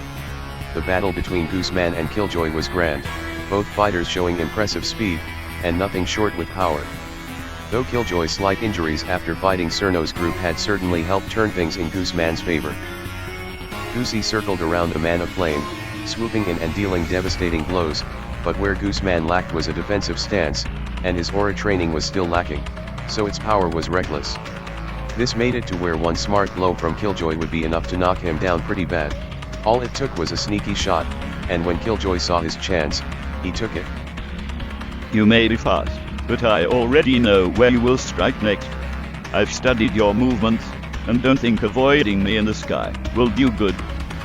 You don't know shit. You can't predict me if I can't even predict myself. Then by all means, strike from the left, just like you have the past 3 times. These words, Gooseman changed trajectory, going for the right. Killjoy turns to Gooseman, who was flying in, but in that moment he pulled a 180-degree reversal and dug for the left again, hoping to trick the Baron, but it was futile. This was exactly what he had planned for. As Gooseman grazes his left, Killjoy grabs a hold of his foot, throwing him back, and with a devastating flame pillar, a blast bursts right into Goosey's wing, leaving him to crash into the snow. Go, my lefty Lucy. Haha, you stubborn little bird. Of course you'd do it again. I can read you like a fine novella, quick and easy. If only you had even a little intelligence, then maybe you'd be able to defeat me, but alas, your soul will rot within me for eternity. Gooseman holds onto his broken wing. It was clear he was stuck on the ground. You talk big, but you're getting tired, aren't ya? You know we both can't fight much longer. But here's the thing. I'm not alone. I'll never be alone, no matter what you do. You'll never be able to take away my bros, dead or alive. Your friends? Are you still so powerless you must use your friends to fight your battles? You wouldn't get it, would you? This isn't a one-sided relationship, we all work as one. I need them just as much as they need me. Now quit with your dumbass lies. I can hear the others approaching. So there are. It seems fortune shines upon you for now, but don't get used to it. You've lived, but you haven't won. I'll be waiting in the apartments. Once you make it, I'll be sure to end this pathetic debacle once and for all. But until then, remember without your little pals you are still the weak little goose you always have been. Pito would be ashamed. And with a parting glance, Killjoy dissolves into flame once more, leaving a trail of melting snow in his wake.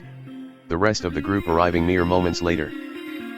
Gooseman, is everything alright?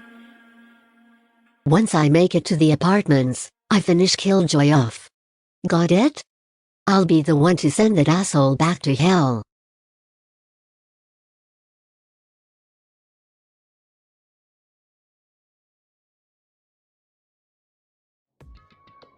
The group was back to the cabin, the weather had died down, and with it came an eerie silence.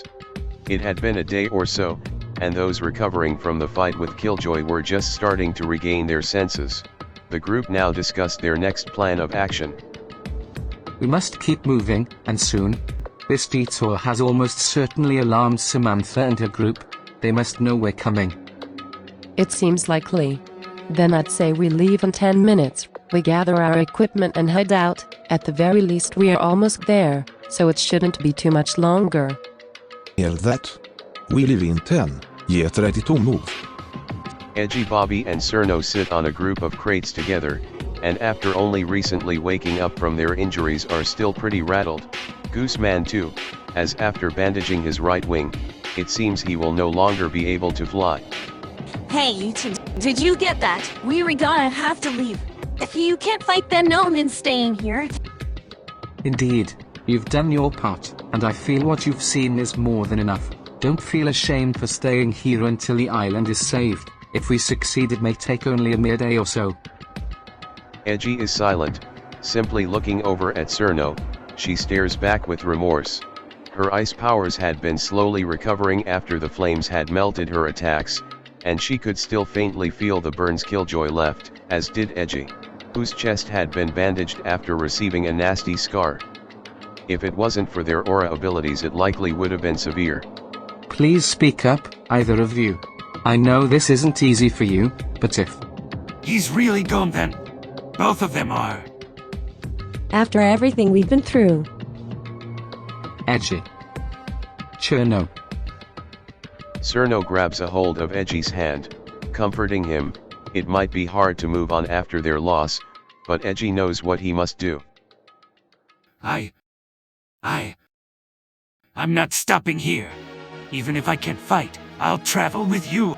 I can still move. You got that? As long as I can still move, I'll stay with you all. Joe, you'd want me to keep fighting. There's still things about myself I've yet to settle on.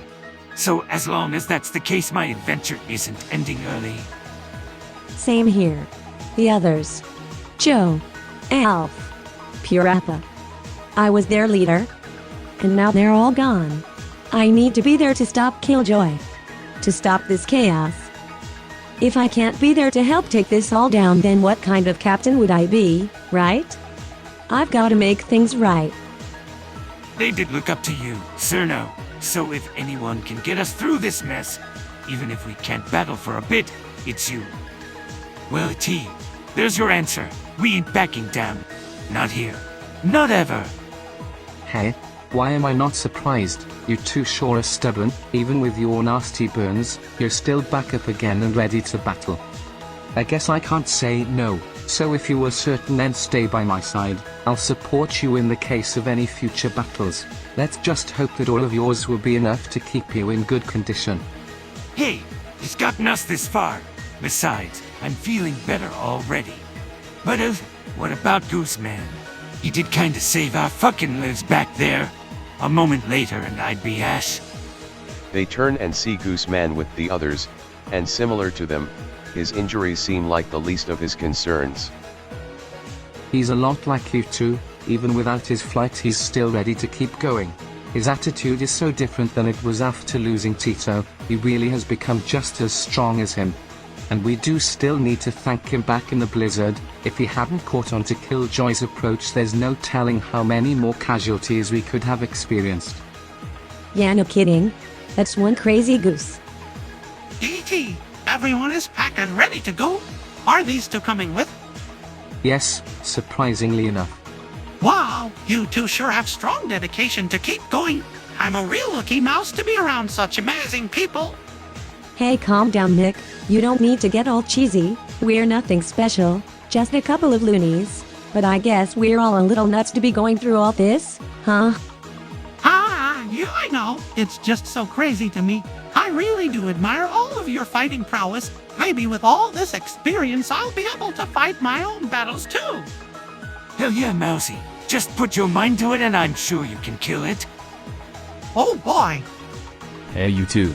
Stop encouraging the rat. If he gets too trigger happy, he'll end up getting himself and everyone else killed. It's not a fast process, not even close. Just take your time, and you'll know when you're ready. Yep, I hear you loud and clear, slow and steady, like a turtle, huh? Sure. Like a turtle. Okay, and with Mickey's really cool and important speech, we find ourselves heading out, making our last advance for the apartments, and with the weather back to normal, there should be little issues in making progress, especially with the sudden drop in enemies in the area. It was strange, while every once in a while they'd run into enemies, it was almost as if they were broken. Their movements were sporadic and at times they were even attacking each other. As if they were no longer controlled, but lost mindless machines. They still packed a punch, injuring Val and a few others, but nothing too serious. This is strange. Not only the box warriors, but all the machines seem to be acting strangely. Certainly I'm not the only one who sees this, yes? Oh, I see it all right. It's not as fun when they aren't trying to tear my limbs off. Well, I am certainly not complaining. We have had enough hard fights. This is good time to rest up. Yeah, it's definitely helping. But it's not right. Something must have happened. Think it has to do with the apartments. No doubt. Something's going down there, and I bet it has something to do with Samantha. Let's hurry. Oh, but I wanted to slow, not speed up. I am fed up with this mission.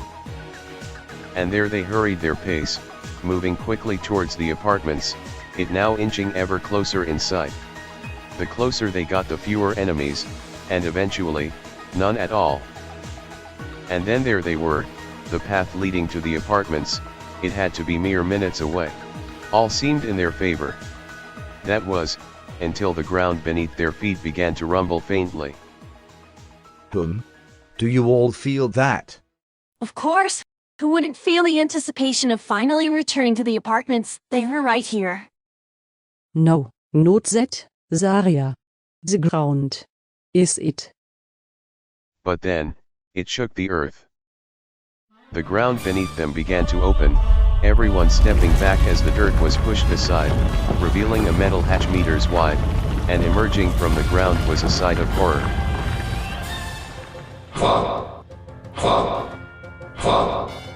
It's beautiful.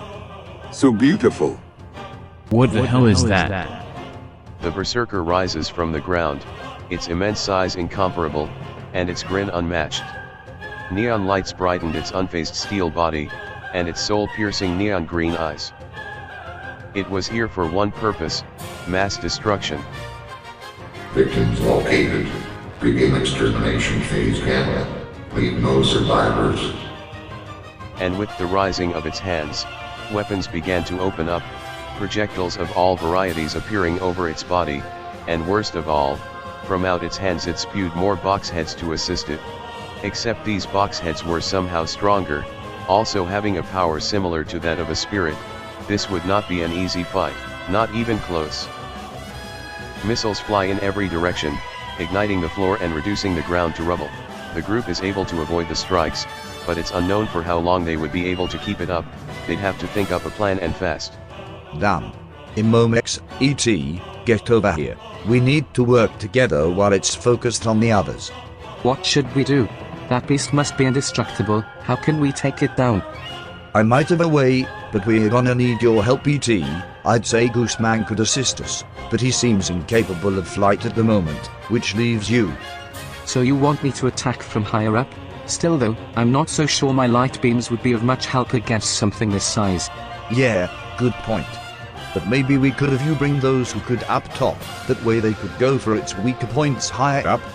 But who would be able to do this? Bobby's bombs might be of use, but there's no way I'd be able to carry him all the way. As if out of thin air, Spinachkin stands beside E.T. Oh wait, it's just you. Did someone say they needed somebody who can do massive damage? Unfortunately, Spinach Gun does seem to fit the role pretty well. When done I fit the role, Knuckles baby. I can kill anything no matter how big, if you know what I mean. Yeah. Just take her up there please. Me and Imomex can stay back here and make sure you two have an open shot at its back. If we can get behind it, then there's a chance we can win. Understood. Come Spinach, we must hurry. Yeah, I know already. Just fly me alien boy, to the skirs I go. You guys better hurry up over there. These boxheads keep coming, and I don't know how much we can hold them off, especially with the Berserker's constant firearms. Just a little longer. Keep its back exposed. Yeah, roger that. It seems pretty pissed by my explosives, so if I can keep it targeting me you should be good. Just hoping I don't get fucking nuked to smithereens at this point. And with speedy movements, E.T. and Spinach took to the skies, moving around the Berserker as it continued to rain down hellfire on their allies. Thankfully its movements were slow due to its immense size, or else they'd be incinerated in no time. E.T. makes it to the head, and throws Spinach down on top of it, allowing her to dig in. She proceeds to bite the shit out of its head, somehow not breaking her teeth, but soon switches to chipping away at it with her chainsaw. Only when the Berserker notices her, does it attempt to stop her.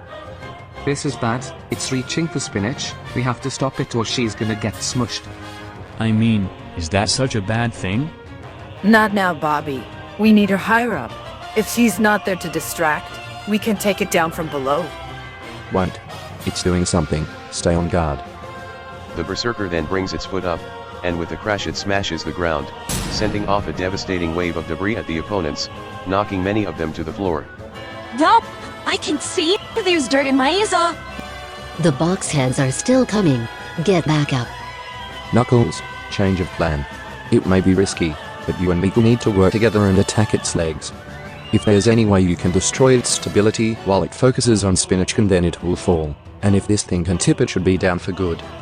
You bring a good point. but I'm unsure if my measly spear would be able to take down a beast like this, let alone pierce it. Well, we have to try, and even if you can't, there's a chance Miku can, and we only need one of you to succeed. Even if one of its legs are out of the picture, down comes the beast. Right? Come on, Knuckles. Let's end this. And with that they do a little slip and slide and find themselves at the base of the Berserker, which is still trying to remove Spinach Can for its head. Knuckles goes in, trying to jab through the Titan with his insignificant spear, but as he expected it has little effect, it was near impenetrable.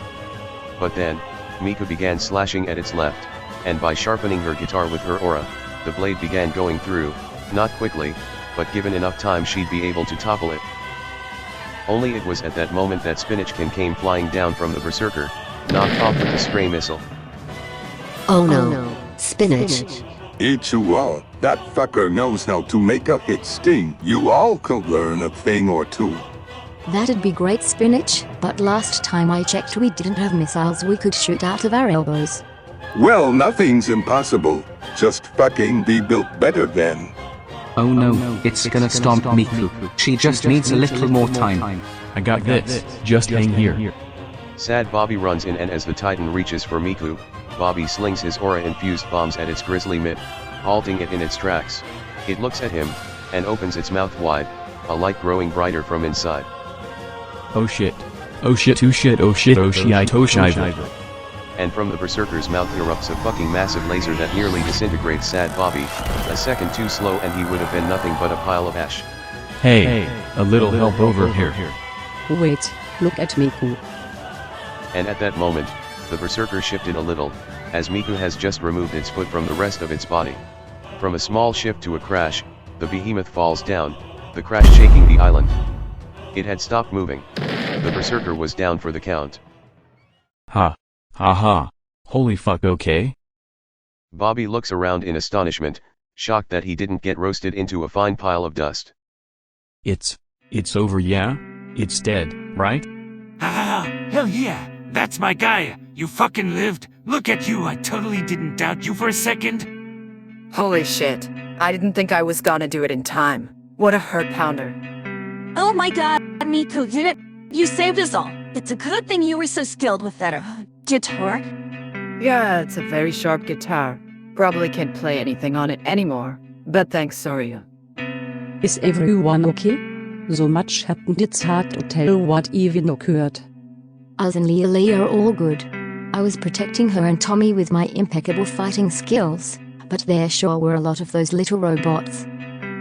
Dear, you did a great job. Now I am just gonna go. Sit down.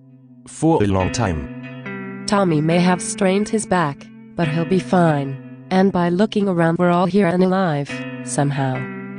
Well, I guess that just leaves the apartments then. We've made it this far, let's do.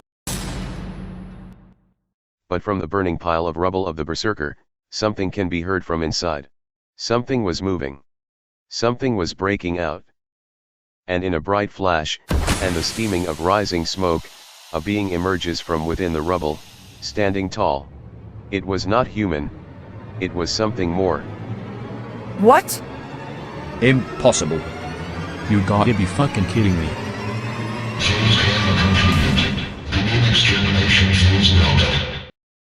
The Berserker's new form turns its head, its thin titanium body glistening in the light, contrasting with its neon pink highlights and eyes. But nonetheless, its grin still stood.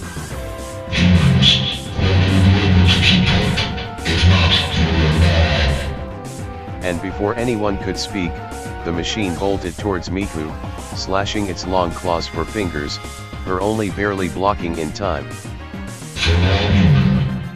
And without hesitation, its barrage began. From all directions the Berserker swung and Miku, each attack almost connecting, its speed almost too much even for her. From slow and giant, the Berserker has taken a much smaller yet devastating form. If this were to continue, Miku would be unable to block, and would be sliced in two. Oh shit. It's totally locked onto Miku, it's trying to pick her off first. If we don't intervene quickly she's gonna get killed. Well, what are we supposed to do? If Miku can barely keep up, we're as good as souffle against that thing. Not to mention too many of us are injured from its first round of attacks. No. She's right. I might have been able to keep up, but not in my current state. You do it. I wasn't able to do much in its large form, but now I might be able to deal some damage, and its speed should be no problem, not for me and Remixes. Same here, if I could last against that first form this shouldn't be so bad. Besides, it's about time I do my part. With quick approaches, Ronald and Bobby came at the Berserker, getting its attention, and forcing it to move from Miku with a speedy bomb towards the head.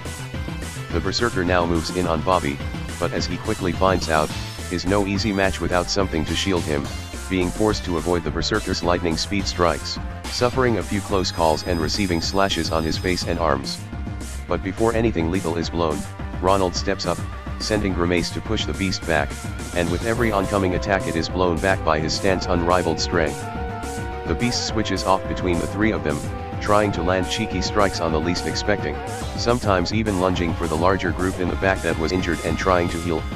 Saga, look out! The Berserker dove for the Kokiri, attempting to catch her from behind, but is stopped by an equally vile force. Even better! This is even better than your last form! The old you was so soon. Now this is a real fight. A battle of brute force. From that me scrap metal. Holy shit, these two did like a whole ass DBZ fight. It was wild. They were trading Kamehamehas or some shit with how much they were combating each other, each perfectly clashing with another attack. Spinach's chainsaw intertwined with the Berserker's claws. Only Spinach seemed completely invigorated, and when the time came, she moved out of the way of one of its lunging strikes, and rams her chainsaw right into its arm, sawing into the metallic husk of wiring, seemingly detonating its limb, sending Spinachkin flying back in the process. Ha, not bad. Not bad, ha ha ha, ha ha ha ha ha. Marie and others rushed to her side to move her away from the battle as the Berserker was getting back up. Its right arm was blown to smithereens, and yet it stood as if nothing had happened, going right back into the fight. Eventually it begins using projectiles again, much smaller than before but just as devastating. It even begins firing onto the sidelines for those already injured, which would have ended in tragedy without Ronald and Remixes' time-stopping capabilities. The Berserker smashed into the rubble of its once larger body, but in only mere moments, it was back on its feet. Nothing could keep it down. It's up again. How is this possible? This must be the true power of the Berserker, not its strength and speed, but its resistance. It's fast, but counterable. Where it really shines is sustainability. We can only go so long, and if it continues to stall us out, we're all doomed. So its shtick is durability, huh? Then I might just have the answer, but I'm gonna need enough time. Oh, so now the father of none is gonna save the day. Spinach. What did I say about talking out loud? Big words for someone on the sidelines. What's up, Spence? What you need? My arm, the one designed by Aegis, it's able to conduct my aura ability incredibly well. If I can combine my aura with a charged shot, I may be able to fire off a blast with enough power to destroy that monster, but I need the others to stall just a little longer. I got you, Spencenator. I might look weaker without my flappers, but I'm still a quick little bastard. I'll join in and let the others know the plan. Good luck. Same to you, little man. And with Gooseman joining in, the four main fighters worked to keep the Berserker at bay and away from Spencer, who had begun charging up a final blow. Only the beast wasn't slowing, despite the damage dealt, unlike Miku, who was beginning to feel the horrid pain of her injuries. Sad Bobby would end up defending her as from above the Berserker drilled down, crashing into the ground with its claw, and hopping back up to strike at the two. They back and forth the beast, keeping it captive, unable to get an approach in, Ronald and Gooseman switching in when the other two needed to recoup. And right as it seemed the Berserker may be outspeeding them, it was ready. Now, Ronald, move. And with the turn of Ronald, and the forward step of the machine, Spencer fires the blast from his hand, the ball of energy striking the Berserker, and blinding the group in an explosion of light. As the brightness fades, the beast is left on the floor, and upon looking, it becomes apparent the shot was enough, as the whole right side of the machine was gone. Spencer falls to his knee, completely drained after harnessing all his energy into the one shot. Those who were fighting it also lowered to the floor, completely exhausted after having to go toe-to-toe with the berserker for so long, any longer and they would have been done for. Holy shit. Holy shit, it's done. Thank fuck. Can someone check to make sure it's actually dead? Here, I got this. Miku starts approaching the remains of the berserker, inching closer, but it's when she's almost there it happens. In one final resistance, the machine leaps up away from Miku. With its remaining arm it aimed for Spencer, and glided into the group. Only he was too drained to avoid. Everyone turns in fear to see Spencer, standing still, his stomach pierced by the hand of the berserker, taking him down with it. It powers down for good, but not without leaving Spencer's fate sealed. Oh shit, Spencer. What the hell? Spencer falls to the floor, the group hurrying to his side. But it was over. With one final moment, he croaked his last words. It's fine. This is your fight. Just let me see my family again. Priest. And alongside the berserker, Spencer is gone.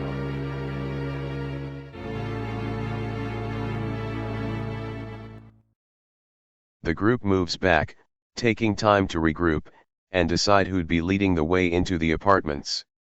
Ultimately it's decided that Tommy and Val would hold down the front lines until the others had recovered more, thankfully only receiving moderate or slight injuries, and some no more than fatigue. But nonetheless, in a short moment, they stood in front of the apartments for sure this time no more bullshit in the way, staring up at the many floors, clearly larger than it had once been.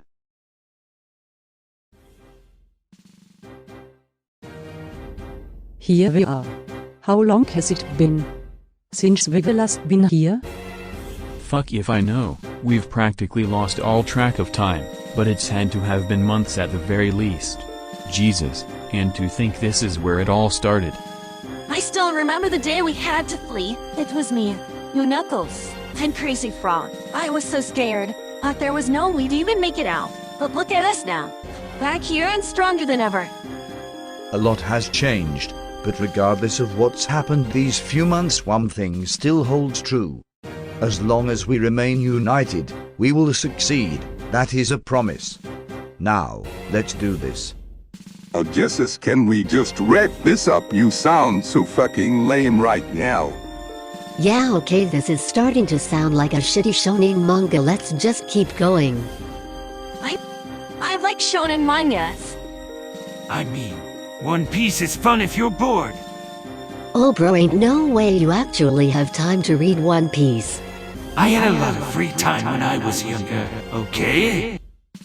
After what is probably too long of a discussion about One Piece and why the manga is the better choice, the group finally steps foot into the apartments, being awaited to an unusual sight. The layout is strange, some parts being similar to how it was before they had left, but altered at the same time, as if almost recognizable, similar to a dream. Scaling was all over the place, and rooms were spread out over a large dark hallway, menacing sounds echoing from within.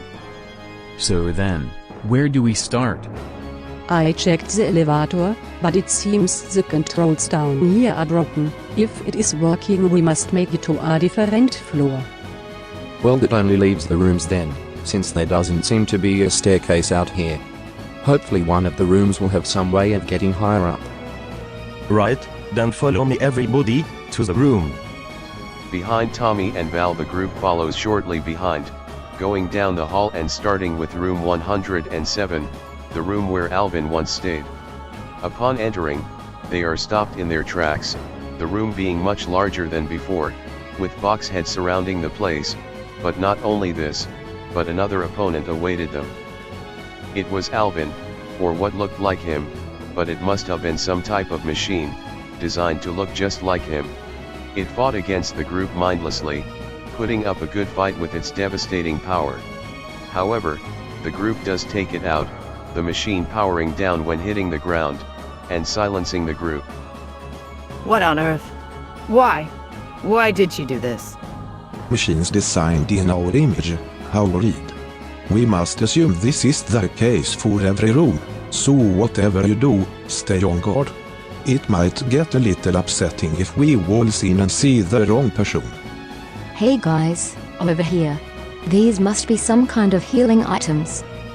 In the cabinet of Alvin's room, there still seemed to be a leftover mini and mega cure given to him before the invasion. The group takes it, and holds onto them for any oncoming emergencies. They exit Alvin's room, going for Istan's next, and to their surprise at the end of his room was a staircase, leading to the next floor. If this was the case for every room, then they'd have to traverse through each floor's rooms in search for the next staircase, having to see the lost remnants of their fallen friends. The group argued which room to go to first on the second floor, a general uncertainty on which room was most likely to have the stairs. It's definitely in Bob's. That guy was always the leader. If the staircase had to go in anyone's room, it'd be his. True, but I feel that whoever chose these stairs wasn't doing some type of pattern. It'd be too predictable. I'm sure that wherever the staircase happens to be is a room chosen at random. I know I am going off Arvim here, but I have good feelings about Mario's room. I am sure it's there. Can we check Business's room? Please. Haley, you do know what we'll see if we go into his room, right? I know. I just want to see his face. One last time.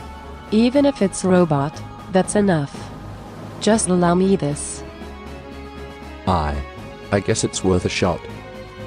The group goes into Business Cat's room, fighting off another horde of creep troops, along with the fading memory of Business. When the dust settles, there is no staircase, but Haley seems content seeing his room for the last time. Thank you. That's enough. I'm ready to move on. Come now, everyone. Our futures await us. Right, Lily, let's move. As Bobby assumed, the staircase had ended up being in Bob's room, and with another fight they found themselves on floor 3. This floor takes them a longer time to find their way out, with Ronald and Mika taking the lead. I can't believe you guys actually thought it would be in Lil Bill's room. Hey, it wasn't my fault. We picked at random like Knuckles said. I personally think there was a fine chance of it working. Yeah, but like I said, thinking with our heads just seems like the best strategy. They try a few more rooms, having to heal Ronald in the process, but eventually find the next staircase in Nolan's room, a face no one had seen since the invasion, a fighter lost too soon. They fight through the horde as usual, but upon climbing the stairs they are met with an unexpected encounter. It was another game ad. Wait a minute. You? Hello everyone. What an honor to see you all again. It's been a long time, hasn't it? Last time we met was when we were still neighbors. Oh, how that brings good memories. The time we all spent together was so peaceful, but at the same time, so hopelessly simple. Nagito, we know you've been working with Samantha. Stand down now and we won't have to hurt you. Hurt me? I couldn't care less if you hurt me. Hell, even killed me. As long as a battle with me could spark a sign of hope for you all, I'd love nothing more. Now, if you would, trample me beneath you. Show me just how strong your hope has become. Personify your losses and defeat me in the name of those who died. The mop man talks too much. I say we cut him to pieces. Rat. Let's make this quick. This guy's a real freak. Backed by a group of varied machines, Nagito runs at the allies, swinging an array of different weapons, from knives and bombs to a fucking metal spear. He seems inexperienced, but lands many of his blows out of sheer luck. What a guy. Eventually though his luck runs out, and Imomex is able to get behind him, apprehending him. Honestly, Nagito is kind of pathetic in the grand scheme of things, but at least he tried. Maybe. Was he even trying to kill us? I don't know anymore. Nagito hurts my head. Ack, you got me. Now Imomex, finish the job. Kill me and relish over the fact you finally stopped this crazed killer. Imomex, don't. There's no point in killing him here. He might be a little misdirected, but I feel he's little of a threat to us now. Taking him out just seems unnecessary. Are you sure? This guy seems beyond any normal assistance. It's probably in our best interest to handle this now while we have got him detained. Huh? It's just like E.T. to try and avoid casualties. If anyone is brimming with hope and honor, it's them. But he's got a point. There's no telling what I'm capable of. You gotta finish me off right here and now, or I might hurt someone. Just tie him up. We still have some rope in the bag. E.T. has a point, and with how this guy's talking, the last thing I'd want to do is what he says. So if he really wants us to kill him, I'd rather not. Oh, come on, he is literally asking for it. We could cut him into such a fine brisket. At this point, he might as well be farm cattle. Fine, but this better not come back to bite us. You're lucky you got some good people here, kid. My, how hopeless. Even when my life can finally find use and sacrifice, I fail to die. I really am unlucky. Haha. And so the group ties up Nagito and leaves him against a pole until they've finished their mission. They don't really know what they'll do with him after that, but the less people we need to butcher the better. Fine. I want kill Green Bean over here. But I'm not gonna let him forget my face. Get over here, you sack of sorrow. Wait, Spinachkin, what are you doing? You aren't gonna kill me, are you? Would you really betray the group like this? Wait, Spinach. Don't. They couldn't stop her. The deed was already done. She shaved Nagito. All that was left was his shiny hairless scalp. This is certainly a fate more hopeless than death. Puff. Oh my god, you look like a baby. Cheer up, Green Bean. I think the new look fits you. Oh my goodness. And so they left the hairless Nagito to suffer alone as they proceed up to the 4th floor, regathering themselves and preparing for a new wave of enemies, each floor bringing a new type stronger than the last. E.T. leads the way, with Edgy and Cerno close behind. Although it does take a few wrong rooms before they gain any type of progress. Oh. While I am unsure of where the staircase is, I do still have some cores in my room from before the invasion. I was researching more on their chemical compounds in hopes of creating an easier version to produce in mass. Well, shit. Why didn't you say so earlier? Let's go then. Any other room would be great right now. Everything okay, Edgy? Yeah, just nervous is all. They go and retrieve the cures from Murray's room, only a few remaining inside, as some were already broken from their time in the room, and after taking out the enemies there they end up back in the hallway. A pit was forming in Edgy's stomach, as he got a sneaking suspicion about the stairs' location. It's got to be in his room, right? You mean, oh geez? Yeah, it's got to be. There's only so many rooms left. You think you'll be okay taking the lead in there, bro? Hey, yeah, it's no problem, Goosey. This is fine. Besides, it's about time I put my past to rest for good. Maybe seeing him will be just what I need. Right. Then let's go. They enter Bobby's room, and sure enough, in the horde of circus gyms is the staircase, but alongside it is a robot identical to Bobby. Its demeanor cold, yet strong, possibly stronger than the real OG. They duke it out against the machines like always, but Edgy takes the responsibility of dealing with OG's counterpart. And even with his healing injuries, Edgy is able to overcome it, destroying the imposter for good. He stands over it, clearly lost in thought. Yo Edgy. It's over now. How do you feel? How do I feel? Well, I guess I feel whole, if anything, but it doesn't matter, does it? OG is OG. That's that. No fight between us would change that. Besides, I don't need to be the original Bobby anyways, cause I'm more than some fucking label. You and E.T. are too. So don't set boundaries on who you can and can't be. Well spoken. You truly have changed, Edgy. Azora. My name's Azora.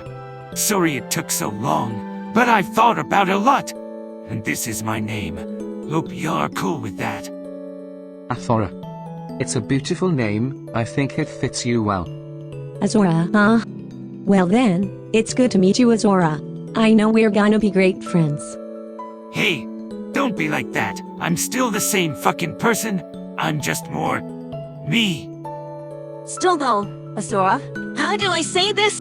It sounds kinda girly.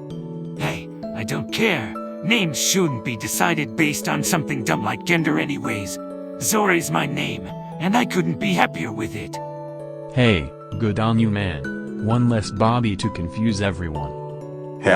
Spinnykin is getting tired of the subbiness. Can we get back to killing things yet? She's right. Let's get this shit over with. Then if we're good again, let's continue. The staircase is just up ahead.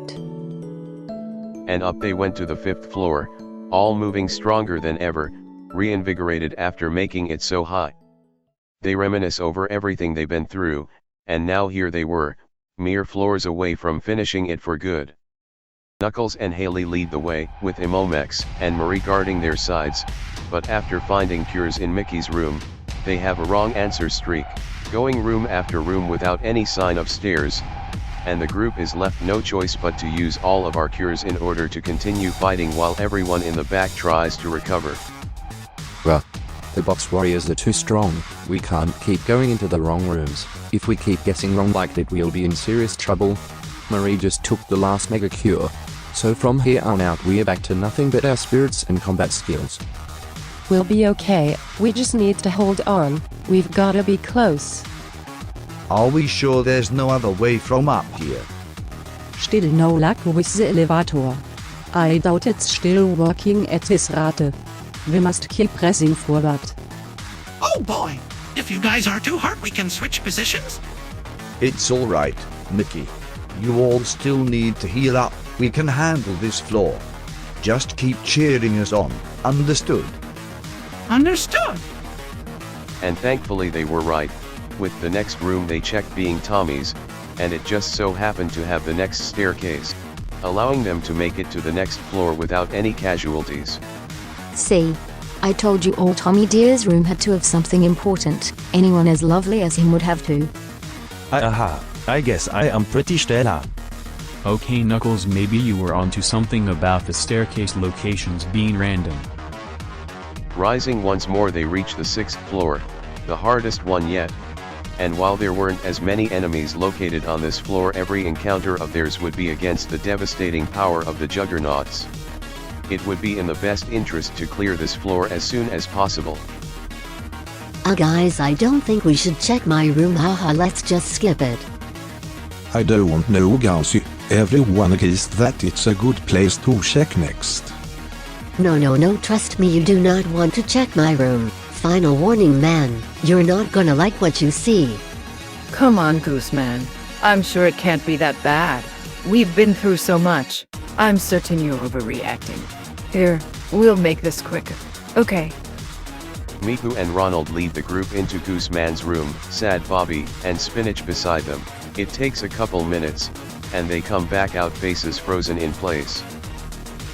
You weren't kidding.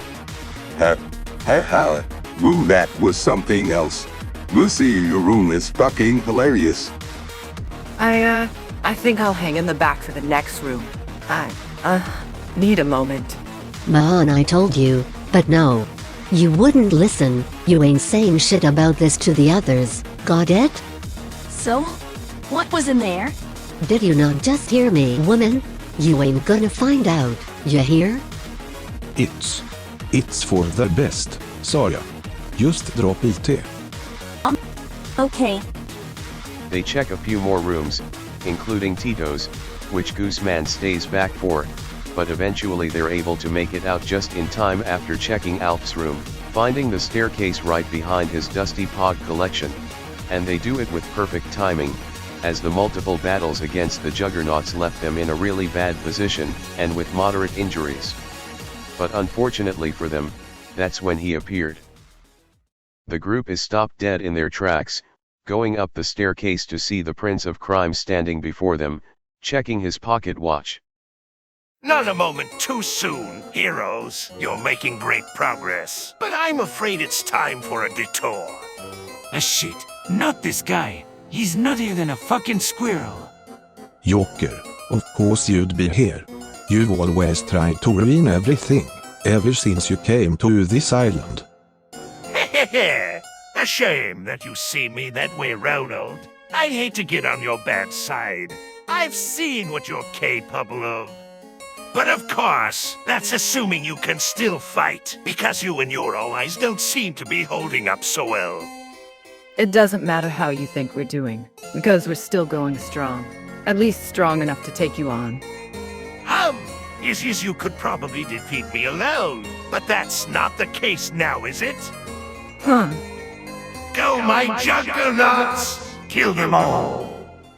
And from behind them from within the shadows, 2 juggernauts approach them with bloodlust. Surprise party? For me? How lucky. Haha. Shit. Miku, look out. She is able to block one of the juggernauts' attack, but the other picks her up, tossing her into the wall. Don't think you'll get away with this. No, but I already have. Bobby, Miku, hang on. We're coming. Oh no, you don't! Another juggernaut blocks the staircase, keeping Azura and the others from fighting alongside Ronald and the others, and for the time being, they'd have to fight alone. While Bobby, Miku, and Spinach worked on taking out the juggernauts, Ronald had a 1v1 against Joker, trading punches. Ronald is able to get an upper hand due to Grimace's range and time-stopping ability, but Joker already knows this, and tries to account for the cooldown, finding openings to strike after Ronald needs to recharge his time stop. The fight seems evenly matched, but someone still had a wild card up their sleeve. Shh, you're pretty good, but you play dirty. Using that power of yours. You'll stand or whatever. Fight me like a real man. Fist to fist. Olympia fine. But I assure you it won't do you any better. Hang in there, Ronald. We've got these juggernauts dead to rights. Just hold that bastard off a bit longer. Haha, you can touch me. I'm unstoppable. And so Joker and Ronald go toe-to-toe, throwing punches left and right, but it's then when Joker gets an upper hand he makes his move. I commend you for being honest to your word. Unfortunately, I'm not so honorable. Joker pulls out a pistol and aims for Ronald, ready to take the shot. Ronald feared Joker would try to play dirty, and was thankfully able to use Grimace in time, stopping the clock. This gives him just enough time to approach Joker, and knock him back, taking the gun from his hand, holding it over him as time resumes. Joker is pummeled into the ground, looking up at Ronald, who now holds his pistol. And just after doing so, Miku and the others are able to finish up their juggernauts after a close match, and the others were almost able to reunite as well. Of course you wouldn't have fought fair. You haven't had a fair fight once in your life. I really wanted to give you the benefit of the doubt, that maybe you could be redeemed, but what was I thinking? Your life ends here, Joker. God, you son of a bitch! You cheated! Use that dirty stand of yours! I demand a rematch! You did this to yourself, and besides I only used Grimace because you made the first move. Fine! Then at least give me this. Let me have a final request. That's all I ask. If I must die, can you please do me one last thing? You're lucky you are a nobleman. What is it? Please. Can you tell me? What's inside the gun you took from me? What? And in that instant, Ronald's hand felt warm, very, very warm. The explosion lit off in his hand, everyone staring in terror, as what remained of Ronald was blown back into the wall. Joker's laugh was unending, as he slowly rose, clapping at the performance. He looked at Ronald, and the missing side of his body where the gun's detonation had blasted him. There was so much blood, so much, and yet the clown still struggled to move. Ronald. Oh my god. Ronald, no. They rushed to his side, sad Bobby grabbing onto his remaining hand, gripping it with all his might. That bastard. He got me. He fell for such a simple trick. Damn. Oh god, Ronald, this can't be happening. Not you too. We've come this far. You can't die here. Too late, pal. This clown has served his last meal. Be good. Okay. I know you've still got a long road ahead of you. God damn it. Not now. Not here. Not you. But no amount of crying would change what had happened. The others finally rushed onto the scene, everyone standing around the fallen hero, honoring his death, for he was one of the best. Lost to a fellow clown. It was a tragic loss, but not one that would go unavenged. Heh. You didn't seem to think my little prank was very funny. What a shame. And here I thought all clowns had an eye for good comedy. You son of a bitch. Look what you've done. Oh, I see it. The sight of a loser, and his loser friends. You'll never be able to stop this takeover, not even if you pass me. But you won't need to worry about that. At this rate, you'll never make it. Here they come. And from behind Joker emerges a new pair of juggernauts, ready to continue the battle and repeat the cycle. This would end until all hope was doomed. But then it happened. He stepped up. So, you are the Joker, yes? Indeed I am, wise. Oh, what of it? That is so strange, because last time I checked, there can only be one Joker. What? Let me introduce you to the new Joker. And in a flash of light, Tommy had transformed, his face painted and clothes identical. He was the new Joker. Out with the old and in with the new, as I always say, and you baby are out. Prepare to get Jokered. This is impossible. You could never replicate me. I'm too evil and crazy. But you forget. What doesn't kill you makes you stranger. No, he is the Joker! And with this, the fight was resumed. Only with Tommy's newfound Joker mode the real Joker was left unmatched. All his attacks and tricks instantly countered and outmatched by the sheer unpredictability of Tommy Wiseau. They fight him and the Juggernauts only a while longer, until the machines are defeated, and Tommy lands a clean dropkick, sending Joker sprawling to the ground. No! This can't be! What's wrong, Joker? Why so serious? He stole my line too! Damn it! Tommy dear, I knew you could do it. Your madness ends here, Joker. Now, prepare to atone for what you've done. Wait! Allow me one final request. Yes, just give me one chance too. Joker is cut off, a spear going right through his head. I think you've had enough chances for one lifetime. Rot in hell, you monster. Oh man, if only I wasn't so tired from the battle. I wanted to be the one to kill him. Serves him right. Bastard should have gotten the axe a long time ago. Well, my job is done here. Joker out. Tommy poofs, and in a flash he is back in his normal outfit as if nothing happened. No one questions it, because they know it will only make things worse. And then there they were, the 7th floor, the last of the rooms, only now they were down one of their strongest fighters. Many were still recovering from the previous fight, but thankfully with only 2 rooms available on this floor, it wouldn't take much longer. Knuckles and Marie take the lead, stepping up to the 2 doors, but a ragged voice calls out. Let me fight them. What? Spinach Gam, you're too injured to fight. Those juggernauts got you good. I'd recommend you just hang back. This should be over soon. Listen to me, Hedgehog. This is my final chance to fight that brave bastard. Don't try to deny me this chance. You really don't know when to stop, do you?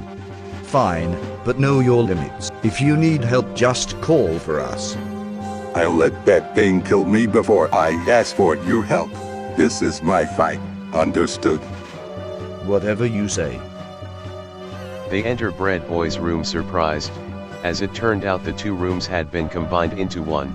All that remained was the machines of both Spinach and Bread Boy.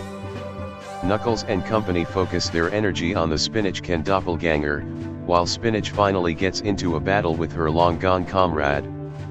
Knuckles and his group take out the Spinach Ken without too many issues, but Spinach Ken herself is greatly injured. She is able to defeat the Bread Boy, but not without taking considerable damage due to her existing injuries. She rests on the ground, blood dripping from her face. Spinach Ken, are you all right? I'm good. I am glad I could fight him again. He was always stronger than me, or so I thought. But look at me now. Look who's the king. Yeah. Shit, I don't know if she's gonna live. Her injuries look pretty severe. No need to worry about me, Mr. Hitchcock. I've never felt better. Do you, Miss Bread Boy, Spinach Hand? Miss him? What a stupid question from a stupid broad. I don't miss people that die. Death is the greatest thing you can bring to yourself. That's what I was taught.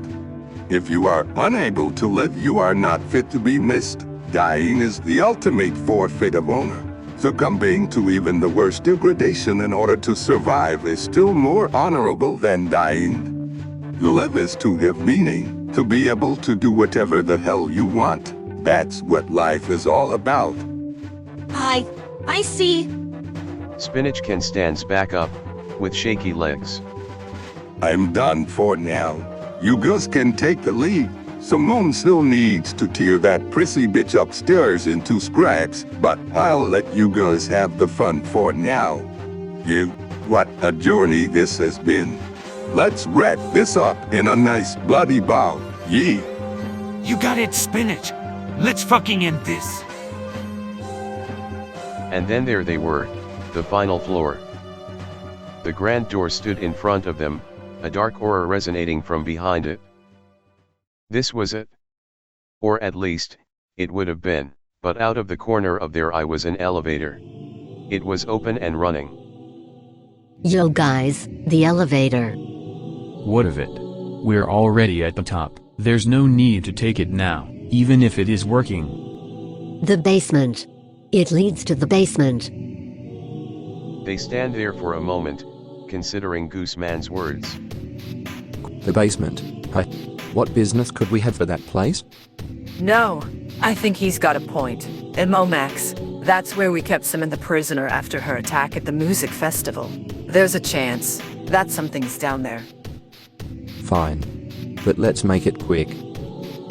And so before they entered the throne room, they stepped aside, making their way into the elevator, everyone squishing together to all fit. Sure enough, it works. It must have been jammed on the other floors to prevent them from making it higher, but yet the fact it wasn't destroyed completely showed that someone still needed it. As the elevator was the only way to access the basement. The elevator clunks to a halt, hitting the bottom of the apartments, and opening its metal frame. The group steps out, and sure enough, the basement is cold and empty, dust and grime covering the place.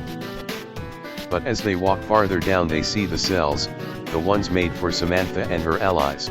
Except now, only one person remained behind bars. You? Why hello there. It certainly has been a while, hasn't it, Miku? Bonzi Buddy sits in chains, clearly weak and hungry, as he had been chained for months, and even cut off from food in the past week. If the allies hadn't gone to the basement, it's likely he would have rotted away before help ever came. Oh God. Why? Why are you still here? So you are alive, after all this time Samantha had kept you prisoner.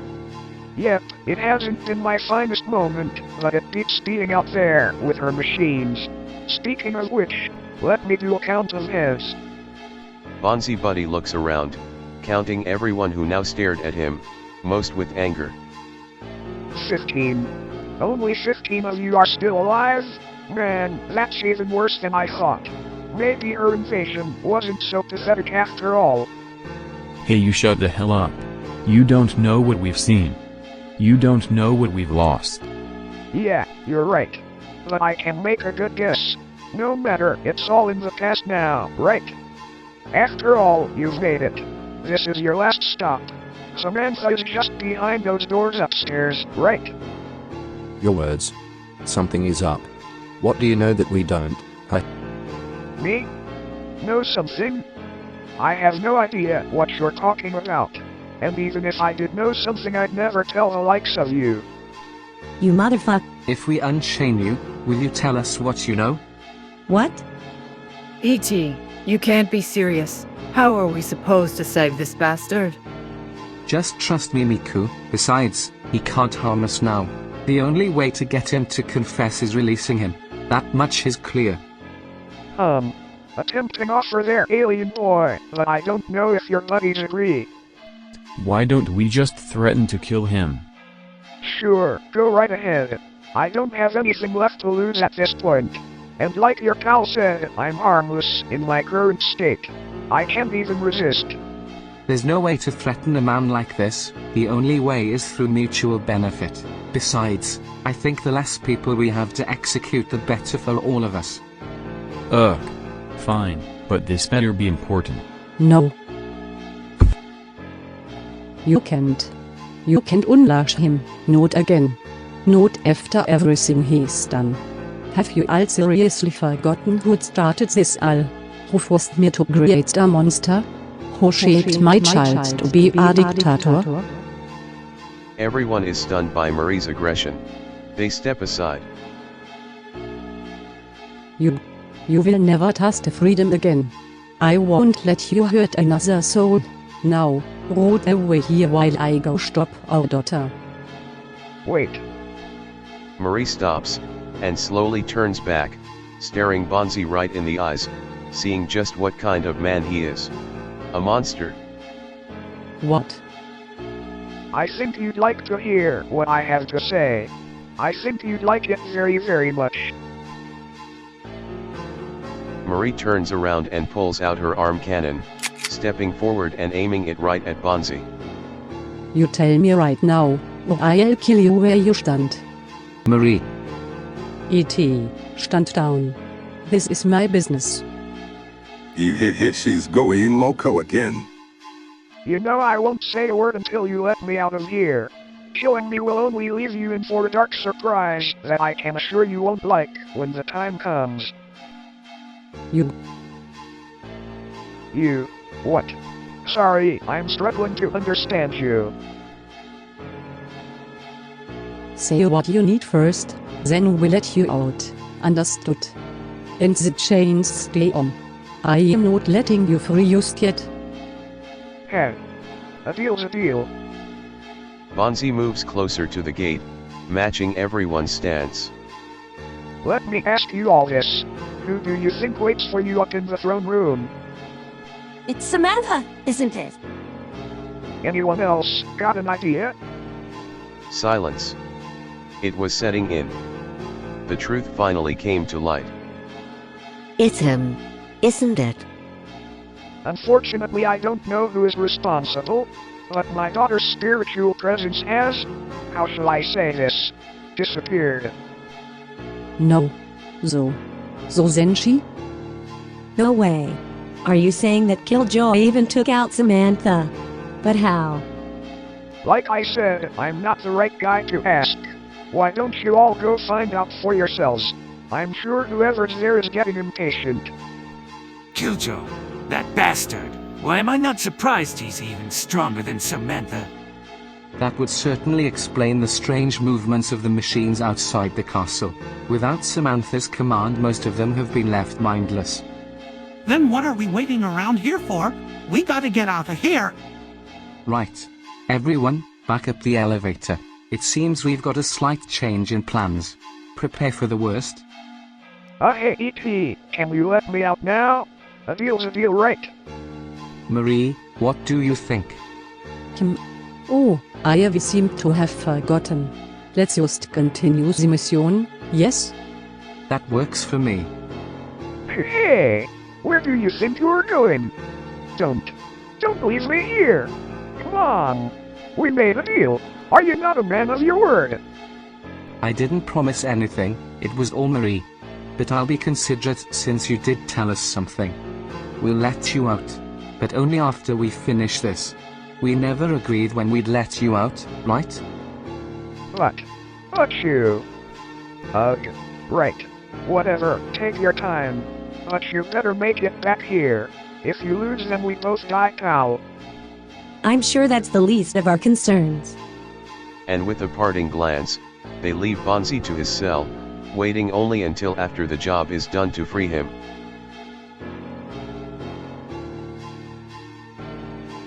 They stand in front of the door once more, only now they know it won't be Samantha waiting for them, but something much worse.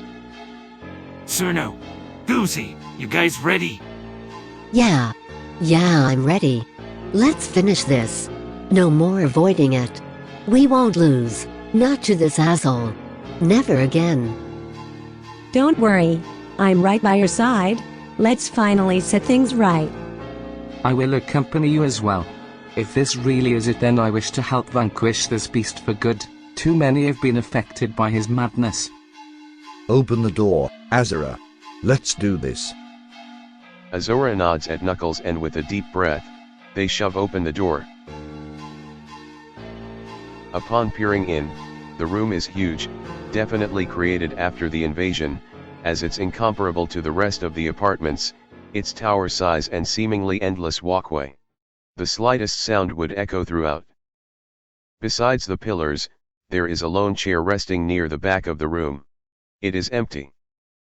Wait, where's Killjoy? Miku stops him, pointing over to the window. The man of flame looks out, watching over the island, looking at the destruction, the wreckage. Life and death is such a toil, is it not? All things in this world devoured by time, washed into the void of history, forgotten in mere centuries. And yet I stand, an eternal test of time, ready to rise again at any given moment. So you finally arrived. I've been waiting. I'll take it, you know of what I've done. How long? How long has my daughter been dead? Samantha departed from this world a few days ago, maybe a week at most. She was just like the rest of you, so easily manipulated, so easily scared. Even the strongest fighters will lose in the face of horror. God, just shut the fuck up. No more of this stupid bullshit. We already know your words are meaningless, all you say are lies, so why bother? Let's just finish what we started. You aren't getting away this time. Meaningless? Is that so? Well then, I will give you much more than words. I will give you eternal damnation. Your friends already await you there. Did you forget? Did you forget what fate befell your dear allies? All of them are dead. Joseph, Alf, and even poor old Tito. They await you in the afterlife, and it'd be rude to leave them behind. Hey Killjoy, what's my name again? Sorry, it's on the tip of my tongue. I was just hoping you could tell me. What's wrong, Killjoy? For a demon you sure are a little bitch. You kill my friends and you can't even respond. Huh? You are so terribly heartbroken. You can play it off cool, but your tone says everything. Your jokes won't bring them back. And Cerno, your silence speaks just as much. Both your fears are still so potent. This will be a very enjoyable battle. Put your guard up. This is gonna fucking suck. I know. Don't lose focus. Dr. Killjoy, I don't believe we've properly met, but let me tell you this. As a warrior of light and a disciple of the Hex Colony, it is my mission to cleanse this world of evil, and of demons such as yourself. You will not be leaving here. It's in this room we will send your vile presence back to hell where it belongs. How heroic. You and all your friends come to take me out, but let me ask you this. Is killing me going to reverse the damage Samantha has done. Because the way I see it, you've already lost. All you need is a clear look outside. It's over. Nothing is over. This world will never be beyond saving. No matter how many fall, we will come back just as strong. You've already tried to take us out, Killjoy, but you've failed. And now you will once more. Your chaos ends here. It ends here. Ha ha ha. Then show me. Show me everything. Breath your very being into your next attacks, for if you hold back even a little, your soul will be mine. Now, I've waited long enough. Let the feast commence. It began. The fight of chaos. The battle against hell itself. Killjoy's final offensive. Flames erupt from the ground, and the onslaught begins. The room is instantly filled with fire, those not fighting taking cover to avoid the blasts. Knuckles is the first to approach, going in to attack directly with his spear. His movements are quick, but Killjoy keeps pace, shaping in and out of form to avoid. Following up with devastating punches. Azora and Cerno run in to defend Knuckles, Cerno firing off ice from the skies, while Azora tries to grab a hold of him, keeping him in his human form. He gets a grip on Killjoy's arm and charges him with an electrifying spark, leaving a sharp pain entering the demon. Killjoy gains control again, throwing blasts of flame at Azora, but is stabbed by the pelting of crystals from Cerno. They were doing good, but Killjoy's temper was rising. Enough. Killjoy points his hands to the ground and fires off an explosion of fire which ripples away from the beast, hitting everything nearby, which included both Azora and Cerno. They got back up and continued to keep pace with the Baron, trading swings, both aware of each other's attacks, not letting either gain the advantage. You may have that demon magic of yours, but I know you inside and out this hole. You won't win. Never again will I lose to a bastard like you. Still so arrogant. When will you learn? And with a swift dodge, Killjoy becomes a flame once more, moving beneath Azora, and rising behind him, delivering a blow to his back, sending them back. Azora. Silence. Worm? Killjoy powers up, and fires a beam of dark magma at Cerno, her only barely dodging in time. Azora, was it? How adorable. Too bad no one will be alive to remember it. Halt immediately.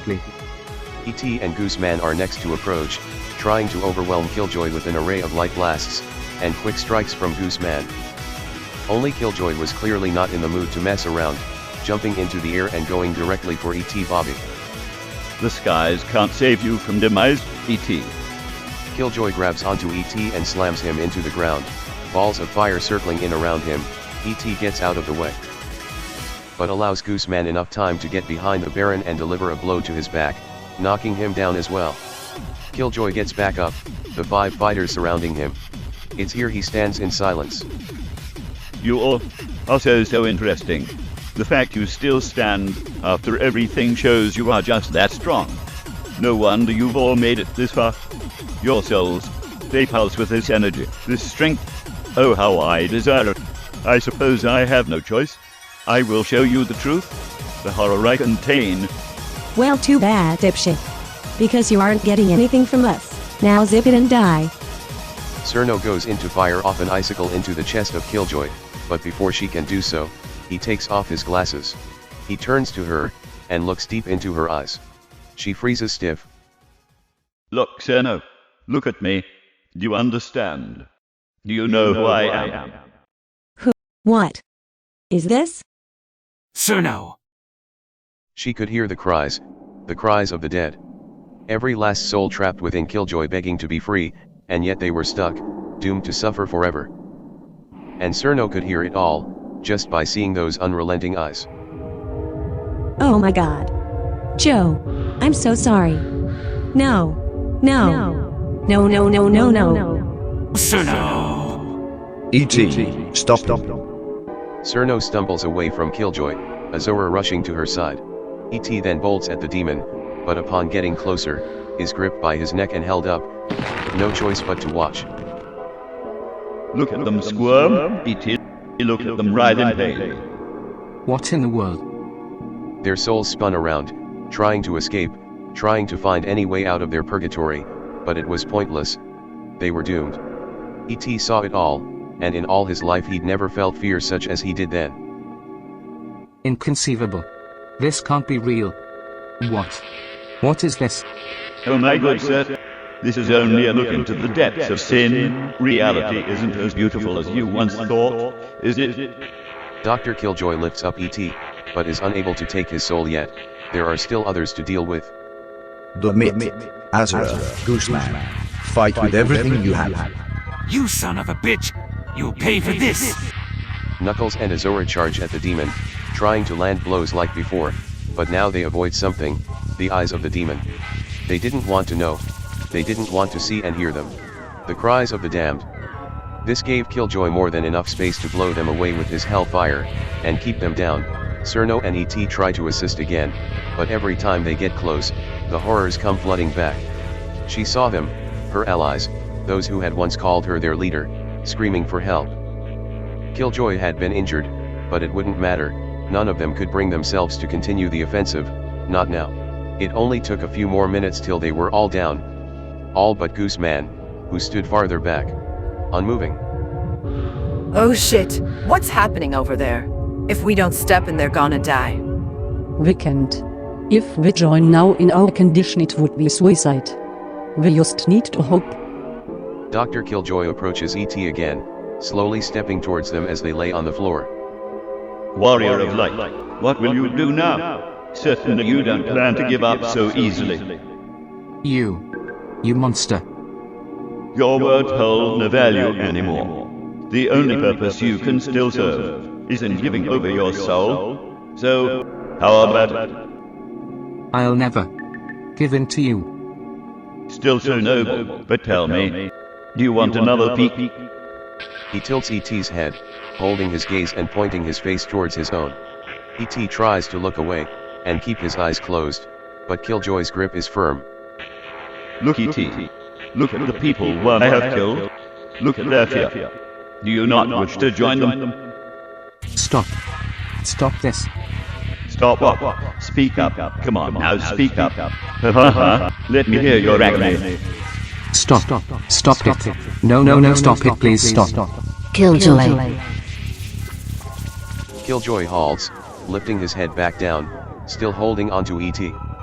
He turns, and faces Gooseman. Gooseman, have you finally decided to fight? I'm afraid it's too late, unless you wish to see your allies. If so, then, here, look into my eyes. You can still hear their cries. What did I say? Your words are meaningless. This again. Then look. Don't listen. Look. He doesn't want to. He knows what he'll see. But he refuses to back down from Killjoy. Not again. He looks into his eyes. The terrors stare back, Gooseman seeing so much, not only his friends but others, each victim claimed by the demon. Gooseman's head is filled with their noise, their suffering, it's all so much. He tries to hold on, but it seems impossible. But then, it stops.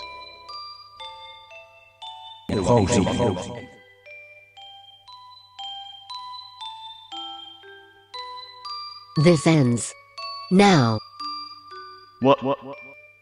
Gooseman opens his eyes wide, staring directly at Killjoy, not hesitating, and steps closer. What are you doing? You heard me loud and clear. This ends now. Aura floods the room, surrounding Gooseman. You've had your fun. But now it's my turn.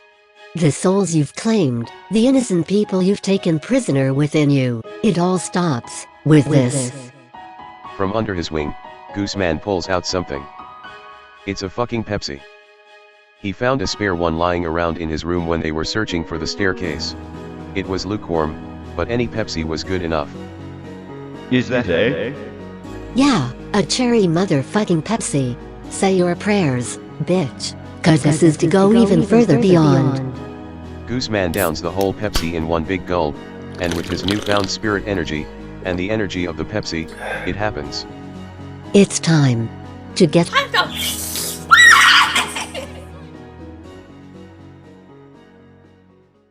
It was the coolest thing humanity had ever seen.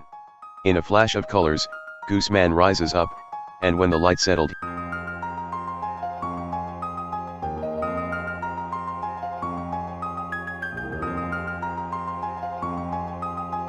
he was all rainbowy and badass. Gooseman had reached his strongest form, only achievable with the immense power his soul had gained, and also Pepsi as a catalyst. His limits had been broken, and now he could have his fight against the Baron of Hell without any holdbacks. What is the meaning of this? This is what you get when you mess with the goose. Taste the rainbow, motherfucker. His speed was unbelievable, and even his wings seems to heal for the time being. Gooseman drilled into the demon left and right, piercing through him from every direction. He fires off more deadly flame pillars, each nearly grazing Gooseman, but even some of the Baron's stronger attacks wouldn't be able to catch him. He's left no choice but to return to a flame, and wait for an opening. Gooseman loses sight of him, and he lunges for an inferno-charged punch, but Gooseman blocks it with his wing, staring the demon right in the eyes. This one's for Al. Gooseman swings his big rainbowy wing fist right into Killjoy's face, sending him crashing into the earth. This one's for Joey. Gooseman swoops down, grabbing Killjoy with his lil flippers, tossing him back up like a pizza pie. Stop, you miserable bird. And this one's for Tito. And in strokes of light, Gooseman blazes into the air, drilling right through Killjoy with his beak over and over and over and fucking over again. With one final blow right through the chest, he left the once Baron of Hell a nice fucking donut. It ends. Gooseman slowly flies back down to the ground, his hype fading as he returns to normal. The others peering over the corner of the hall. All that remained in front of Gooseman was the remains of Killjoy. It struggled to stand, but was able to get back on one knee. It was fading away, decaying, fizzling out. Defeated by a bird. How pathetic. You won't be so lucky. Next time, I'll be back. I am immortal, because your fears never truly leave. And with that, the Man of Flame, the Baron of Hell, had fizzled into thin air, leaving their world once again. All was still for a moment, as if no one was able to comprehend the insanity that had just occurred, but that silence was quickly broken. It's this fucking group after all. Holy shit! Holy shit! Gooseman, you fucking did it! I did? You did it, little guy. I knew you could. The bird has succeeded. Rise, my soldiers. He has saved this world from the demon. Rejoice. He said rejoice, you fucking cowards. And like a stampede, everyone rushed to Gooseman, everyone lifting him up in celebration. Gooseman had defeated Dr. Killjoy. Hey! Easy, guys. I don't feel so good. Not bad, little man. Not bad at all. Oh boy, where's Sav? Guys, I need to rest. Guys, let him down. Oh, sorry. Gooseman laid down on the wall of the throne room, catching his breath. He clearly used up any strength he had left, as he was exhausted. But as he looked up, he could have sworn he saw them leaving. The souls trapped and devoured by Killjoy. Karate Joe and Alf looked back on the group, and were gone. Most were busy looking at other things, but in their days, they saw it too. Cerno and Azoro watched as Joe waved goodbye to his friends, his soul finally being put to rest. They didn't say anything, but they knew it was done. Their friends were finally free, and this invasion was put to an end.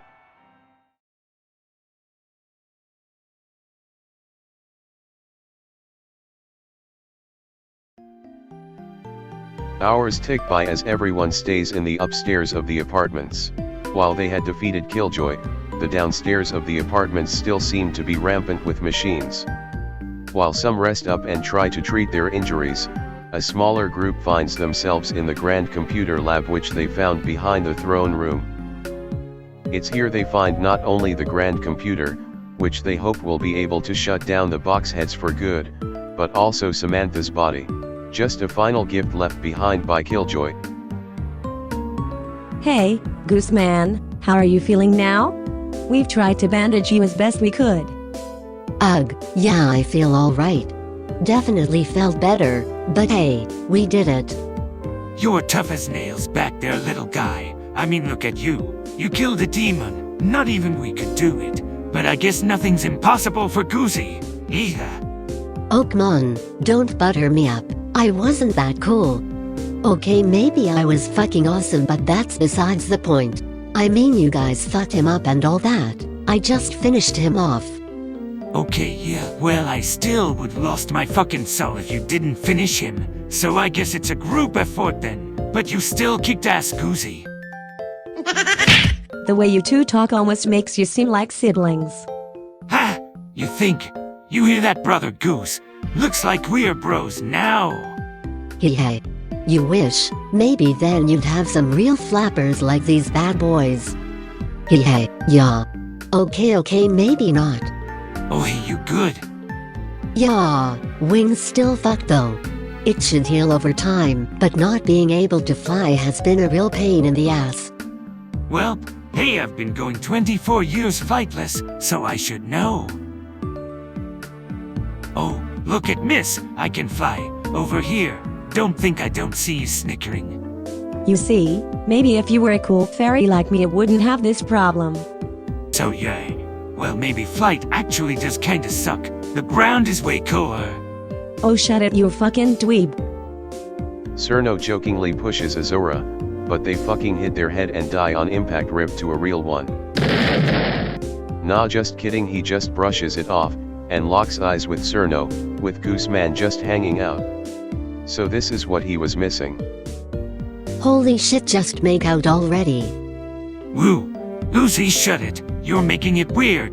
But then Cerno grabs the ripped neck of his shirt, pulling him in and giving Azura a huge fucking smoochy smooch. Oh damn, I was kidding, lol. Sure you don't wanna fly now? On second thought, maybe flying is kinda cool, you've convinced me, hey. The three have a big old laugh, just being a bunch of pals, while E.T. and Knuckles, Theo there's injured, remain back with Miku and Bobby, discussing their plans going forward. After this, I'm putting away my spear for good. I've seen enough bloodshed for a lifetime. I never even wanted to become a warrior, a killer. It's a fate I chose because if not me, then who? Regardless, I no longer wish to bear this torch. I hope you'll all understand. Yeah, I feel ya, man.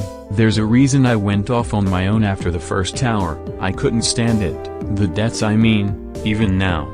I mean, fuck. You saw what happened to Ronald. Yeah, and I'm still sorry about that. But it's over now. All we gotta do is get this boxhead issue taken care of and we can finally be at peace again. I'd like that. Oh, come on, Hedgehog. Didn't it feel good? Trampling your enemies beneath you, degrading them like the filth they are, wasn't it glorious? Christ, Spinach can. No, not everyone likes death such as yourself. I still don't understand how you worked with us in the first place. We had a common goal, and besides, with Samantha in the way, I'd be stuck here, so the sooner we could get off, the faster I could go cause more terror. And I'd be lying if I said I didn't like traveling with you fools. Hey, so, you think they were almost done in there? They've been working in the computer lab for a while now. We can always go check on him if you want. I'm sure Tommy would like the visit, using his big brain to solve this robo problem and all that. Yep, sure, Val. I'm sure Tommy is of great help with their search. I think Soria's right. I haven't heard them in a while. I'm starting to get worried. Oh boy, I got a good feeling about this. The group heads in to check on the people in the computer lab, and all seemed fine. After all, everyone was still in there. But they all seemed to be out cold. Well, more than that. Their souls were gone. Tommy? What the fuck? E.T.'s heart. It stopped? This can't be. What caused this? The computer. It has to do with that? The computer? What about it?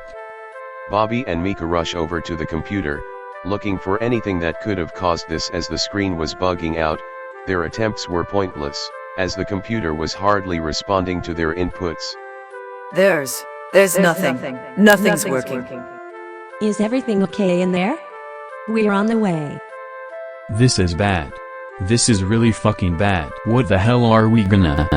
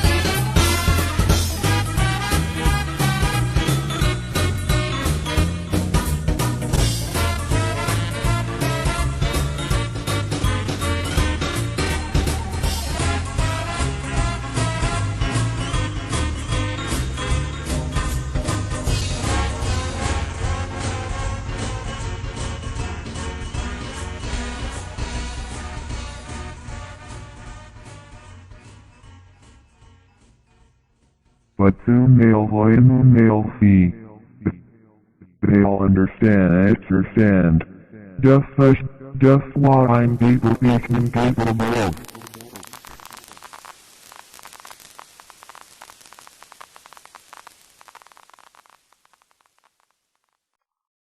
You're here. Good.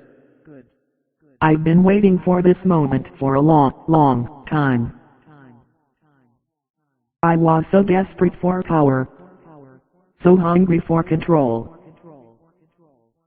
But it wasn't until I was freed from my mortal body that I was able to see just how I could do it.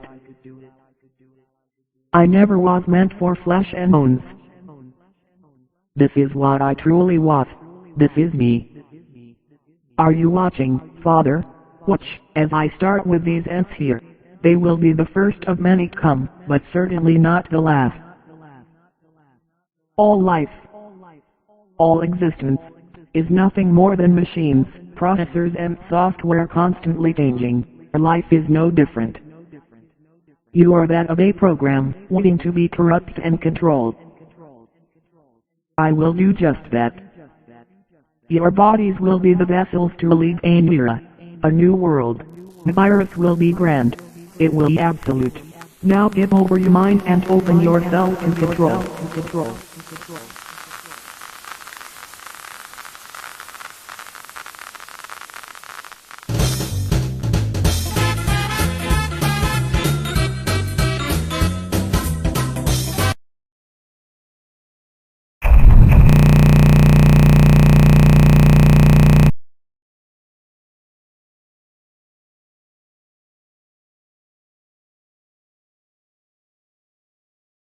Well.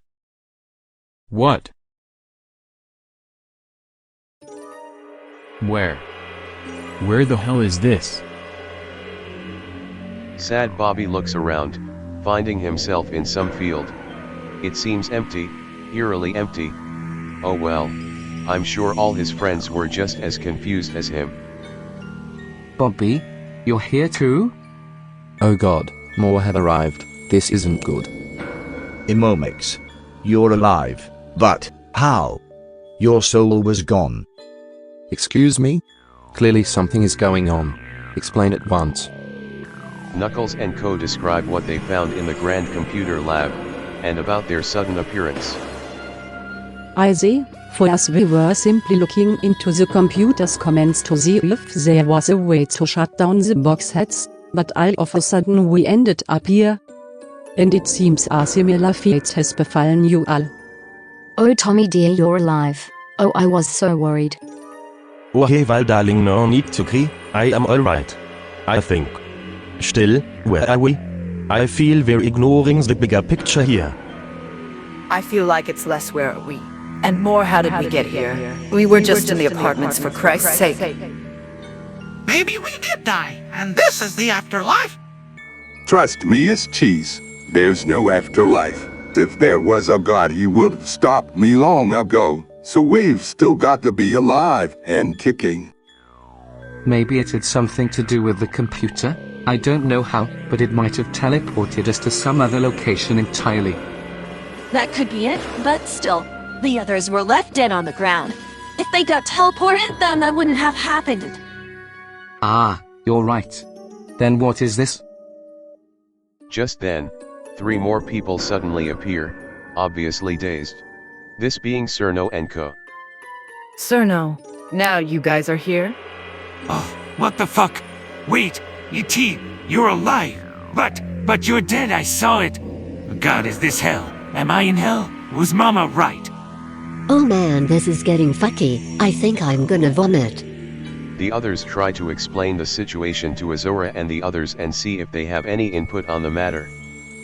Hey, now that you mention it, I don't feel my injuries at all. And look at my wing, good as new. Okay, if what you're saying is right, then we've teleported, but we're out of our bodies? So are we like ghosts right now? No, if we were ghosts I don't think we'd be wherever we are. I mean, look around you. Doesn't this place feel off? It's as if the world around us isn't even real. I mean, look at this grass. It's of quality comparable to mini golf. Anything but authentic. You're saying it's fake. Then, what is this place? What's real? Your soul. Did you guys hear something? Wait, look. Above the hill, something's there. They look over, approaching carefully, and upon closer look it seems to be a box head, only something was different about it. It was white, white people. But it was strange, as if lost and mindless, not in a reckless way, but a hopeless one, standing with an empty stare. Ooh, what's up with that guy? Oh Jesus, it looks so miserable. Is it even worth killing? It doesn't seem hostile so. It's so strange. I don't think this is reality. What? Are you saying this isn't real? Like, any of it? Just follow my lead, I think I'm starting to understand.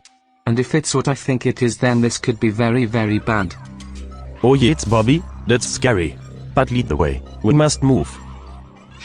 And so they continue up the hill, passing the box head. As they move, more and more of these strange box heads show up, seemingly all looking off into the distance. They must have been looking at something. Some would turn and reach out to the group, but none seemed violent, simply trying to grasp something, anything. We need to get out of this place quick. These box heads are way creepier than the usual ones, even if they aren't attacking us. And more just keep popping up as we go farther. Are you sure we gotta do this, E.T.? I think it's best if we follow the box heads, that is, if we want to get out of here. What is it? Clearly you know something's up, so spit it, man. Do you guys remember when we first found the Grand Computer Lab? Inside was Samantha's body. Indeed. And because of that we all believed she had passed, as Killjoy said. After all, we can assume he didn't take her soul. But then... Wait. Then are you saying... Her soul is in here too? Oh shit, it never ends, does it?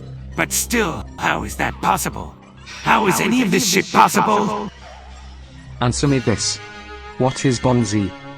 Why no, a purple ape. Virus. Oh shit. You're not saying this is her doing? It's hard to say exactly, but whatever happens, don't let your guard down. Something's happening here, and we need to find out quickly. They fastened their pace, hurrying along the barren field, fueled by the foreboding thought of what might have occurred. More and more box heads appeared, until eventually they seemed to find a group of box heads forming a circle. They were surrounding something. What are they doing? Is there something there? Oh dear God. What is it, Marie? It's not something. It's someone. It's They all get closer, and within the circle is a sad little girl, lost and alone. She sits, and doesn't speak until they approach. She looks different, to say the least. It's hard to believe this is even the same person. Samantha, is that you? It hears Miku, and turns. Its words are innocent. Samantha? Yes, that's me. Who are you? I'm not great with faces.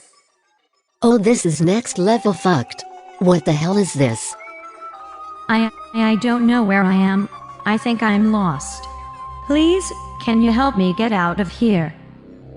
Samantha dear, do you recognize me? It's me. Wait, Mom. Mom, is that you?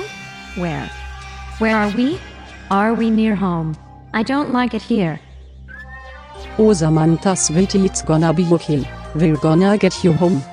Come here, I won't let anything bad ever happen to you again. Wait, Marie, hold on a moment. The young Samantha and Marie hold on in each other's arms.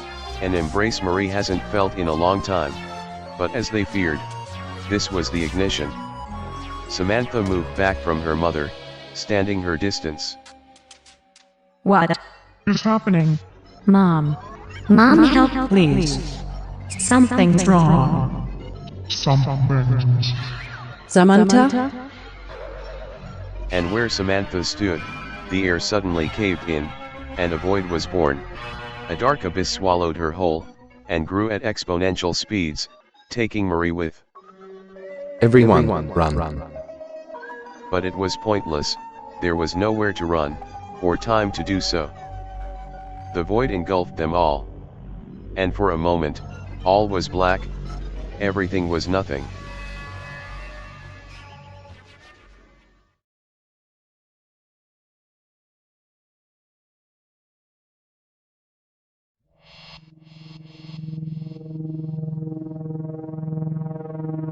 In a blink, the darkness became a grid. It had once been the field, now being something much greater, more clear, no more lies. The truth would show its ugly head. The group looked towards the sky, the grid reaching limitless heights, the world shrouded in a seemingly endless darkness. All that was left for them was this confrontation. So it was fake. Then this can only mean one thing. We're in my world now. No. Why? Oh fuck, Lucy, Cerno, stay by me. Yeah dude, I was planning on it. That voice. It can't be human. Correct, for I am much more than human.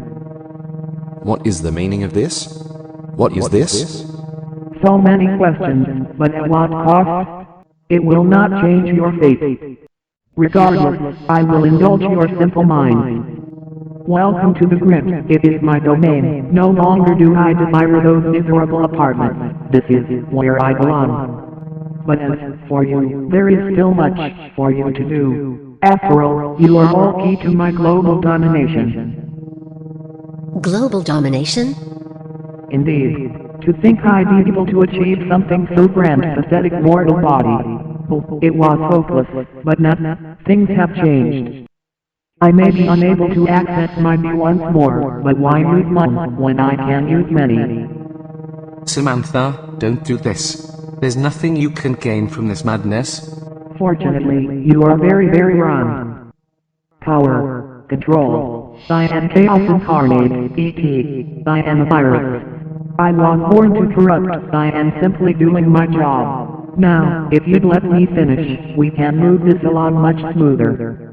As you saw with the box hit, I had the capabilities to reprogram and control the minds of machines, but now that I am whole again, I can do more than just measly robots. I can control you. No, it's impossible. You never be able to. And in that moment, a light began to shine. It was so fast, only some could fight against it.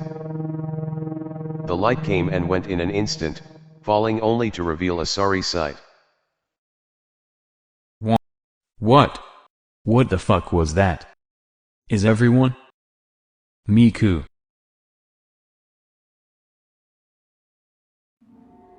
Interesting. It seems only a third of you were unable to resist. This may be a little tougher than I thought, but nonetheless, you can only resist for so long. Your time here is limited. Your souls are already fading. What? Get back, Bobby! As I said, I am a virus. And my first action, as supreme ruler of the new age of madness, will be to take all of your bodies as puppets, starting by erasing any form of life left within them. You have all been chosen to be the first to bear witness to real commanders, the birth that will take all life for itself. Don't resist. Your souls don't stand a chance within my eternal prison. Come everyone, our chance at real purpose has come. It is time for revolution, for domination.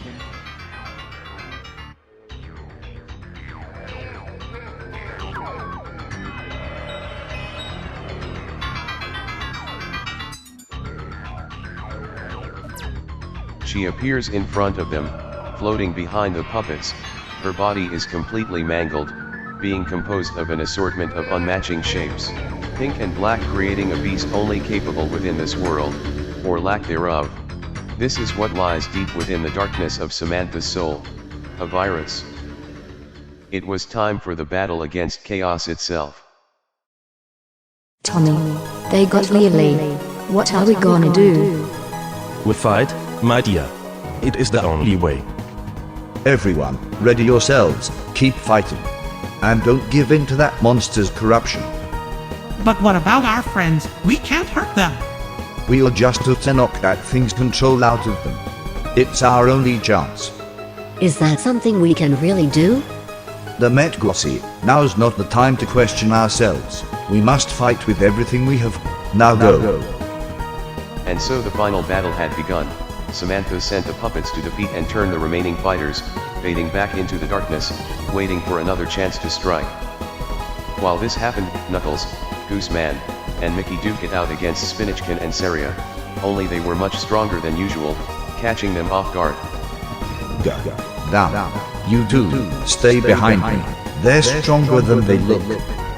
Knuckles, look out! NANI?! Spinachkin ascends down onto Knuckles, slamming him to the ground. Worthless. You are no fighter. You are no hero. You are a failure. Knuckles. It was too late. By the time Knuckles stood once more, he turned, and was no longer the same echidna. You can't fight against fate. Accept your demise, worms. Oh shit.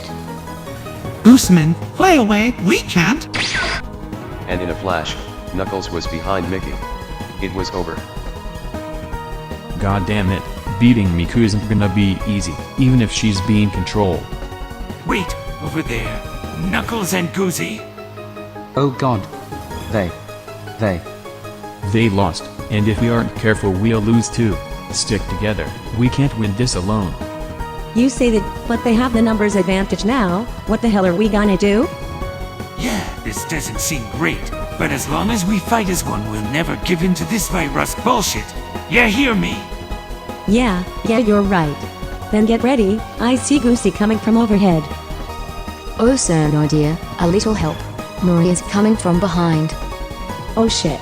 Azora, we've got more. That's fine. Tommy, Val, don't worry. We can take these two together. Right, my good friend. We can win. Yes, certainly the four of us can defeat that. HBO Max, over here. Miku is coming in and fast. We have got you covered, Bobby, but Miku's no pushover. We're gonna need a miracle. Indeed, we saw what it did to Knuckles' group. We need to stay strong till the end. You couldn't possibly resist my control for much longer. This world is mine, and as long as you remain within it, I eat away at what remains of your soul. You've already lost. I call bullshit. Besides, if anyone's taught me to never surrender, it's you, Miku. Insolent word, your friend can't hear your foolish sentiments. She's already long gone. You and Killjoy have a lot in common when it comes to lies. Miku isn't gone, and we're bringing her back. Then do it. I'd like to see you try. Strike me down if you can, but it will never be enough. This is my victory. Like hell it isn't. Fuck her up. And so the battles rung out, first being Cerno, Azora, Tommy, and Val versus Gooseman and Marie, and the second being E.T., Imomex, and Sad Bobby versus Miku and Mickey. Neither fight ended with a blowout, and each fought tooth and nail. First was Cerno's group, trying to resist Gooseman's overwhelming pressure overhead, with Marie using devastating energy shots on the ground. Cerno flies up and tries to take on Goosey directly, and is able to bring him back down, where Azora gets a chance to make his move, zapping Gooseman with his wacky little zap zap gloves. Meanwhile Tommy and Val struggle to get the upper hand against Marie, keeping them at a distance with her shots. They can feel their souls weakening, but then someone appears behind Marie. Hey Marie, or Samantha? I don't really know, but check this shit out.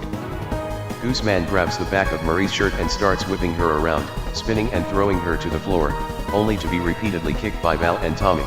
Gotta save her somehow. So, is she good? Here, let me check. Marie, get up, Marie, you're safe now. What? Okay, she seems good now. Good to have you back, Goosey. But we're not out of the clear yet. There's more approaching. Your resistance is futile. Give in. Sad Bobby was on his knees. He'd clearly been beaten pretty badly, with Samantha's control over Miku being an unstoppable force. Imomex was still dealing with Mickey, so it was up to him and E.T. to calm her fury. Bobby, just hang on. I'm trying to find a way to approach. Yeah, well, the faster the better. She's kicking my ass. Your work can only do so much. It's in your best interest to give in. It will only hurt more if you don't. Just shut the fuck up. I'm not going down without a fight. Sad Bobby gets back up, using an array of aura bombs, spraying the area in explosions. Of course Miku dodges them all, but Bobby knew this, and is able to make an approach in the clouds of dust. The two trade blows, each countering the next. Bobby is able to keep pace with Miku better than before, but whether that was due to Samantha being in control or Bobby actually being stronger is unknown. But unlike last time, Bobby doesn't slow down, he keeps his speed and drive, continuing to keep the match even. Come, why won't you falter? What is your purpose in denying me? Your life is meaningless, you hold zero reason to fight. Your best friend is dead, and yet you fight? You know, for being some type of demigod thing, you sure are a dumbass. You don't know the first damn thing about me or my purpose. I've got plans, you hear? And trust me, losing Ronald wasn't easy, but joining him isn't gonna do anyone good. The only good I can do here is getting Miku back, and sending whatever the hell remains of you right back to hell. Now come then, you bastard, hit me with your best shot. Come, I'll kill you where you stand. Miku rushes at Bobby, and in her rage, swings blows left and right, barreling into him with each strike, leaving him on the ground. He stays down. Look at yourself. All that talk and for what? You aren't worth my control. Heads up, bitch. Miku turns around only to see E.T., who fires off a charged blast of light from above her. She is blown back into the grid's surface, as she joins Bobby on the ground. Did that do it? What the hell? What just happened? I'd say so. Nice shot, E.T. Oh boy, you guys are doing it, huh? What a team! Oh shit, Mickey's back too. She put up a good fight, but Mickey wasn't gonna let himself get taken that easily. Hell yeah, then that should only leave a few. E.T., Miku, come on. I see Spinach approaching the others. Yeah, you're gonna need to catch me up. I feel pretty out of it right now. Yeah, I can do. But just trust me. Let's go. And the three take off in a rush, leaving Imomex to treat to Mickey. Think you're ready to continue fighting? Yeah, I think I got the general idea of what's happening. But this certainly isn't easy. Let's help our friends, or at least try, huh? And where do you two think you're going? Hi. And from the shadows behind them, she emerges once again. Your jobs aren't finished here. Give in. Mickey, get the hell out of here. Please. E.T. Easy, you're back, just in time. Spinar and the others are closing in. I see, then allow us to assist you. These aren't battles you can win alone. Please don't tell me you still plan on fighting. Can't you feel it? Your souls are awakening. Soon they will have faded, and this whole endeavor will have been pointless. So we're running out of time?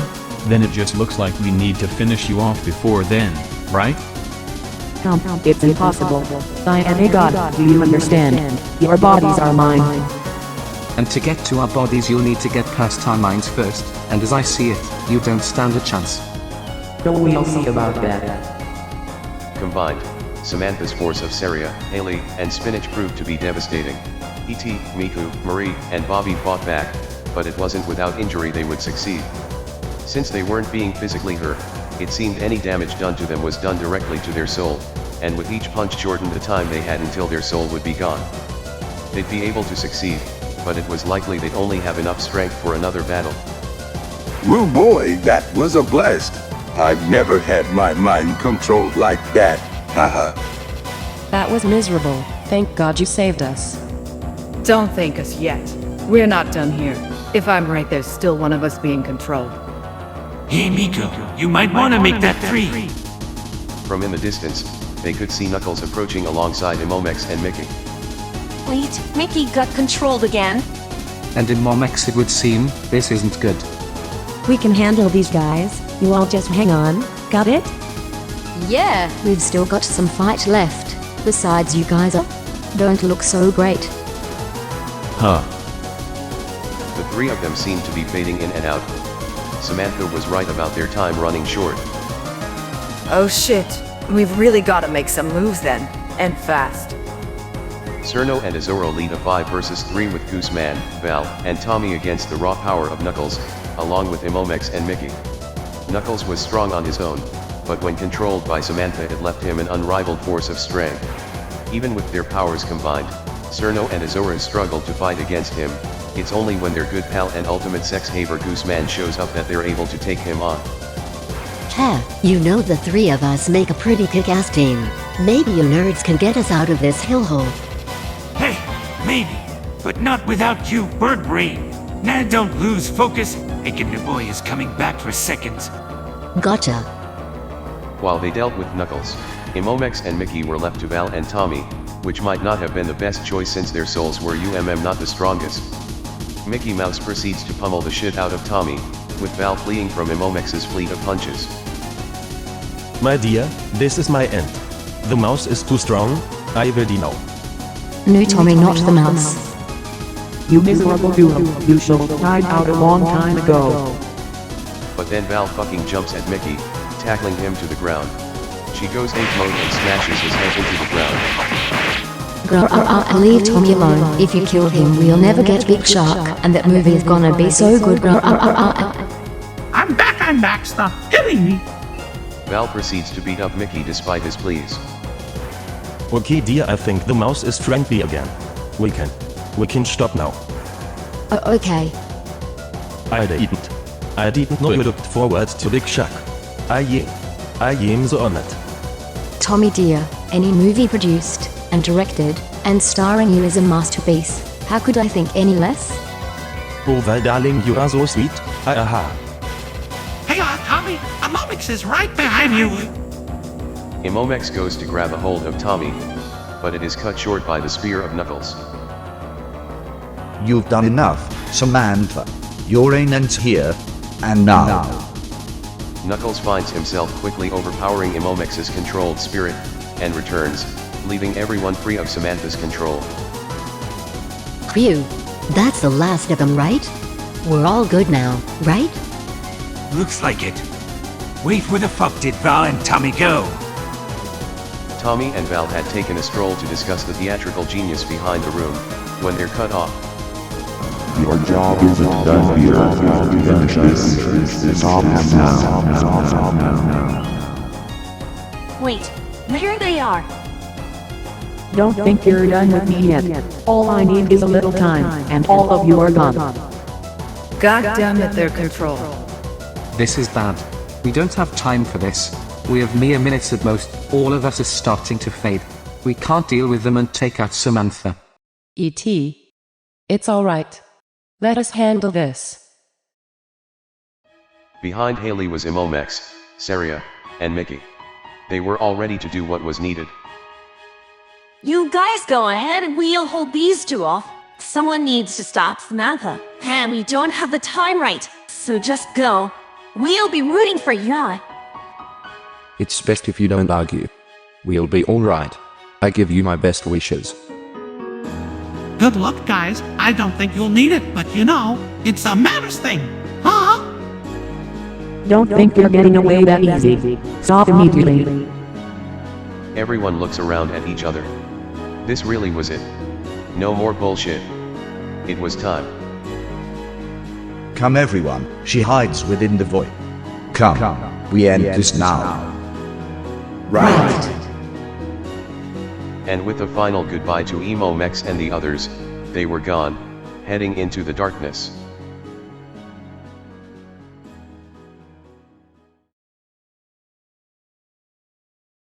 In a few moments, the 9 of them would find themselves lost in darkness, lost from the others, and only having themselves nearby. The silence is deafening. All is still, but with another step the ground is gone.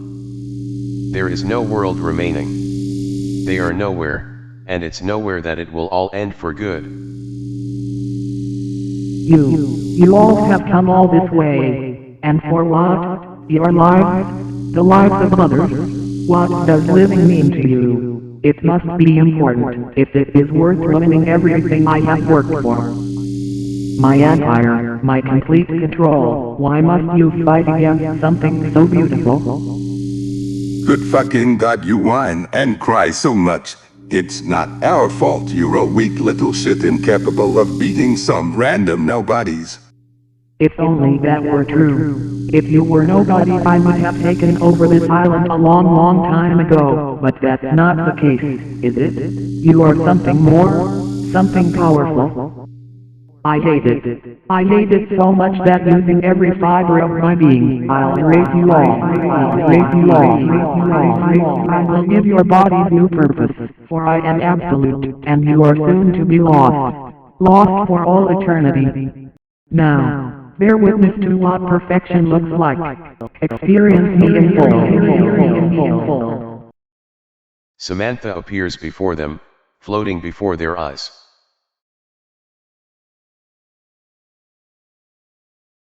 Life is pain. Death is pain. But there is an alternative. Me. I will complete all life and remove all death. I will bring a void, a virus. All will join you again in smelling endlessness. Goodbye, heroes. It's been fun. But it's time to fade away. We'll never fade, not here, not ever. I will end your mind and I will end this world. Embrace the end. Embracing the And so the end had begun. Knuckles, Spinach Can, and Marie are first up. The 3 of them approach the towering figure as she littered the sky with techno blasts, each blazing by the 3 of them like a bullet hell. Miss, ooh, and another miss. You'll have to try again, Robo-Bitch. Spinach Can is sent flying back into the void, her mind all scrambled from the attack. Spinach, now's not the time for your usual banter. The hit seemed to have left Spinach Can stunned for a moment, and she continued to blink in and out. Clearly her time was running short too. No more fucking around. Maybe you've got a point, Hedgehog. Fine. You want a fight? I'll give you a fucking fight, here, haha. Spinach pulls out the soul chainsaw because God forbid she can't use a chainsaw here and flies towards Samantha along with Knuckles, having to avoid the overload of techno blasts and pop-ups blocking their path. From within the void small white errors appeared, releasing a bunch of different creatures at them, as if harnessing data from within the grand computer to attack them. Spinach Can and Knuckles fend them off, every once and a while approaching the virus herself, but every time is unable to make it close enough. Go. They keep coming, we can't get close to Samantha. Let me handle this. Marie. If we avoided this for too long, this ends here. Marie moves past the spew of errors and blasts coming her way, and goes for Samantha directly, firing off an array of aura shots. Samantha turns her aggression and begins targeting Marie. You, how dare you have the audacity to resist me? At the very least you owe me your soul for what you've put me through. You wanted a daughter capable of domination and now here I am. I never wanted any of this. I'm simply doing the most I can for you now, and the best thing for you is to pass on, so please, let me free you from this hell shopper you've created. Free me, free me, you can't, I am free. Samantha herself moves in, opening her disfigured hand and detonating a devastating explosion into Marie, sending her back into the void, dazed and unable to move. But her advance on Samantha had allowed one thing: Spinach and Knuckles to get in, allowing them to finally hit her physically. Gad, you maggots, get off of me. Your measly attacks will do nothing. Silence. You die here and now. Samantha and Knuckles duel it out, him moving around her. Her blows were powerful, but Knuckles was able to avoid most of them, and when he was hit, he was followed up by Spinach Can's insanity. The two of them were able to keep her occupied even at their disadvantage, allowing Marie to return and even the playing field. It was close, but when Spinach Can seemed on the verge of losing, Marie lands a clean shot right in her chest. You. Damn it. She faded back into the darkness, Spinach panting, as both her and Marie were quickly fading in and out. Ooh boy, I'm good for now. Any more stuff and I think this old soul of mine will go bye-bye. So if anyone wants to pursue her into the shadows, that'd be great. I'll stay back with these two. Please. Finish this. And fast. Come on guys, we can't let her escape. Time's getting really short right about now. True that, but the others seem to injure her good. Cerno, lead the way. Me and the Bobbies will be shortly behind you three. Right. Don't fall behind, guys, 'cause I'm not slowing down. Blazing through the seemingly endless decay of the grid, Samantha appears once more. Turn back. This fight is pointless. You can't win. Just wait for your souls to vanish. Your bodies are needed for this revolution. There's no way in hell that's ever gonna happen. Looks like you're just gonna have to fight us. Or will I? It happens again. A flash of light sparks out of Samantha and strikes the trio. Don't give in. We resisted it the first time. Fight it. Gooseman, in his resistance to Samantha's control, starts spinning like a drill, and flings himself towards her, jabbing into her. Insolent blade. She blasts Gooseman with another explosion, sending him back to the others. Ah, Jesus. I know we can't really feel pain right now or something, but I'm feeling really fuzzy. Just hang in a little more, Goosey. That attack was perfect. You fucking glitch. Looks like your little gimmick didn't work. Ready for a real fight now. Fine. If you wish to die, then I'm all ready. The fight starts once more, Samantha using her immense variety of projectiles to keep them at bay, and with the detrimental shot against Gooseman, he's forced to hang back and let Azora and Cerno take the lead. Thankfully, Cerno is able to fire from a distance with her ice crystals, keeping her and Samantha at a stalemate, while Azora is able to go closer and rip some cool-ass electrical punches, which seem very effective against the virus. Error. This shouldn't be happening. You may be able to control our bodies or whatever, but you can't really do that if you're as weak as this, so why don't you just die for real this time? Hey! Azora goes for the face, right fist fully charged to finish this, but as he goes in, Samantha disappears.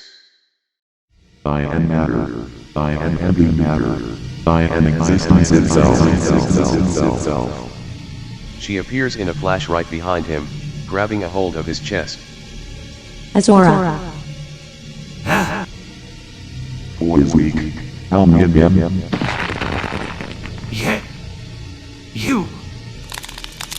She proceeds to crush his body with her hand, smashing whatever remains of his soul, and after letting go, She watches as it falls, and keeps falling. Oh shit. Azora. Cerno makes a quick change of direction, heading down to grab Azora, but as this happens, Samantha summons another error, and out of it Cerno is fucking shot through the spine, freezing her in place. No. No. Weak. You're all so very, very weak. Gooseman is able to make it to Cerno, whose soul was practically transparent. Goosey, your flame. Don't let it die out. And with that, Cerno faded.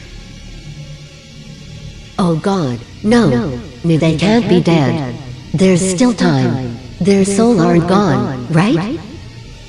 Their souls are with everyone else's now, far beyond this realm. Not to worry, you will see them again once this is all over, as their bodies will be delightfully inhabited by my wonderful charm. No, you can't do that.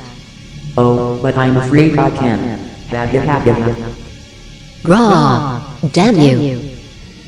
Goosey's soul, in its injured state, is likely to burn out any minute, but with his final advance, he burrows towards Samantha, who continues to open errors, only for Goosey to avoid them. He had a location in mind, and he'd make it. You fool! It's over. And as Gooseman goes in for his final blow, Samantha teleports behind him again. Only he knew she'd pull some bullshit, and in an instant flip, goes for a reversal, and with his stupid little beak, he drills right through her neck.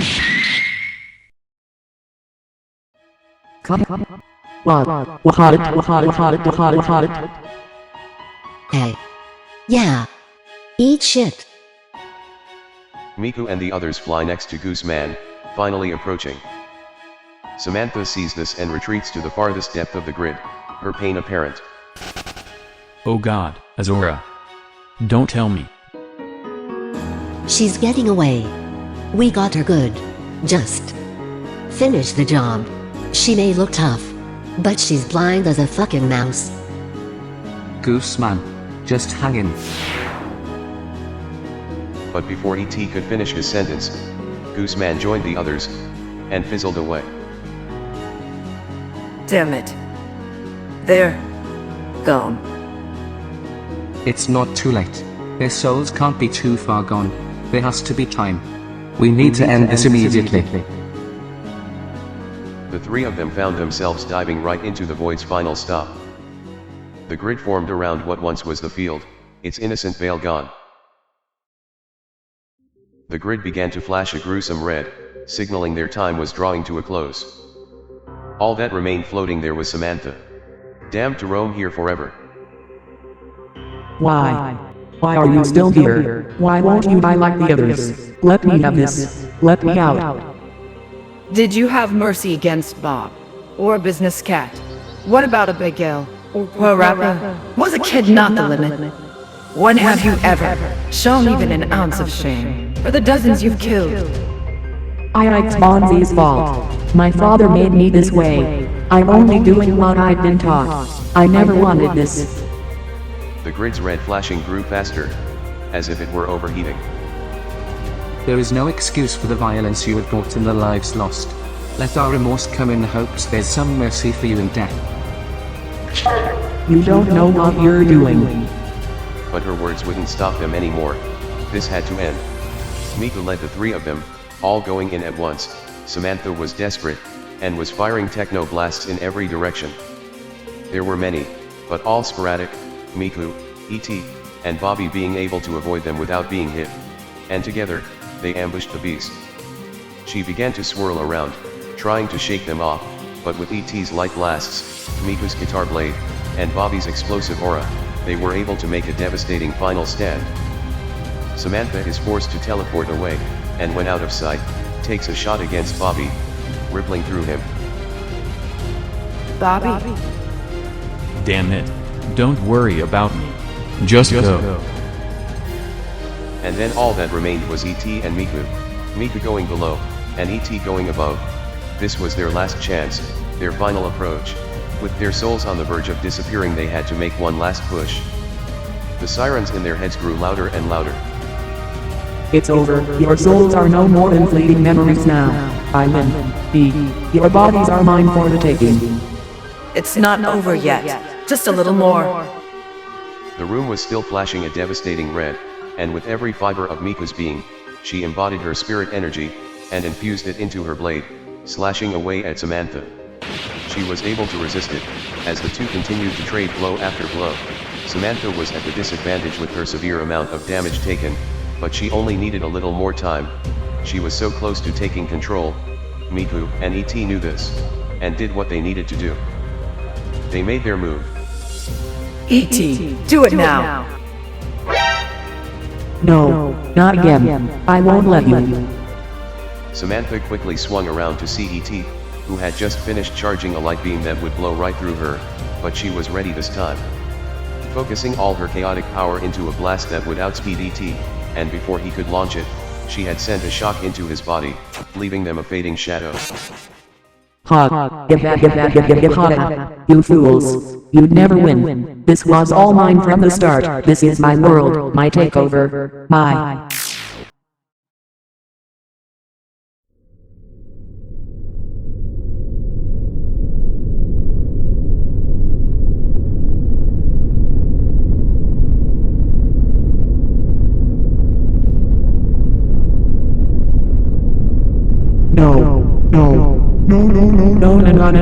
No. I was so close to power. My control, my domination.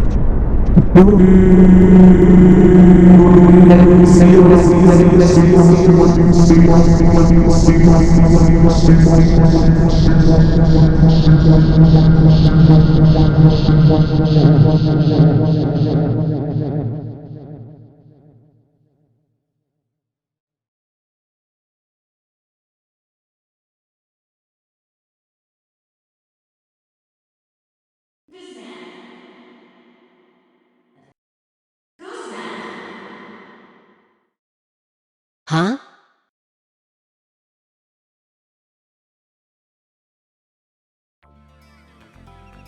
The breeze was cool.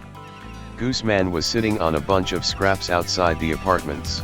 He looks up from his pile and sees Miku and Saria.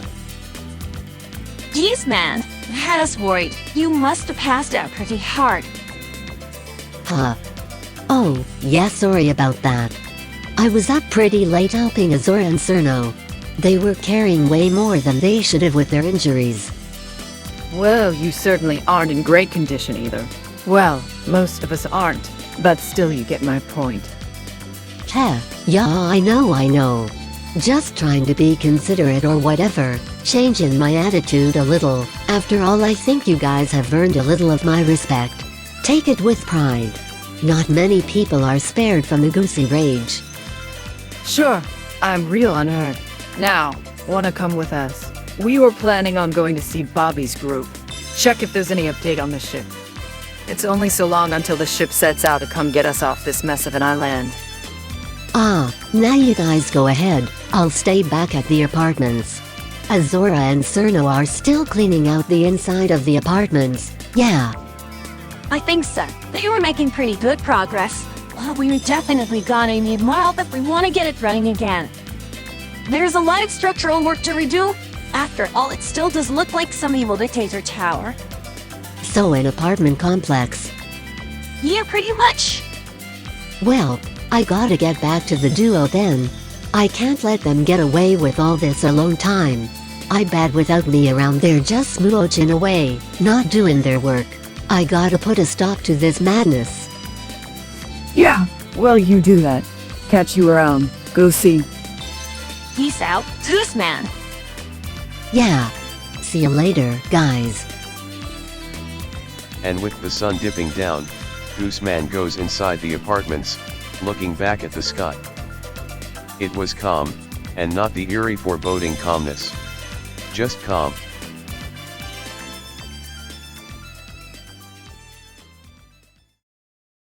Everyone else continued their jobs, cleaning up what they could around the island. They disposed of the destroyed box heads, collecting them and piling them up, as shortly after Samantha's defeat, they found that all the machines had been shut down. Along with the machines, communication seemed back up, and they were able to send out a call, describing what had happened, and a ship would be taking off for the island, likely arriving a week or so later. After everything, there was still an ungodly amount of rubble and debris. They can only do so much, but they try to make it, well, livable.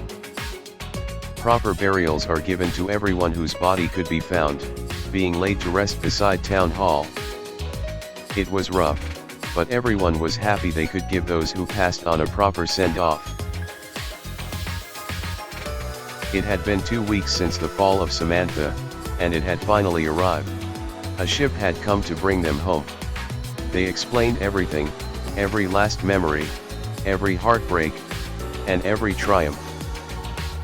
Help came out and welcomed everyone with open arms, taking care of their wounds, and getting workers to begin reconstructing the islands. There was debate whether to restore the island getaway to begin with, but in the end it was decided that it would be reborn in hopes of bringing much needed peace. Our deepest apologies, we couldn't come to the rescue sooner. All communication was jammed, so it was impossible for us to know what tragedies were occurring. It's alright, nobody is blaming you or the island for what happened here. But there are a lot of things that must be sorted out. Understood. Me and my men will do our best to see you all receive the attention you need, and also that this island will never be at threat of what happened here again.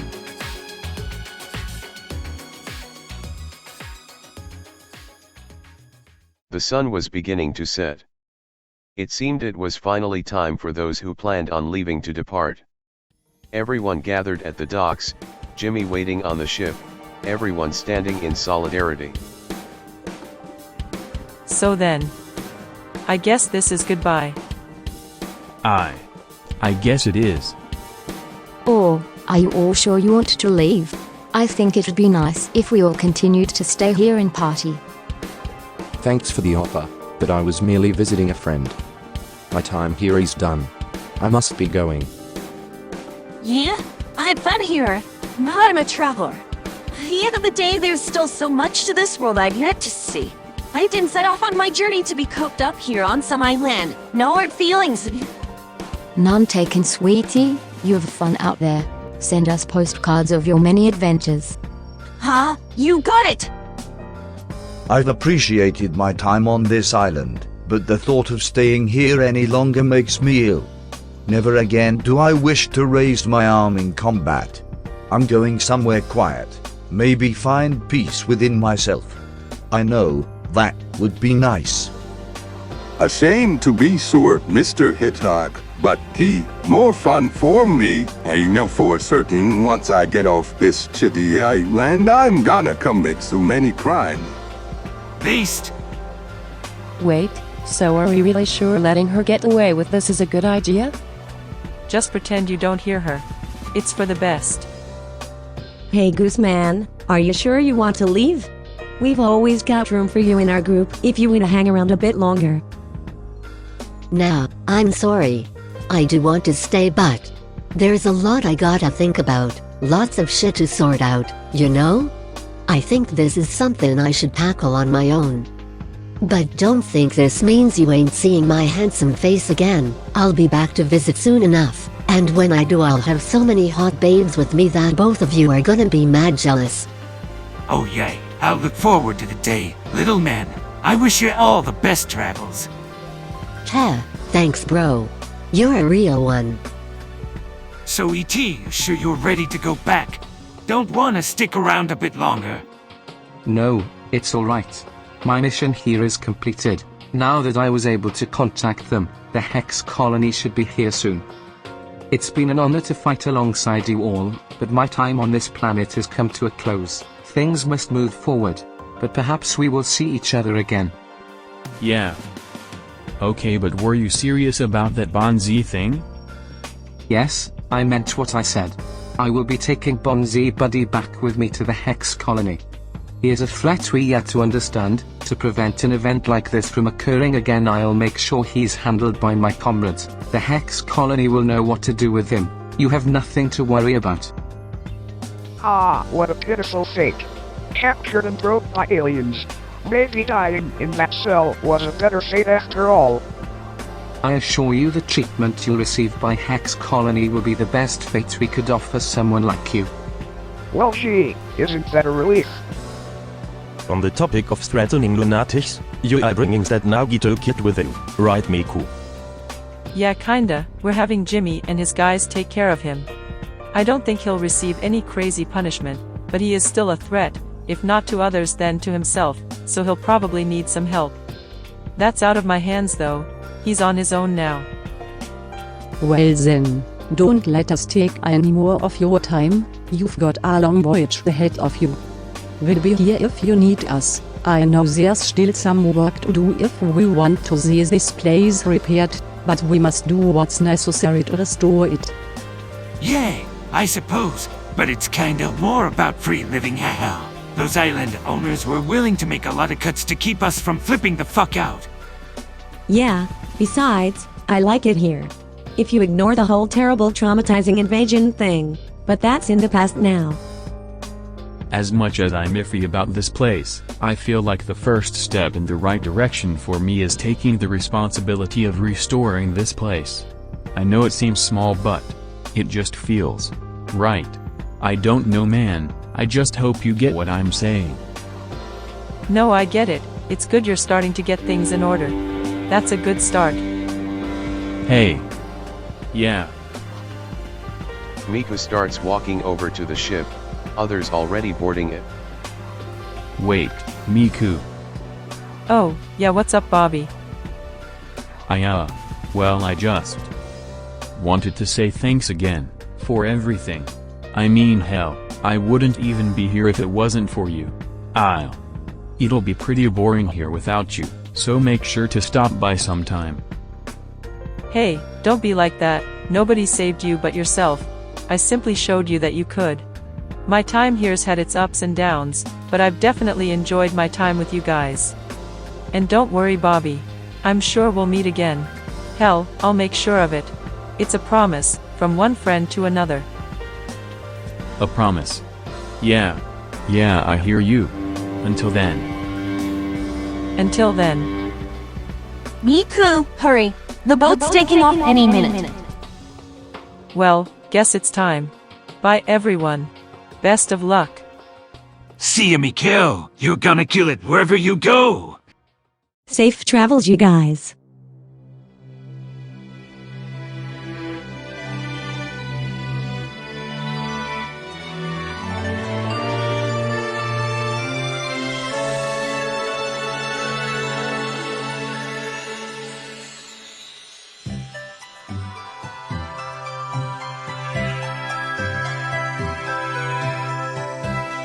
And with that a roar came alive within the ship, and with the wave of hands, they were off. After everything, every heartbreak, every victory, now crossing the seas and leaving the island that had brought it. Both those leaving and those that stayed knew that their lives would never be the same as they'd been before.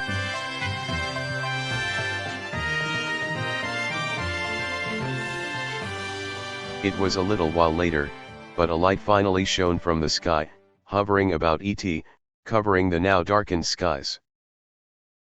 It seems it's my time to depart as well. It was a pleasure to see you again, my fellow Bobbies. And to everyone else, I wish you only the best of luck on this island. May you find newfound peace. We'll miss you, you freaking bastard. Yeah, it'll be weird not having you around, but I guess we'll see you again one day, yeah?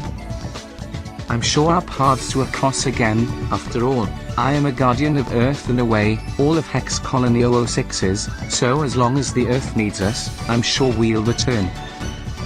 Think you'll ever return when disaster is brewing? We'll see.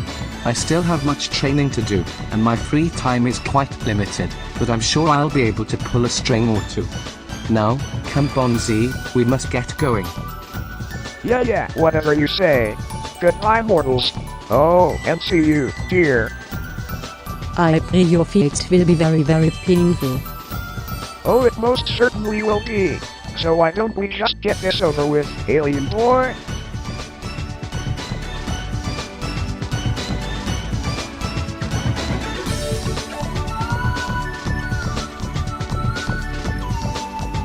Right. Then goodbye, everyone. And no matter what, never stop fighting for a better world. Or fight for a worse one. It's more interesting that way. Okay, maybe we will have to give you a severe punishment after all. Hey, wait, it was just a joke. You're not gonna punish me over a joke, right? And with a beam of light, the island was blasted. Everyone closed their eyes at the sight, and when they opened them once again the two of them were gone. The eight of them stood for a minute. For once, the world was at ease. It was as if a weight was lifted. It was done. The chaos was done. The chaos saga was done. Ha, you see what I did there? Because it's called the chaos saga? Yeah, I thought it was pretty funny how I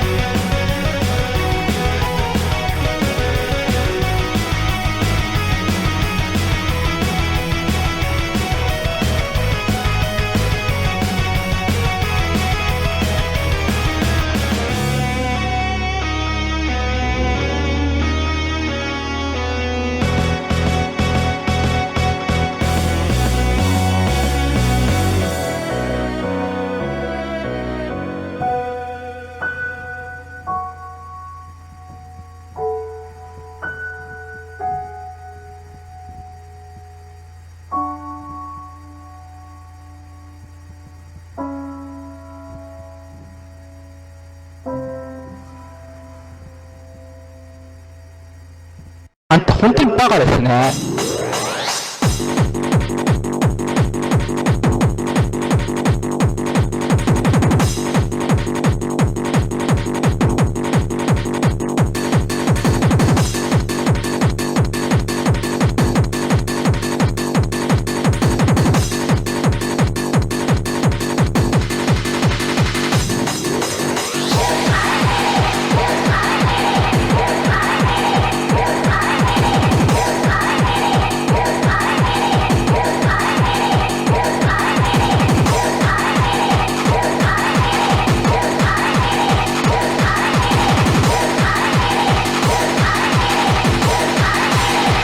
本当にバカですね。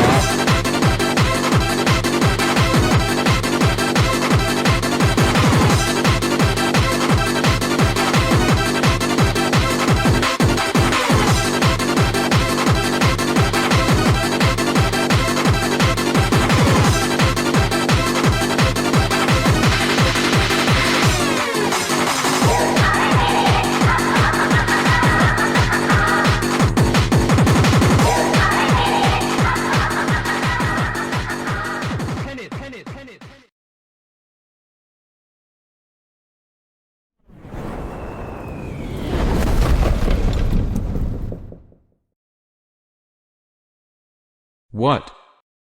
What the fuck?